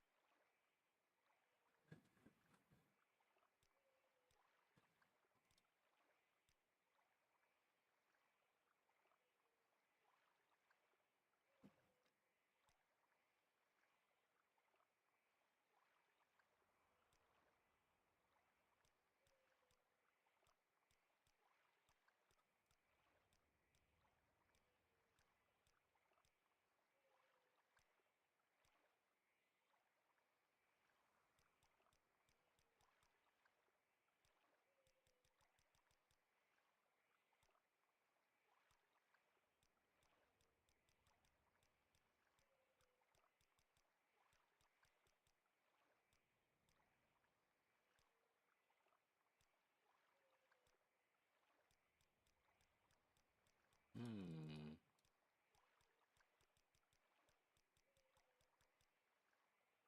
We'll go with this face. This face is always kind of interesting. It's like the bandit face. Whoa, that's some big hair. Wait, what if we like use this face here?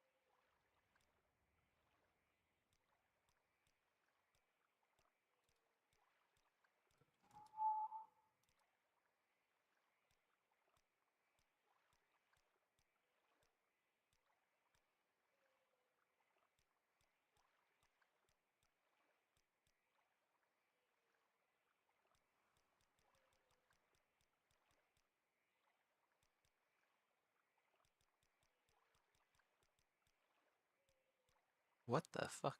What kind of face is that? It's like the baked face.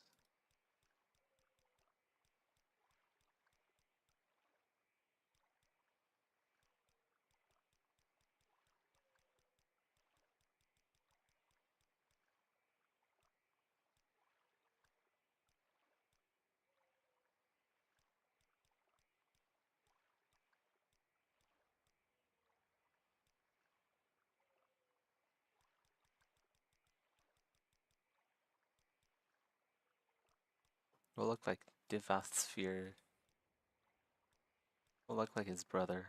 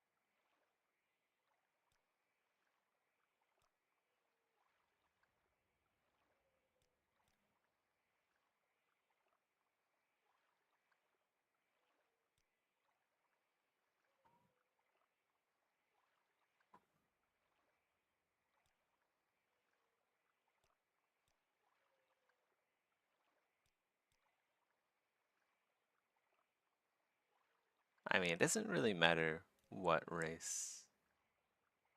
Probably just go as high elf again, just to make things more difficult.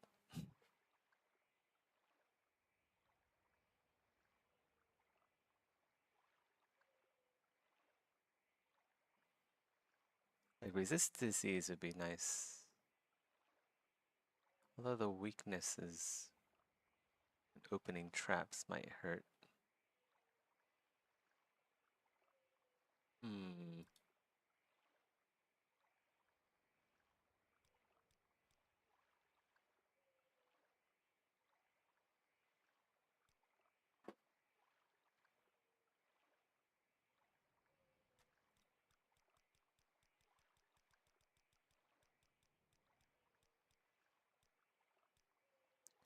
We'll play as the Chinese.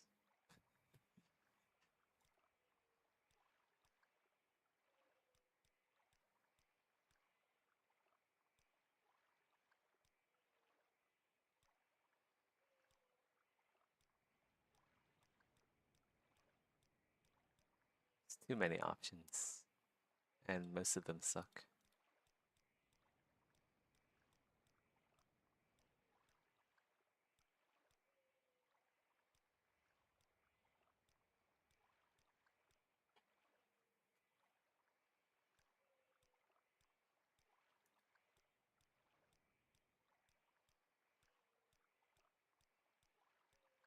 Okay, so this face over here, where is it? Not this one.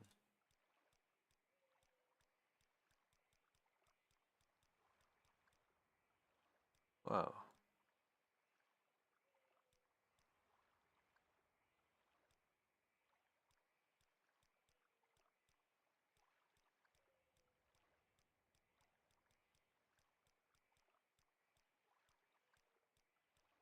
Okay, so this face isn't too bad.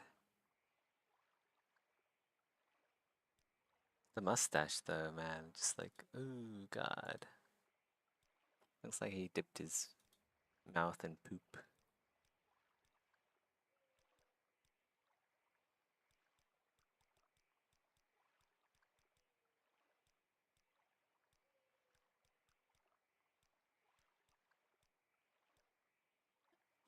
You have the character? I didn't. Okay, I'll have it. I'm still really full. It's good. It tasted too much like KGB, though. It's like it had double KGB today.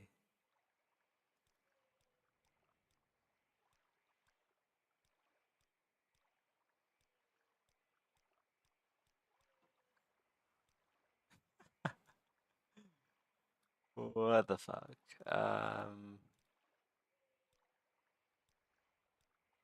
This isn't too bad.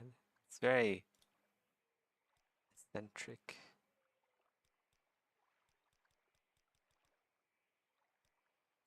God, why do these faces all suck? Maybe I should just go like as Argonian because like the faces.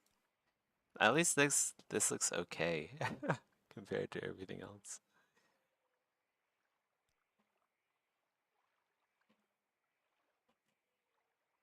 I can't wear like full helmets and also boots.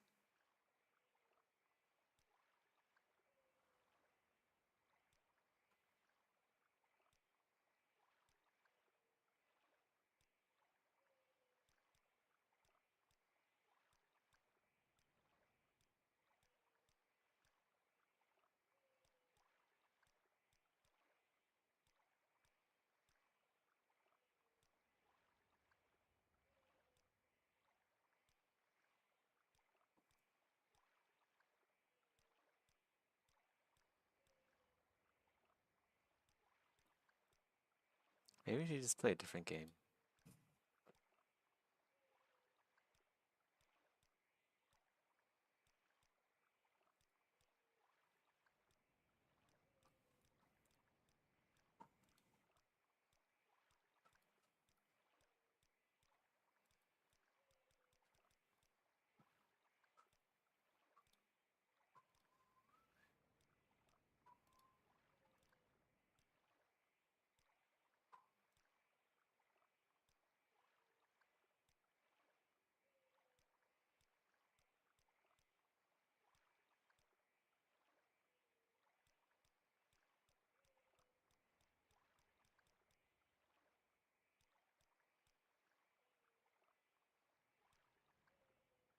This is fine. Let's do this. Great.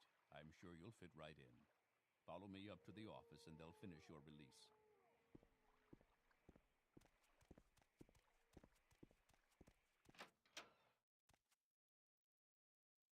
Ah, yes. We've been expecting you.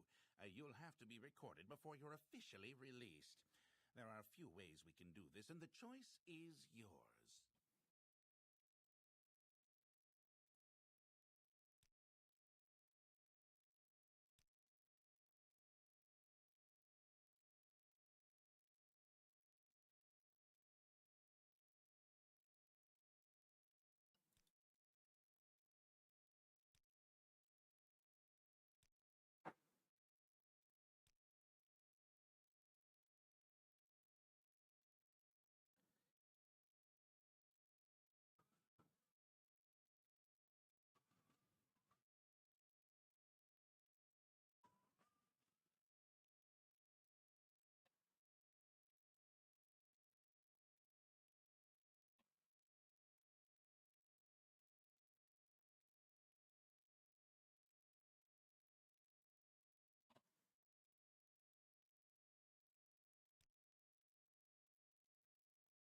You know what? I kind of want to play a different game. God. Or maybe I'll just like alt tab and then work for a bit until I can think of something.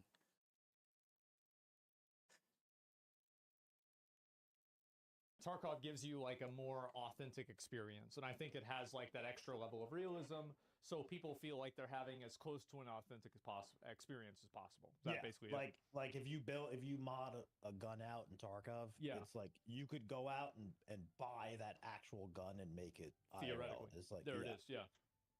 So, are people mad about the $250 price, or are they just mad about the fact that?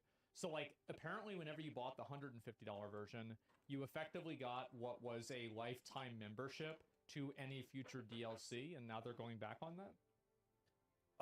Seemingly. So I think it's twofold. I think one, $250 price tag is off-putting to people. Yeah. Right? It's a lot of money. You know. Yeah, that's why I said it's a bit like KGB burgers. That was already a lot, and then Really? slapping an extra hundo on Oh, it okay. Like maybe you can put it in the fridge. Price shock, but it's have it for also later then. the stuff that's included in it. Yeah. Partially because we're borderline pay to win with some of the stuff, and also because there's. When do say you it's want to not watch DLC, Wonka? But there's DLC included in there that was promised with the original edition of the game that we won't get access to. So there was DLC that was promised, and that DLC is like, for example, the single player mode. You order drinks and then go watch it. Those things like would those is that what you're considering? Where'd my phone go? I can read directly from when you bought this edition of the game. Yeah. It says free access to all Give me a sec. subsequent DLC, and they call that the season pass, such as Escape from Tarkov Arena. So we're promised getting all of the subsequent DLC added to the game for free if you bought the expensive edition. So can I just real quick, the Escape from Tarkov Arena, my understanding is that that's a separate version of Tarkov, kind of like how Call of Duty has Warzone? Yes. They're supposed to be linked together at some point in the future. Yeah. But, okay, so this is getting into an interesting thing that we noticed on stream today. So originally, I have an archived webpage of their website describing the Edge of Darkness edition when you buy it. And it says, included in the edition, free access to all subsequent DLC, parentheses, season pass, such as Escape from Tarkov Arena. So they are categorizing DLC as alternate modes of the game. Yes, but that, like, I read that exact description on the webpage today. Yeah. And then soon after, the page was updated, and they removed the part that says such as Escape from Tarkov Arena. And it now just says free access to all subsequent DLC, parentheses, season pass. Could you link me that thing so I could just see it? Yep. That's crazy.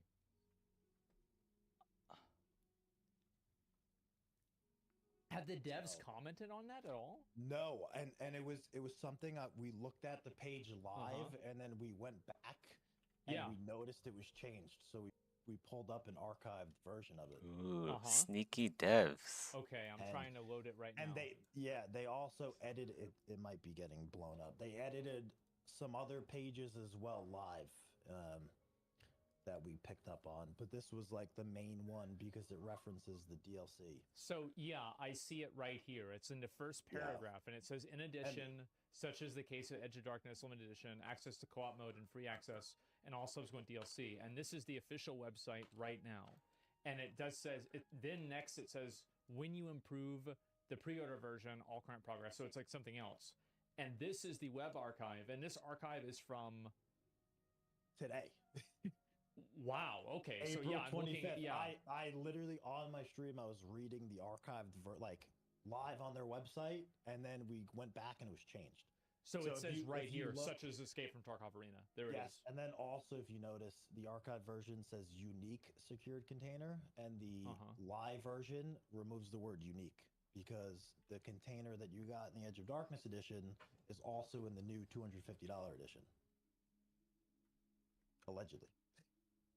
It's So You're right. they went and they specifically amended the word unique from the description. Yeah, it says secure container on the official site right now. And then before it said unique secure container. Yes. That's really... I think a lot of people would take the word unique to mean, you know, unique to this edition of the game. You can only get it if you buy this edition. Right, yeah. And of course, obviously it was led, like people were led to believe that. And unique meant something, and now it clearly doesn't. That's why it's been removed. Mm-hmm. And if you scroll up on the live page as well, the date is still from 2022, so they also didn't note that this was changed. So there's no update. I see. So they just went in and just edited the web page and then took this out. Yeah, I guess that's what happened. I mean, I don't know what else it could have been. So why do you think they're doing this now? Because this seems so surprising, because like Tarkov is one of those games, they have such a dedicated community. Like I've seen, you know, like some streamers streaming Tarkov, like for the, you know, obviously you guys have like a lot of like really good drops.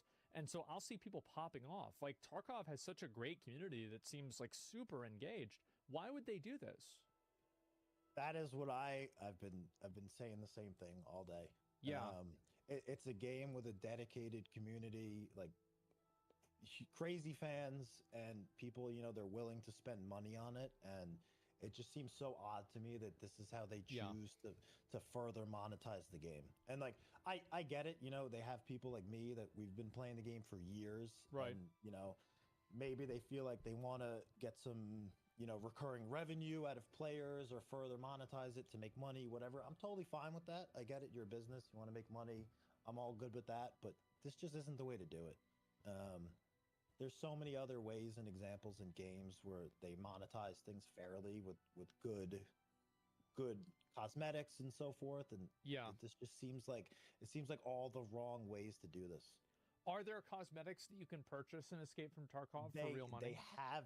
They have recently been adding those. Some of them, I think probably all of them, don't quote me on this, are unlockable through the game, through like quests. Some of them challenging or like really end game quests, some of them not, but you can buy cosmetics in the game currently. And these are all recently added. How has the community responded? They're not like... How have people responded to that? I don't think people really minded. Nobody really gives a shit. It wasn't like a big like, oh my god, I have to buy that skin type of thing. Right. But there's no like weapon camos. It's not like a ghillie suit. Yeah, it's not like that. And all of it is stuff that's been in the game for a while that you could have unlocked, or some new things that are unlockable regardless. But they're not like crazy over the top skins that people are going to lose their mind over and want to buy. So let me get this fucking straight. So these fucks have a community that will give them $150 for a game and not complain about microtransactions, and they still want to increase it? That's crazy to me. It's like, I mean, at a certain point, aren't you killing the golden goose? Yeah, I mean, wow. That's what I was saying too. It's like, why put in, like, even without the controversy of this is DLC or it's not DLC and it should be included in this edition, like, why not take the model where you make free content for the game, or it's not even free because you paid for it, but you add content to the game, keep people playing, and give them good, like, cosmetic stuff to buy, the weapon skins, character skins. There's like voice lines in the game that you can yell at people in game, and I was like, add some cool, funny voice packs to buy and yell obscenities at people in the game. And make it fun, and like people would pay money for that. They would love it. It'd be fun. Make content out of it, you know? Yeah, so it's like a Fortnite dance or something silly like that doesn't really have like a real effect on gameplay. Yeah, and they're just like, they choose to add like additional starting items when you start the wipe, and you know, they have this PvE game mode now, and like, so a player that buys the $250 the $250 version has a unique competitive advantage against the player who does not buy that version. Is that correct? It's a little bit more nuanced than that, because it's a weird game where like it's not like I have better gear than you, I win. You know, anyone can kill anyone with one bullet from even the worst gun in the game. You'd be wearing all the best gear in the game and die instantly to somebody with the absolute worst gun, worst ammo. Sure. But you definitely have an advantage in your starting items at the beginning of a stash. And now there are some permanent things that you can get larger pockets in a larger secure container so you can hold more stuff, or, you know, they're not huge gameplay advantages, but arguably they're getting into the pay to win aspect. And they also have the new thing. I think you read it where the scavs won't shoot at you from a certain distance. If you are maxed out reputation with defense. And then there's another thing that they're going to be adding, which we don't know if it's going to be in like the PvP aspect of the game or just the PvE mode, but something where if you're getting in a fight, you can call people from your friends list to join your raid and help you out. So you can assemble the fucking Avengers. Yeah, sure. While you're playing and all your boys come. We don't know if that's going to be in the PvP mode. It hasn't been confirmed, or they didn't detail it out, but it's just stuff like that where we don't want that, you know? So I guess, yeah, I mean, that would completely ruin the game. I would say if you can just randomly summon in 3 guys to help you kill somebody. That would potentially suck. Yeah, we don't know how that's going to work yet, so I can't say one way or another, but it's just the fact that we even have to, you know, question that and be like, hey, does this work in this mode? Is this what you guys are doing? I mean, when they're literally changing the sales clauses inside of the upgrade page without even mentioning that, like, it's very dishonest to say that, you know, this is from 2022 and not even address this at all, that it was an update. It is dishonest. The weird thing, too, is that this edition of the game isn't sold anymore. So why are they going in and changing wording for an edition that they've stopped selling too? Right. Why did you feel the need to go in there and even change that? I think probably so. I mean, there's a good chance that maybe they thought that if they did it quickly without saying it, that then people would think that it was just a Mandela effect and it didn't actually happen. Like play some kind of fucking weird gaslight shit. That's not going to work on the internet. I don't know who would believe to do that, but I don't know. It's just strange to me. Like, it's not even an edition that they're selling anymore. So why are we changing the wording of it from a 2-year-old post from something that's not even for sale?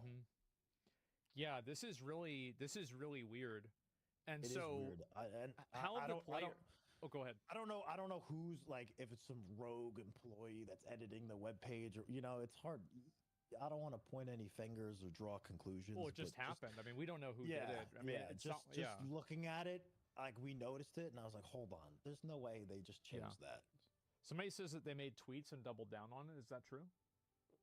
Yeah. So when people were saying the whole. We were promised all DLC, and now you're adding DLC that we're not getting.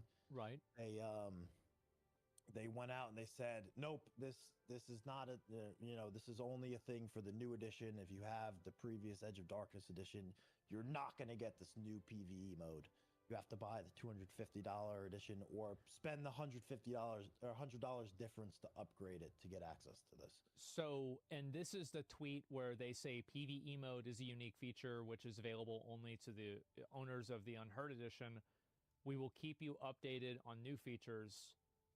And then it's not a unique feature; it's a DLC that can be purchased for an addition. Yeah. So in Discord, the community, the lead community manager, he said verbatim, and they're a Russian company, so their English is always a little bit. It'll be a little bit off. Broken. Yeah, sure. Yeah. So he said, it ain't DLC. It's it's unique feature of the new edition added, and then also further said, DLC means additional downloadable content. PvE is a feature and game mode.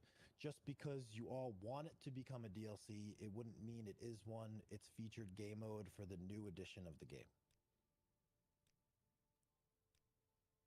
So I bet that didn't go over very well. No. Their Discord is on fire. It's just constant. It's been constant spam for hours. I feel like it is kind of funny because the odds are, yes, maybe they don't understand English quite all that well. So they say it's not DLC, and then they just literally define DLC. Yeah, that's basically what happened. It's like, the thing is too, this is an early access game. Yeah. So it's not, and even when you go and buy the game on their website, it doesn't say instant access to the game. It says you will get instant access to the closed beta. So they're literally defining it as a work in progress, incomplete beta version of what will soon be a final product. Right. And they're making additional content for the game and putting it for sale for an additional price before they've made or fulfilled their promise of making and completing the game, which to me is just like really off-putting. Well, yeah. I mean, yeah. I could see how anybody would believe that. It's ridiculous. Yeah, it's like. Go ahead. No, it's just so strange to me. Like, you know, you would think you would at least fulfill your promise to complete the game with all the promised features, and then, you know, if you have additional stuff to add, you'd add it then. It's like you're adding extra stuff whenever you haven't even finished doing what you said you were going to do, what everybody has invested money into. With maybe money that people gave you to create the game, right? Well, they did. Yeah, I mean, 100% they money to make the game that you promised, and then you're trying to charge them for something that you're building with their money that they're not getting for the original product. That is incredible. How does the community feel about like what seems to be an encroachingly more pay-to-win system? We always like the original Edge of Darkness edition. Yeah. It already tiptoed the line of, some people would argue it had pay-to-win aspects. It wasn't like overtly pay-to-win by any means, but you know, it was kind of getting there. Like, you know, well, it's an advantage though, right? And it's a unique advantage. Okay. There's some sort of advantage for sure. People called it pay for convenience, not pay to win. Okay, so it's pay to win then. Yeah, I could see people's argument there. You wouldn't get like a direct, if I'm in a gunfight with another person in the game, like would having the better edition make you win? Probably not, but still. It was getting on a slippery slope, and now it feels like we've just fucking dove off the cliff. Jumped off the cliff, like... exactly. Yeah. That is incredible. So, has anything like this ever happened? Because I feel like the last, like Very Escape good. from Tarkov, I mean, there was like the whole Wiggle thing, right? With like the cheating sign. scandal. And before that, I feel like things have been pretty much smooth sailing. So, have they ever had like a big controversy like this before?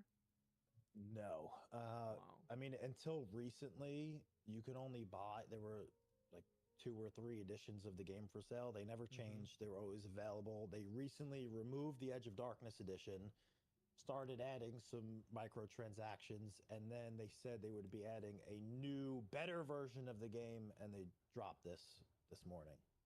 And speaking about new, better versions... I lied. There was a controversy when they released the Escape from Tarkov Arena. So everyone that had Edge of Darkness was supposed to get access to Arena. And when they initially released the game, they did it in waves. So, I mean, you know, it makes sense. You don't want to throw everyone into the game at once and probably blow for up the server servers. Reasons.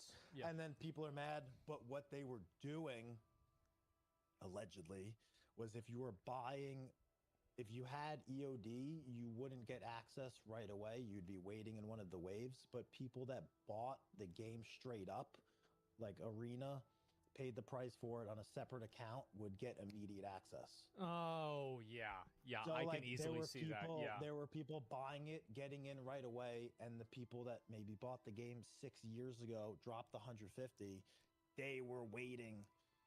And how much was Arena whenever it came out? I think it was $30, $35, right? Okay, well, it was at least not $70, but still, I mean, $30 is a lot of money for a lot of people.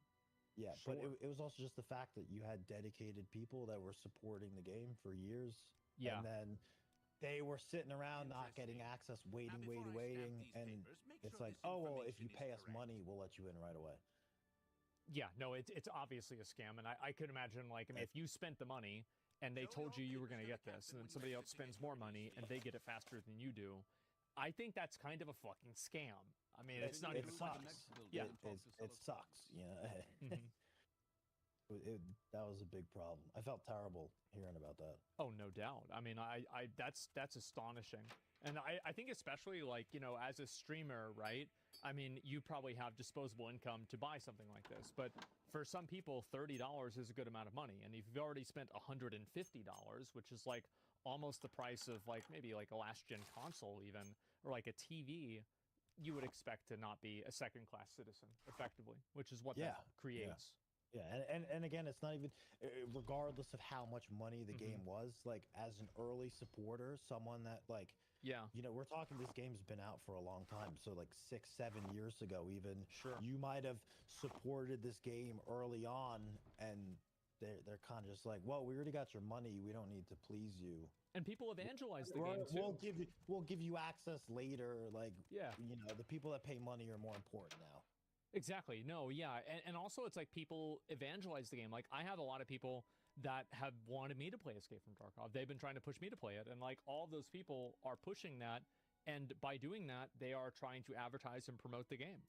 So it's crazy to just like take all of that goodwill and then make somebody pay $30 extra for it. It's like such a, like, I mean, personally, I would assume that you probably wouldn't want to sell it until you have your existing players that are playing the game. But I feel like if you do something like that, it's got to be on purpose. Yeah, I don't know. I mean, don't attribute to malice what could be attributed to incompetence, right? Yes. There it is. Yeah. You know. No, you're right. You're very right. You know, I don't want to think the worst. It's just it just feels so wrong trying to like get money out of people this way. Yeah, it's kind of a bait and switch, at least a little bit. And what sucks is honestly the game. It's a good game. You know, Right, it does something that no other game does. Like you won't play another game. I mean, and Call get of the Duty's same... been trying to do it, right? Like if Call of Duty can't do it, it's probably pretty fucking hard to do. They're 100%. Like what they've done with the game is great. They've done a good job of building out the features and adding to it over time. And you don't get the experience of this game anywhere else. And it sucks that like this is how, you know, people are going to be treated, or that people feel they're being treated in a game that's honestly very good. I definitely understand that. I see that very, very well. I mean, I know like for a while there have been a lot of instances where like, you know, that needle was moved a little bit more, where it's like, okay, there's a little bit more pay to win, and oh, you have to pay a little bit more for this. And, you know, I think it's been happening with gaming in general, right? So it's like people see this happening with things like, you know, Suicide Squad or that Star Wars game, or like some of these other like Diablo 4, right? And they have like these crazy microtransactions, and it's like, you know, you can imagine the people from Escape from Tarkov probably are like, okay, well, we're safe. We're just in our own little bubble. And now, you know, the bubble's burst and you've got to deal with the same shit that everybody else does. Yeah. And you know, I get it. Making games is tough. It's a big risk to try and, you know, come out and develop something like this, a big undertaking. There's a lot of money involved. There's expenses, and also just get the aspect of, you know, you build a big brand and an IP, and I don't think there's anything wrong with trying to profit off of that, right? Like you're a business. They're there to make money. These guys have put in tons of work. They've sacrificed a lot. They've taken risks. They should be rewarded for it. But this just isn't the way to do it, you know? It just sounds awful, right? And it's like, again, there's really no upside for the customer. And I think that's one thing. It's like, it's the same with streaming. It's the same with anything else, like a movie, a TV show. It's like your business model is not an excuse for creating a bad customer experience. Right. And it there are plenty of opportunities in this game to like fairly monetize it and add like content or, you know, skins, cosmetics, whatever it is that people would genuinely be happy to spend money on. Right. Which is the weird part. Like there's so many different ways they could have done this, and I'm sure without me just thinking today, they could have come up with some really creative stuff. And it's just like, it feels like this was just like a cop out. Like, oh, we're gonna charge $150, add in some easy stuff just because we can, you know. So they also made a tweet too about shitting on another game, this Arena Breakout. And what the? So is this another? What is this? Okay, so glad you brought this up. Yeah. So Arena Breakout was kind of like I'll say Tarkov clone, quote unquote, Sure. on mobile, right? On mobile. So it's basically you can play it on your phone. It was an extraction looter shooter. It had all the same features. You go in raids, get loot, customize your guns, do quests, yada yada. A couple days ago, they announced Arena Breakout Infinite, which is their PC version of it. So now it directly competes with Tarkov. They're trying. I mean, evident by their tweets, they're coming after Tarkov. Like they want to capture the players of this game or people interested in the game. It's going to be free to play on Steam. So they started tweeting out a bunch of stuff. Let me pull up one of them so I could actually read it. Okay. So they're basically, this is a big opportunity for them to like capitalize on Tarkov fucking up. They literally announced it a couple days ago, and they have a beta coming out like next month. So they're like, all right, dude, this is perfect timing. Let's get the PR guys on this, get the tweets out. So they dropped like a gameplay trailer today. To show it off. They said literally verbatim, we will never scam our players and our game will always be free, right before they dropped the trailer for it. And then they also later, let me find the tweet, they said, taking in all the homeless shooter looters with a big wave goodbye to Tarkov, we're here to welcome you. And then that is so fucking shameless. Oh my God. I mean, you know, I get it. Yeah. And their response, everyone's mad at us, and this other game is, and their response, everyone's mad at us, and this other game is, you know, trying to be a competitor. Let's tell our players, have a nice 20-minute adventure, like go F yourself.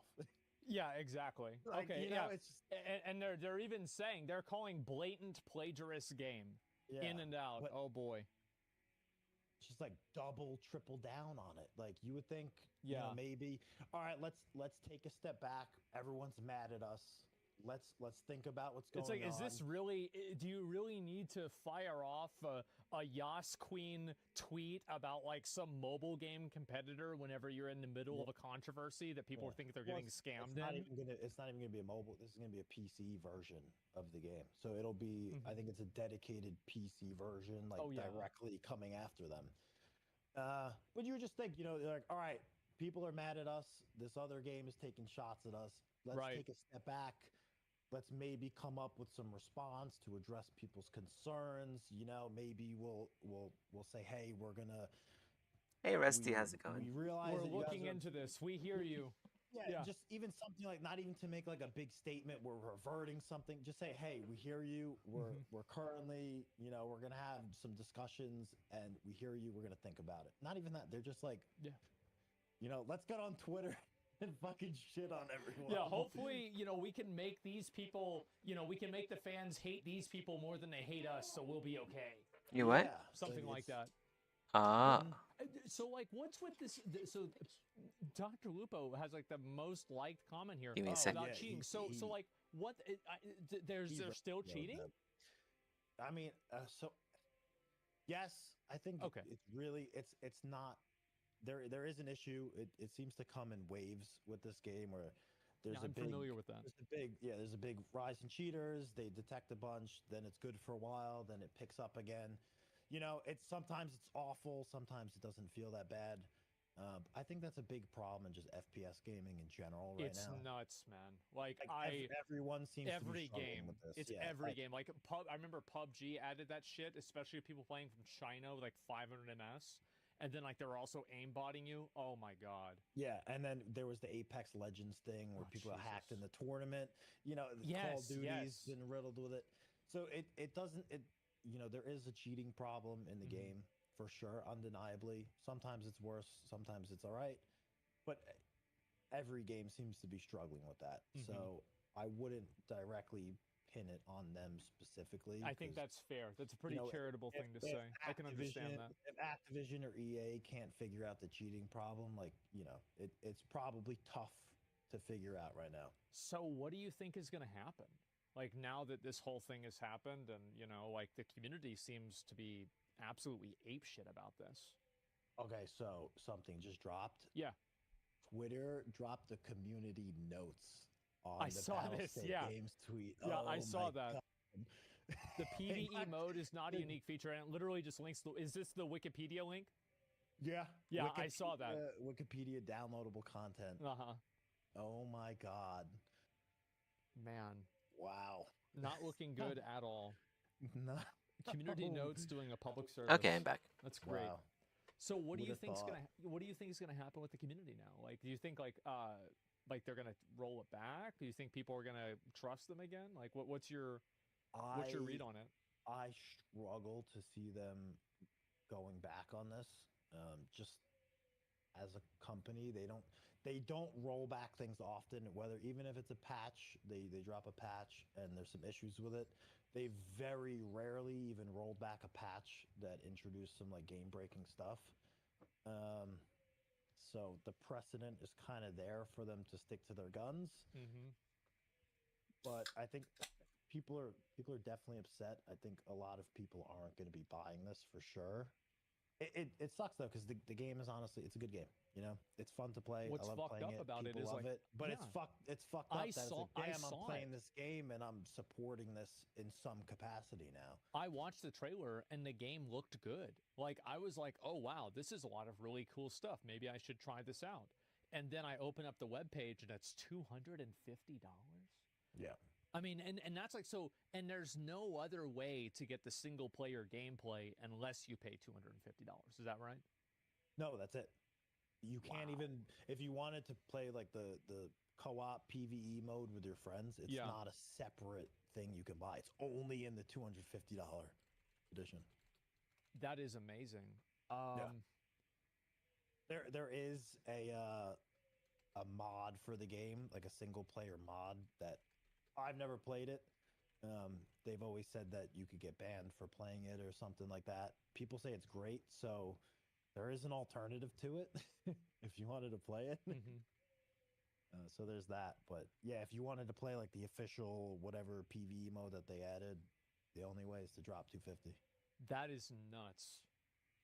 So like, and that's what's so crazy to me about this. It's like, how do you think that that's a reasonable price point? Because like, I just can't imagine, because I feel like having a PvE mode that's cheaper would probably get people to maybe try out the PvP. It should, if anything, be the opposite in my mind.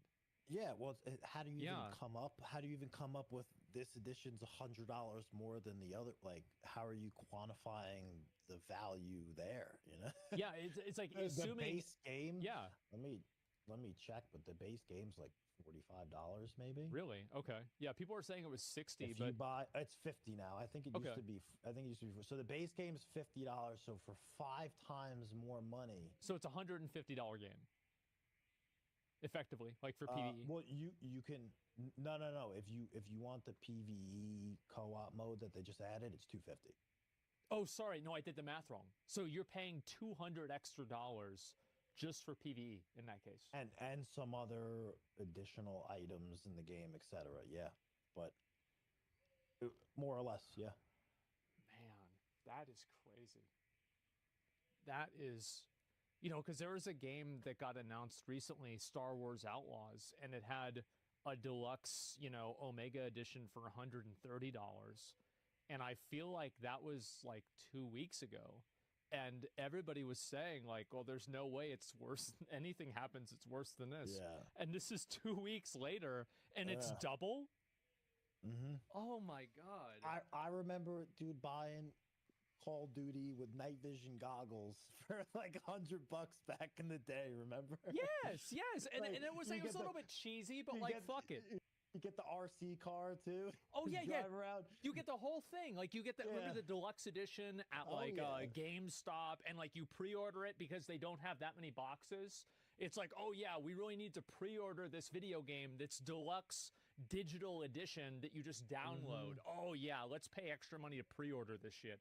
I dude, I don't know how it's happened. I have no clue. It's gotten crazy, and I get like the games have become so complex now. Like They are, the cost of making these games and like the resources and just the manpower you have to put in to make them is probably exponentially increased. It from, has. Back 10 years ago.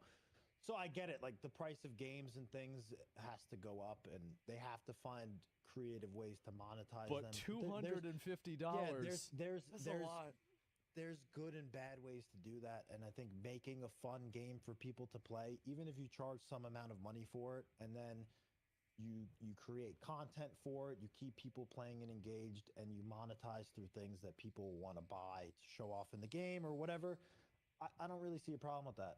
Well, they've got to make money somehow, right? Yeah, and I understand that. I try to be as fair as I can be. I mean, like, yes, we can sit here and act like boomers and be like, oh, back in my day, you used to buy the game and you could play it offline and everything. Like, yeah, for sure we can do that. But yeah, I understand that too. And I think that's reasonable. A $250 entry That's a lot fee. of fucking money. It's steep. That's man. more than Disney World. Yeah. You could charge a different price, or at least piece out the content. Maybe, like if you wanted this other PvE mode that they added, charge a price for it so someone can just buy that. There's better ways to do it. It's just a mess right now. Yeah, it's so weird because, like, I'm sure a lot of people would want to try the PvE mode if it was like a smaller fee. Do you think that the community would have responded more positively towards this if this game mode and everything was included in the Edge of Darkness edition? Do you think any of this would have even really happened? No. I mean, so that's really it. People would meme the $250 price tag, but I think a lot of people, they feel like, they've been jabbed because they were promised, it literally says all subsequent DLC, and then they come out with this extra thing that's not included, and their response to it isn't, oh yeah, we fucked up. It's right. No, this isn't DLC. Yeah, it's not DLC. And you see these other guys, you see they're fucking copying our shit. Can you believe that? Yeah. That's what I think that's really like what set people off. Right. Like having like maybe some pay to win shit in the game is, people would be mad about it, but I don't think there would have been this type of outrage. It's like the insult to the intelligence of the customer. Yeah, and it's as just if like, we don't know what DLC is. Yeah, and it's like, hey man, I bought you got people that 7 years ago dropped $150 and they're like, dude, I supported you when this game was like bare bones, nothing, and I've been with you all the way on this, and then you're trying to milk me for more money. Yeah, exactly. I mean, like, shit, $150 7 years ago might almost be $250 now. Shit. So it's like now they're paying $500. Probably do something with the way things are going now. It's nuts, man. And like, I'm always amazed whenever I see a company do something like this, because it just seems like it's such an obvious, ridiculous decision to make. It's like, how do you do something like this and think that there won't be a huge backlash? And I think especially like, if any community can like effectively protest this, I think it could maybe be Escape from Tarkov, because of how like dedicated the fan base is. It's like if they put something like this into Candy Crush, there's no way you're going to be able to do anything about it. I mean, it's not even. I mean, what is the Candy Crush community? I have no idea. Yeah, it's the people that stay home all day. Yeah. And I mean, all the stay-at-home moms, the big streamers on the game, like everyone's like, nah, I'm not buying this shit. Fuck that. Like, so like nobody, and like, so is that really the case where like nobody's even really paying attention to this or like playing it at all? I mean, we're people are playing it. Like, again, like, I don't want to stop playing the game because it's like, weird, right? Yeah, because I like the game. I have fun with it. It's like there's not a replacement for it yet.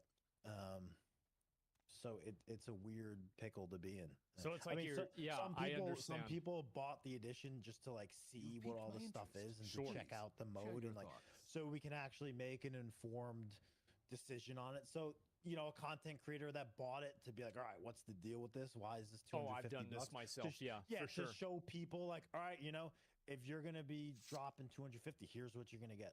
I think that's very fair. I mean, I wouldn't get mad at anyone for doing that. Yeah, like there's a real thing, but we've seen it all now. I'm not buying it. Fuck no. I'm not. That's doing it. You're done. Yeah, but you don't want to quit the game because you love the game. No, it's got a unique type of gameplay, but it's like this is just some really rat shit. Like, if I continue to play the game, that's one thing, but I won't be supporting this type of practice of monetization. What do you think players should do? Like, do you think that they should stop playing if they believe it? Is it like a decision that you think that, it's like everybody makes their own decision? So or the weird thing is, with that? if you play the game, you've already bought it. You know, like that's a good point. Yeah. They've already got your money, so Yeah. like, playing it more, is it wrong to do? Like probably not, but like maybe Fair. don't buy into the new stuff that they add, because like, you've already paid for it. Like, you know, why just throw it away and waste your money at that point? Very fair. I think that's a really good You know? take. If anything, if you wanted, you're just running up their server costs, maybe. Yeah. So You it's like, know? now you have to keep playing it, right? Yeah, To punish them. Leave it open 24/7. Right, yeah, stay on the server. And I feel like a lot of this is like, a lot of it is like pretty shady, but the changing the dialogue for the pre-order upgrade and not even saying that you're updating it, I think that's on another level, man. Like that's something that I think they should at least take some accountability for, and at least like just be like, yeah, we did this, we're sorry, or something like that. Yeah, and again, it's tough to say who did. I don't know who runs the website, or you know, who does that, or if this was like everyone sat down at a table somewhere and they're like, all right, how are we gonna get out of this? We're gonna go in and change the definitions of these things retroactively. So I don't want to make any like hard statements about that, but when I saw it, I was like, hold on, man, what just happened? Like what's going on? Why are we changing this stuff? Yeah, and I think especially whenever it's being changed in a way that's like very non-advantageous to the customer, I feel like that's what really gets people's alarm bells ringing. Yeah. You know, I think that's pretty fair, especially, you know, like the price of gaming is going up so much. I mean, I feel like $250, I would say it's a new low, but it's actually a new high. Yeah, right? Yeah. I mean, I can't really think of just buying an edition of a game that's that much money. I mean, you can drop, you know, thousands on in-game purchases. Bullshit mobile games, yeah, sure. Yeah, but I mean, this is uncharted territory almost. Well, what do you hope they do? The developers. When I did like a short stream in the morning, sure, when this dropped, and when I ended off, I said, you know, I hope they go, you know, they take a moment here and they step back and they say, hey, everyone's mad at us. What are we gonna do about this? How can we, you know, make this right with the player base? And I was hoping that they would just, you know, come back with some statement and or at least, like we said before, say, hey, we hear you. We're gonna take some time and look into this. Like, please be patient. We hear you though. And they like, I ended my stream. I went to go work out, and I was on Twitter, and I was seeing them just post the thing about Arena Breakout and everything. I'm like, holy shit! I ain't go live again. They're going in on it. I was like, I did not expect that. I thought, you know, if there was something that would make them take a step back and analyze, like, all right, we fucked up. Like, people are mad. You know, like, where did we go wrong? It's just completely toned up. Maybe they're doing that right now. I certainly hope so. Well, I'm sure they are, realistically. Yeah, but right now it's crazy. I mean, people are pissed. What a circus! Yeah, people are telling me the conversion rates. They're saying it's $350 in Canadian dollars. Oh, I mean, yeah, $329 in euros. It's $250 USD. I mean, right. if you're in like Australia, what is that in? Nearly 400 kangaroo dollars. Somebody says in my chat. Oh my fucking god! Well, let me see. 383 Australian dollars. Let me see. 250 USD is 383.26. Oh my god! 383 Australian dollars. Oh my god, that is crazy. Someone just said it's what, 430 Australian after tax. Oh. 430 after tax. Bro, like, I bought a car for like $500 before. Like, we're getting dangerously close to a video game being the price of a car. This is this is a real situation. You wouldn't download a car, would you? I mean, shit. This is crazy. Now you can, I guess. Yeah, now you can. Give it a couple more years and you'll be able to download a car. Oh yeah. Oh my God. Well, I mean, shit, man. I do hope that they fix it. I really do. And I want to say thanks a lot for coming on. And, you know, like, I think you represent the community so well. Like, you're probably, especially in terms of all of the controversies and things that I've seen, I think that you have, like, really good takes on this, and you're very measured. And I appreciate that a lot. I respect that. I respect you as well, man. Big fan, by the way. Hey, man, I appreciate it. I always like hearing your takes on stuff. So, you know, it's an unfortunate thing to happen, but, you know, maybe if this is getting so much attention, companies see this and they're like, all right, hold on, we don't want to pull one of these. Let's, you know, if we're thinking about getting crazy with some of the purchases. Yeah, it sets an example. You know, let's stand back and go, all right, we don't want this to blow up, and we don't want to be on Forbes and articles about this. Like, let's think about this for a moment. Yeah, I saw one of those went out about the Escape from Tarkov pretty recently. I'm pretty sure. Yeah. Yeah, there's something on Forbes and PC Gamer, and yeah, it's going all over. What a disaster, man. Yeah. Well, I do really appreciate you coming on and talking about it. I'll probably, you know, wrap everything up with my chat, and then, you know, probably follow up with this tomorrow. See where things go. Hopefully, hopefully better, right? I hope so, but only time will tell. Absolutely, man. Well, anyway, it was really good meeting you and talking with you. And thanks a lot. A pleasure, man. Thank you as well. See you later, man. Peace. Take it easy. What a good dude. Yeah, I really like him. He's great.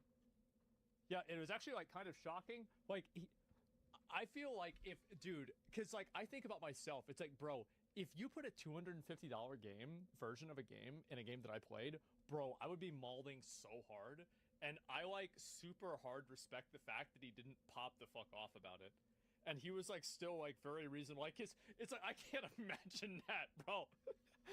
I would be exploding. It's like y'all remember y'all saw the Salt, and that was over a $25 mount.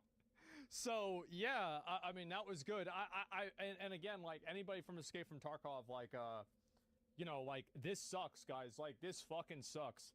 And I hope this, you know, I hope that there's a resolution for this, because this is totally fucking unfair. It's ridiculous. They scammed you, in my opinion.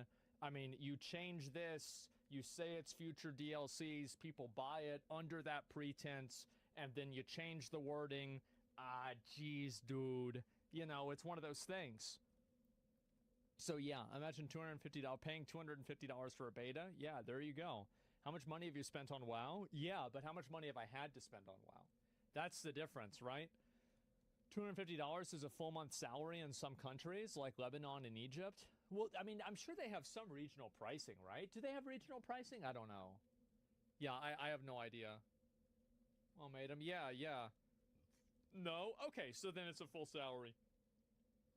Wow, okay. They don't? It's gonna be funny reading all the people defending the scam in the YouTube comments. I feel like this is so bad. You can't, because it's like they change this. I mean, this is they change the words. I mean, how can you possibly say this isn't a problem? Like, that is crazy to me, man.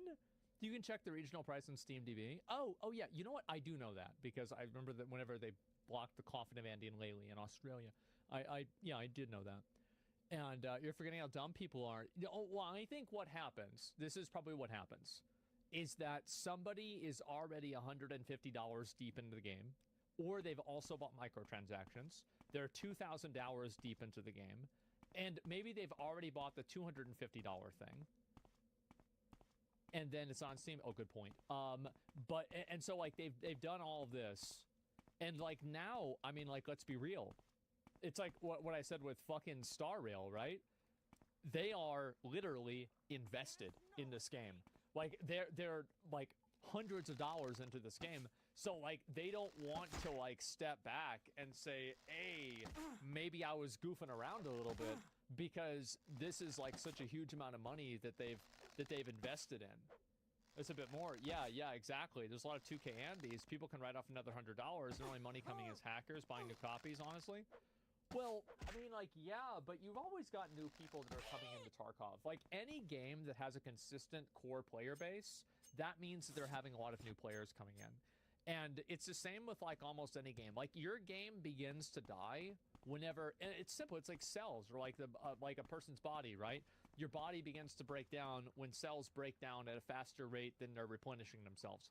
Very, very simple. Such a simple concept.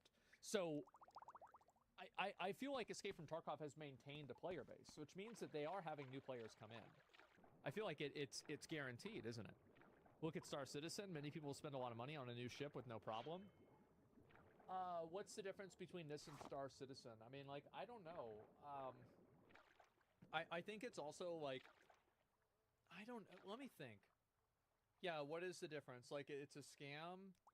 It's a physician. Escape from Tarkov has gameplay, funding a tech demo, longevity. Yeah, I really don't know. And also, like, a lot of people have criticized Star Citizen, right? I mean, like, Scam Citizen is pretty popular thing to say. So I can't really go and act like this is some sort of like unique thing that Escape from Tarkov is dealing with. I feel like a lot of companies that do something like this are, you know, are getting shit on, basically. So yeah, that's at least like that's what I think about it. Star Citizen didn't promise all the shit for free and then charge them for it. Yeah, I think that actually might be the big difference. I would say myself. But yeah, I do really hope that the players can get at least some degree of oh, I don't know what the word is for it. Like I think retribution is a little bit too much, right? Restitution.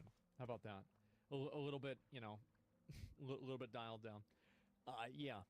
Do you think a submodel for a newer game would work like it did for WoW? It's really hard to say. Yeah, with the account bundles, there's a ban wave. The devs launch a bundle discount, which is clearly bought by cheaters, so it's like an international money glitch with cheaters. Maybe that's the case. I don't know how valid something like that would be, but I could see why people would believe it for sure. I mean, that it's crazy. I hope that they can effectively boycott this and actually create a change. Because I feel like a lot of times this happens and then no real change happens, lies, bits into place, and like people just end up coming back to it and letting it happen. And I do really hope that people can actually push back against this. They've always done a ban wave, then instantly do a mass sale every time. Super annoying. That is kind of funny. Yeah, it's like how you know what you're doing. It's a massive fuck you to the player base who are passionate for the game. I feel like, and like maybe this is just stupid because like I don't really know a lot about the game, but this is the way it feels. It feels like Escape from Tarkov is the path of exile of FPS games.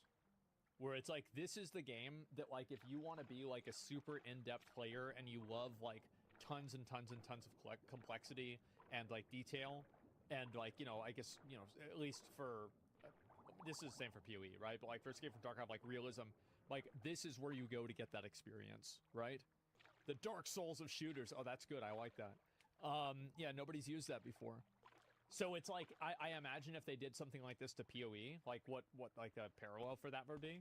I mean, like the PoE Reddit goes on fire, you know, if the servers are down for 5 hours on the server, on the new league, right?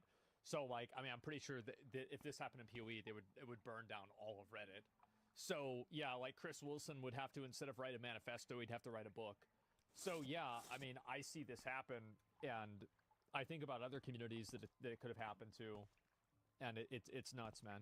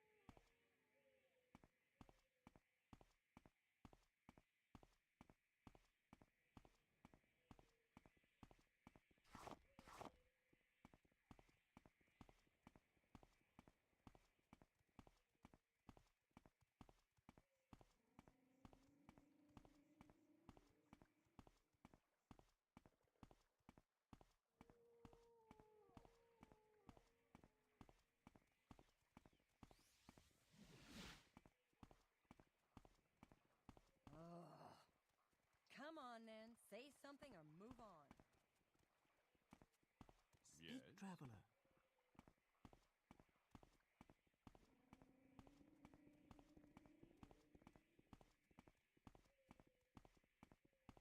Those are some serious wounds.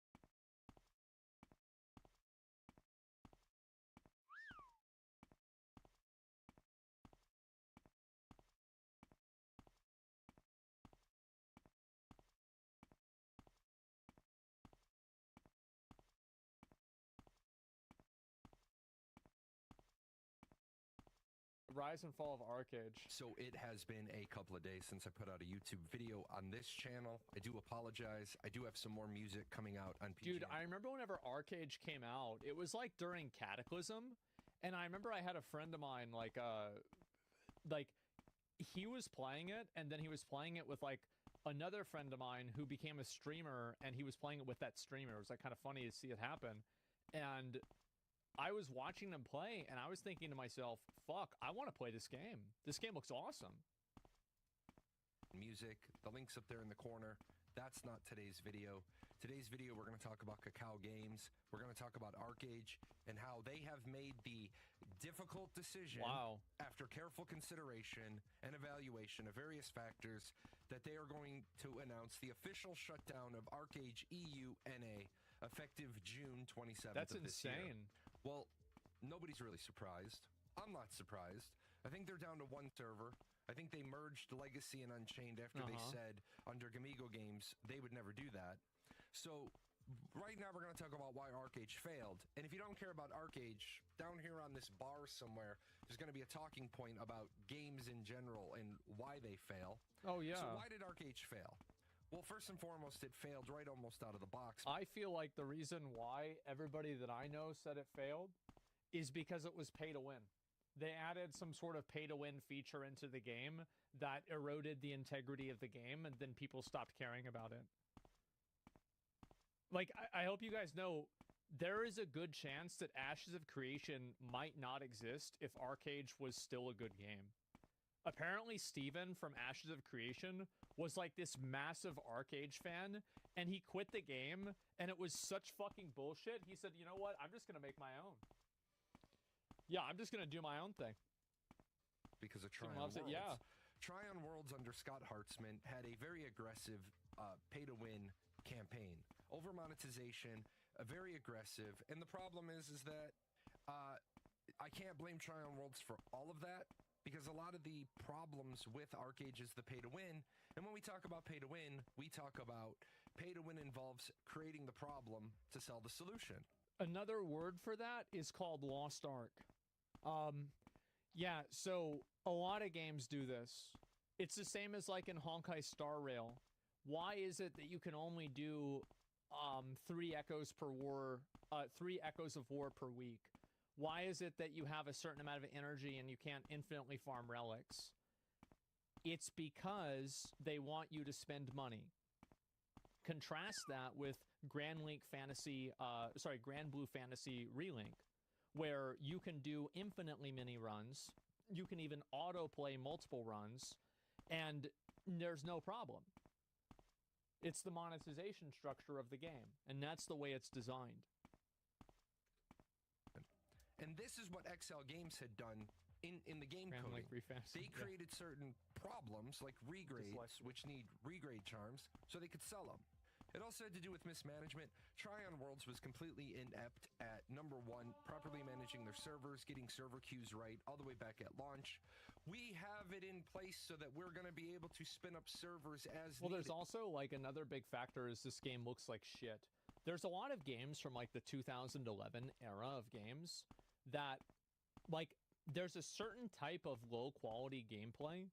Like, I feel, and this might sound crazy, but I feel like Super Nintendo graphics aged really well. Nintendo 64 graphics did not age really well. GameCube graphics aged pretty well. Wii graphics didn't age very well. And it feels like almost every other generation ages well or doesn't age well. And I feel like Arcade was part of that brand of games that did not age well. PS1 did neither. Okay, Yeah, it's the triangle why, shit. If you had 4 days of early access, didn't you know how many people were trying to play? Why did you have queues of 13,000 people? You know, there's just mismanagement over and over and over again. And then, of course, greed. For those of you that aren't familiar with what was going on with Tryon... Well, there's also the factor that this looks like dog shit, and it looks awful, and the gameplay looks terrible, and there's no reason why anybody would play this instead of just playing another MMO, right? Like, why would you pick this game up instead of WoW? Why would you pick this game up instead of RuneScape? Why would you pick this game up instead of Final Fantasy XIV? Or Lost Ark, or New World even, right? At the time, but at the time, it was amazing. Had acquired all of Gazillion's or BDO assets because this is their slide. Tryon had this idea that they were going to be the next Steam, but they were going to be Steam but better.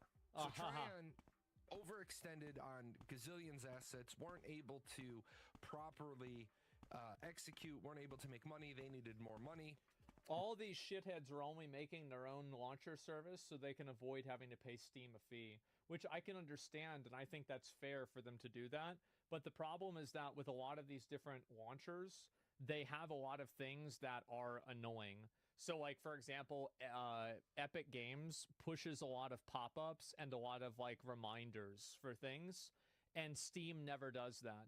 So the problem with, like, these things is that it's a business product that's being created in service of the business rather than the customer. And that's why it's dying. You can never make a business product that's not in service of the customer and have it not die. Too many Steam sales pop up every time I open it. No, you don't understand. I get what you're saying, but I'm talking about additional pop-ups like you guys don't get pop-ups from Epic Games Launcher if you have it? Like right about here where it's like telling you to buy a new game? Because I get that all the time. I do? Yeah, that's what I'm talking about, right? Or like, remember whenever that one girl was like doing a deathless run or a no-hit run from Dark Souls, I think it was Dark Souls 3, and she got a mandatory pop-up from Battle.net telling her to buy Diablo 4? Steam, I don't think has ever done that to me. And maybe it happened one time in 2013 and I forgot it. Rift and Arcade were really their only two products. Trove hadn't grown at the time, so they were looking for money. Then it goes over to Gamigo Games. Arcade gets sent to Gamigo to distribute as an acquisition of assets. And unfortunately for Gamigo Games, they hired Crolin, who is the other half of this problem. Gamigo Games had pay to win. They had pay to win issues. They tried to launch Arcade Unchained, which wasn't going to have pay to win. They said if you buy Arcade Unchained, you're never going to have to buy the expansions. You're never going to have to buy... Well, but they said they weren't going to have pay to win, but if I remember right, they did. That's true, right? By the DLC. Lo and behold, 9 months later, they'd broken that agreement. Crolin told us all these things about how Unchained was a new product in partnership with Gamigo Games, with XL Games. That was all false. They didn't understand what the bugs were. They didn't understand things that were missing. Crolin did a live stream just before the launch of Unchained, lied to the consumer base, dismissed consumer concerns, and then basically he ended up now over at Amazon Game Studios. He's got...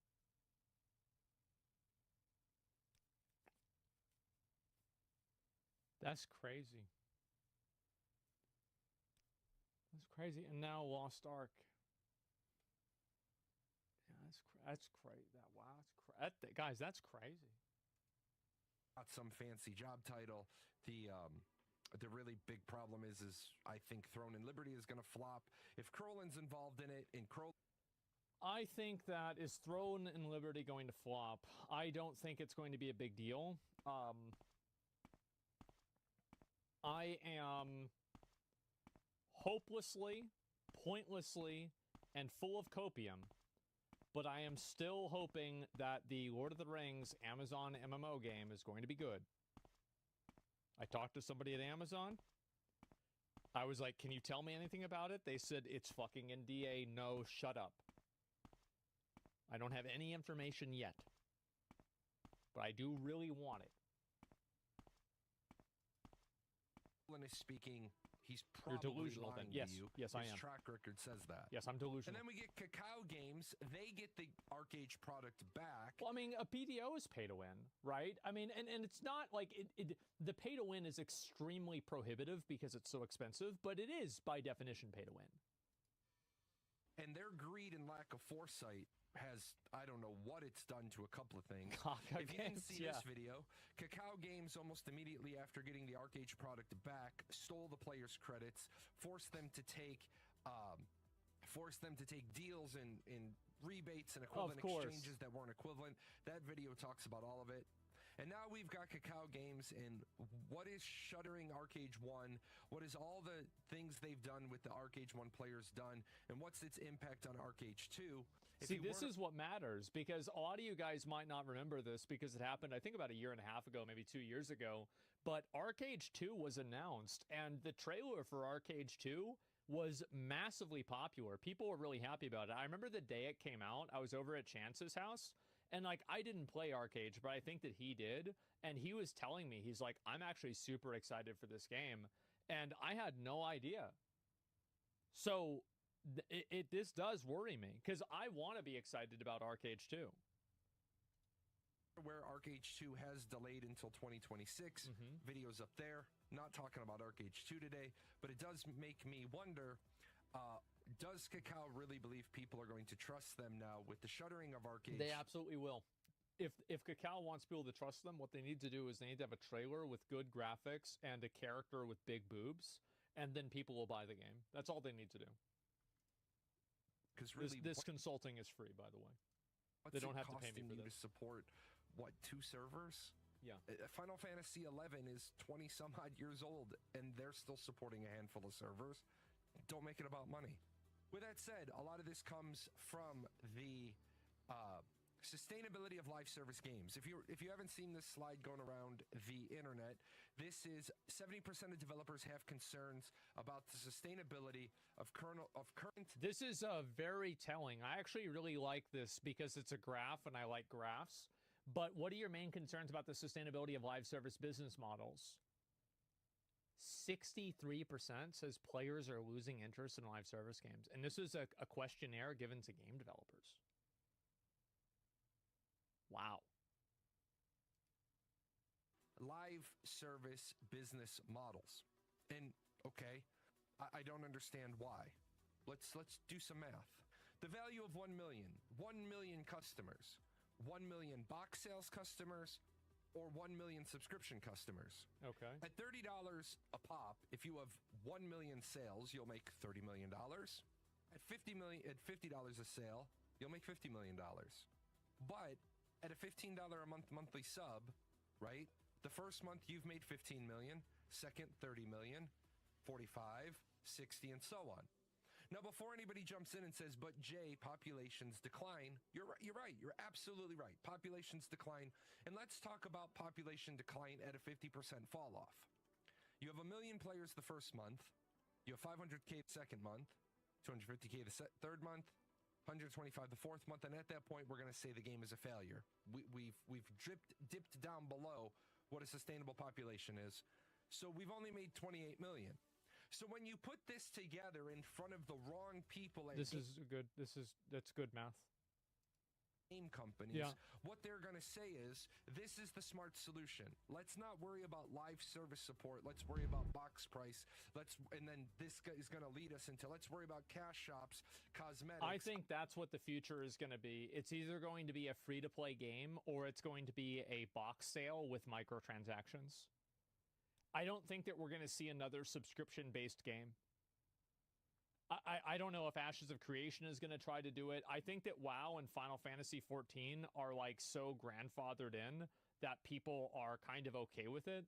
But asking people, especially nowadays in the age of subscriptions, asking people to take on another monthly payment, I think that's a really, really big ask. And I feel like it's such a barrier to entry that I don't think it's reasonable at this point.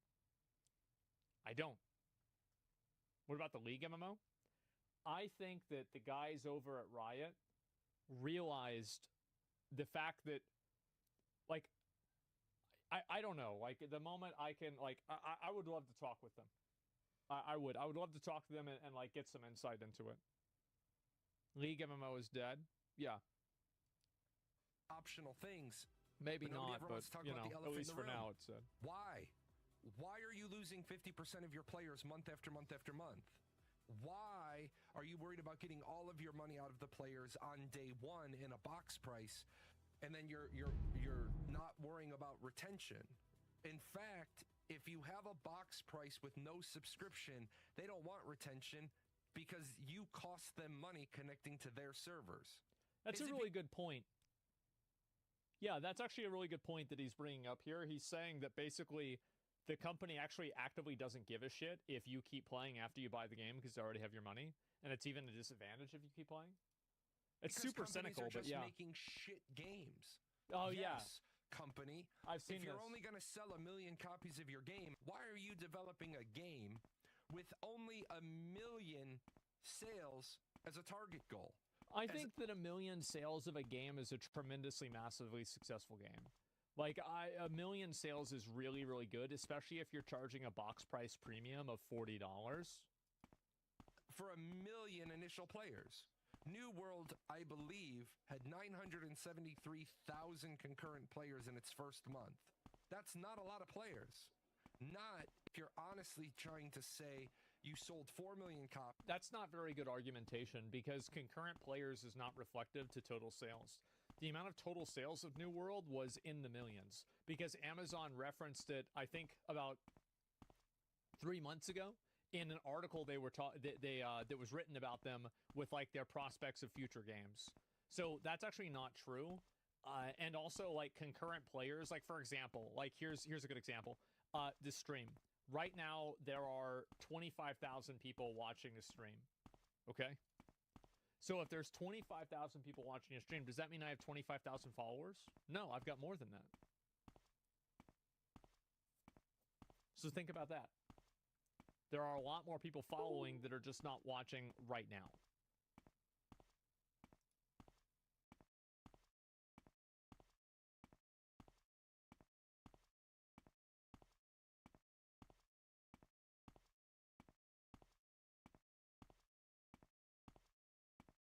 You're back.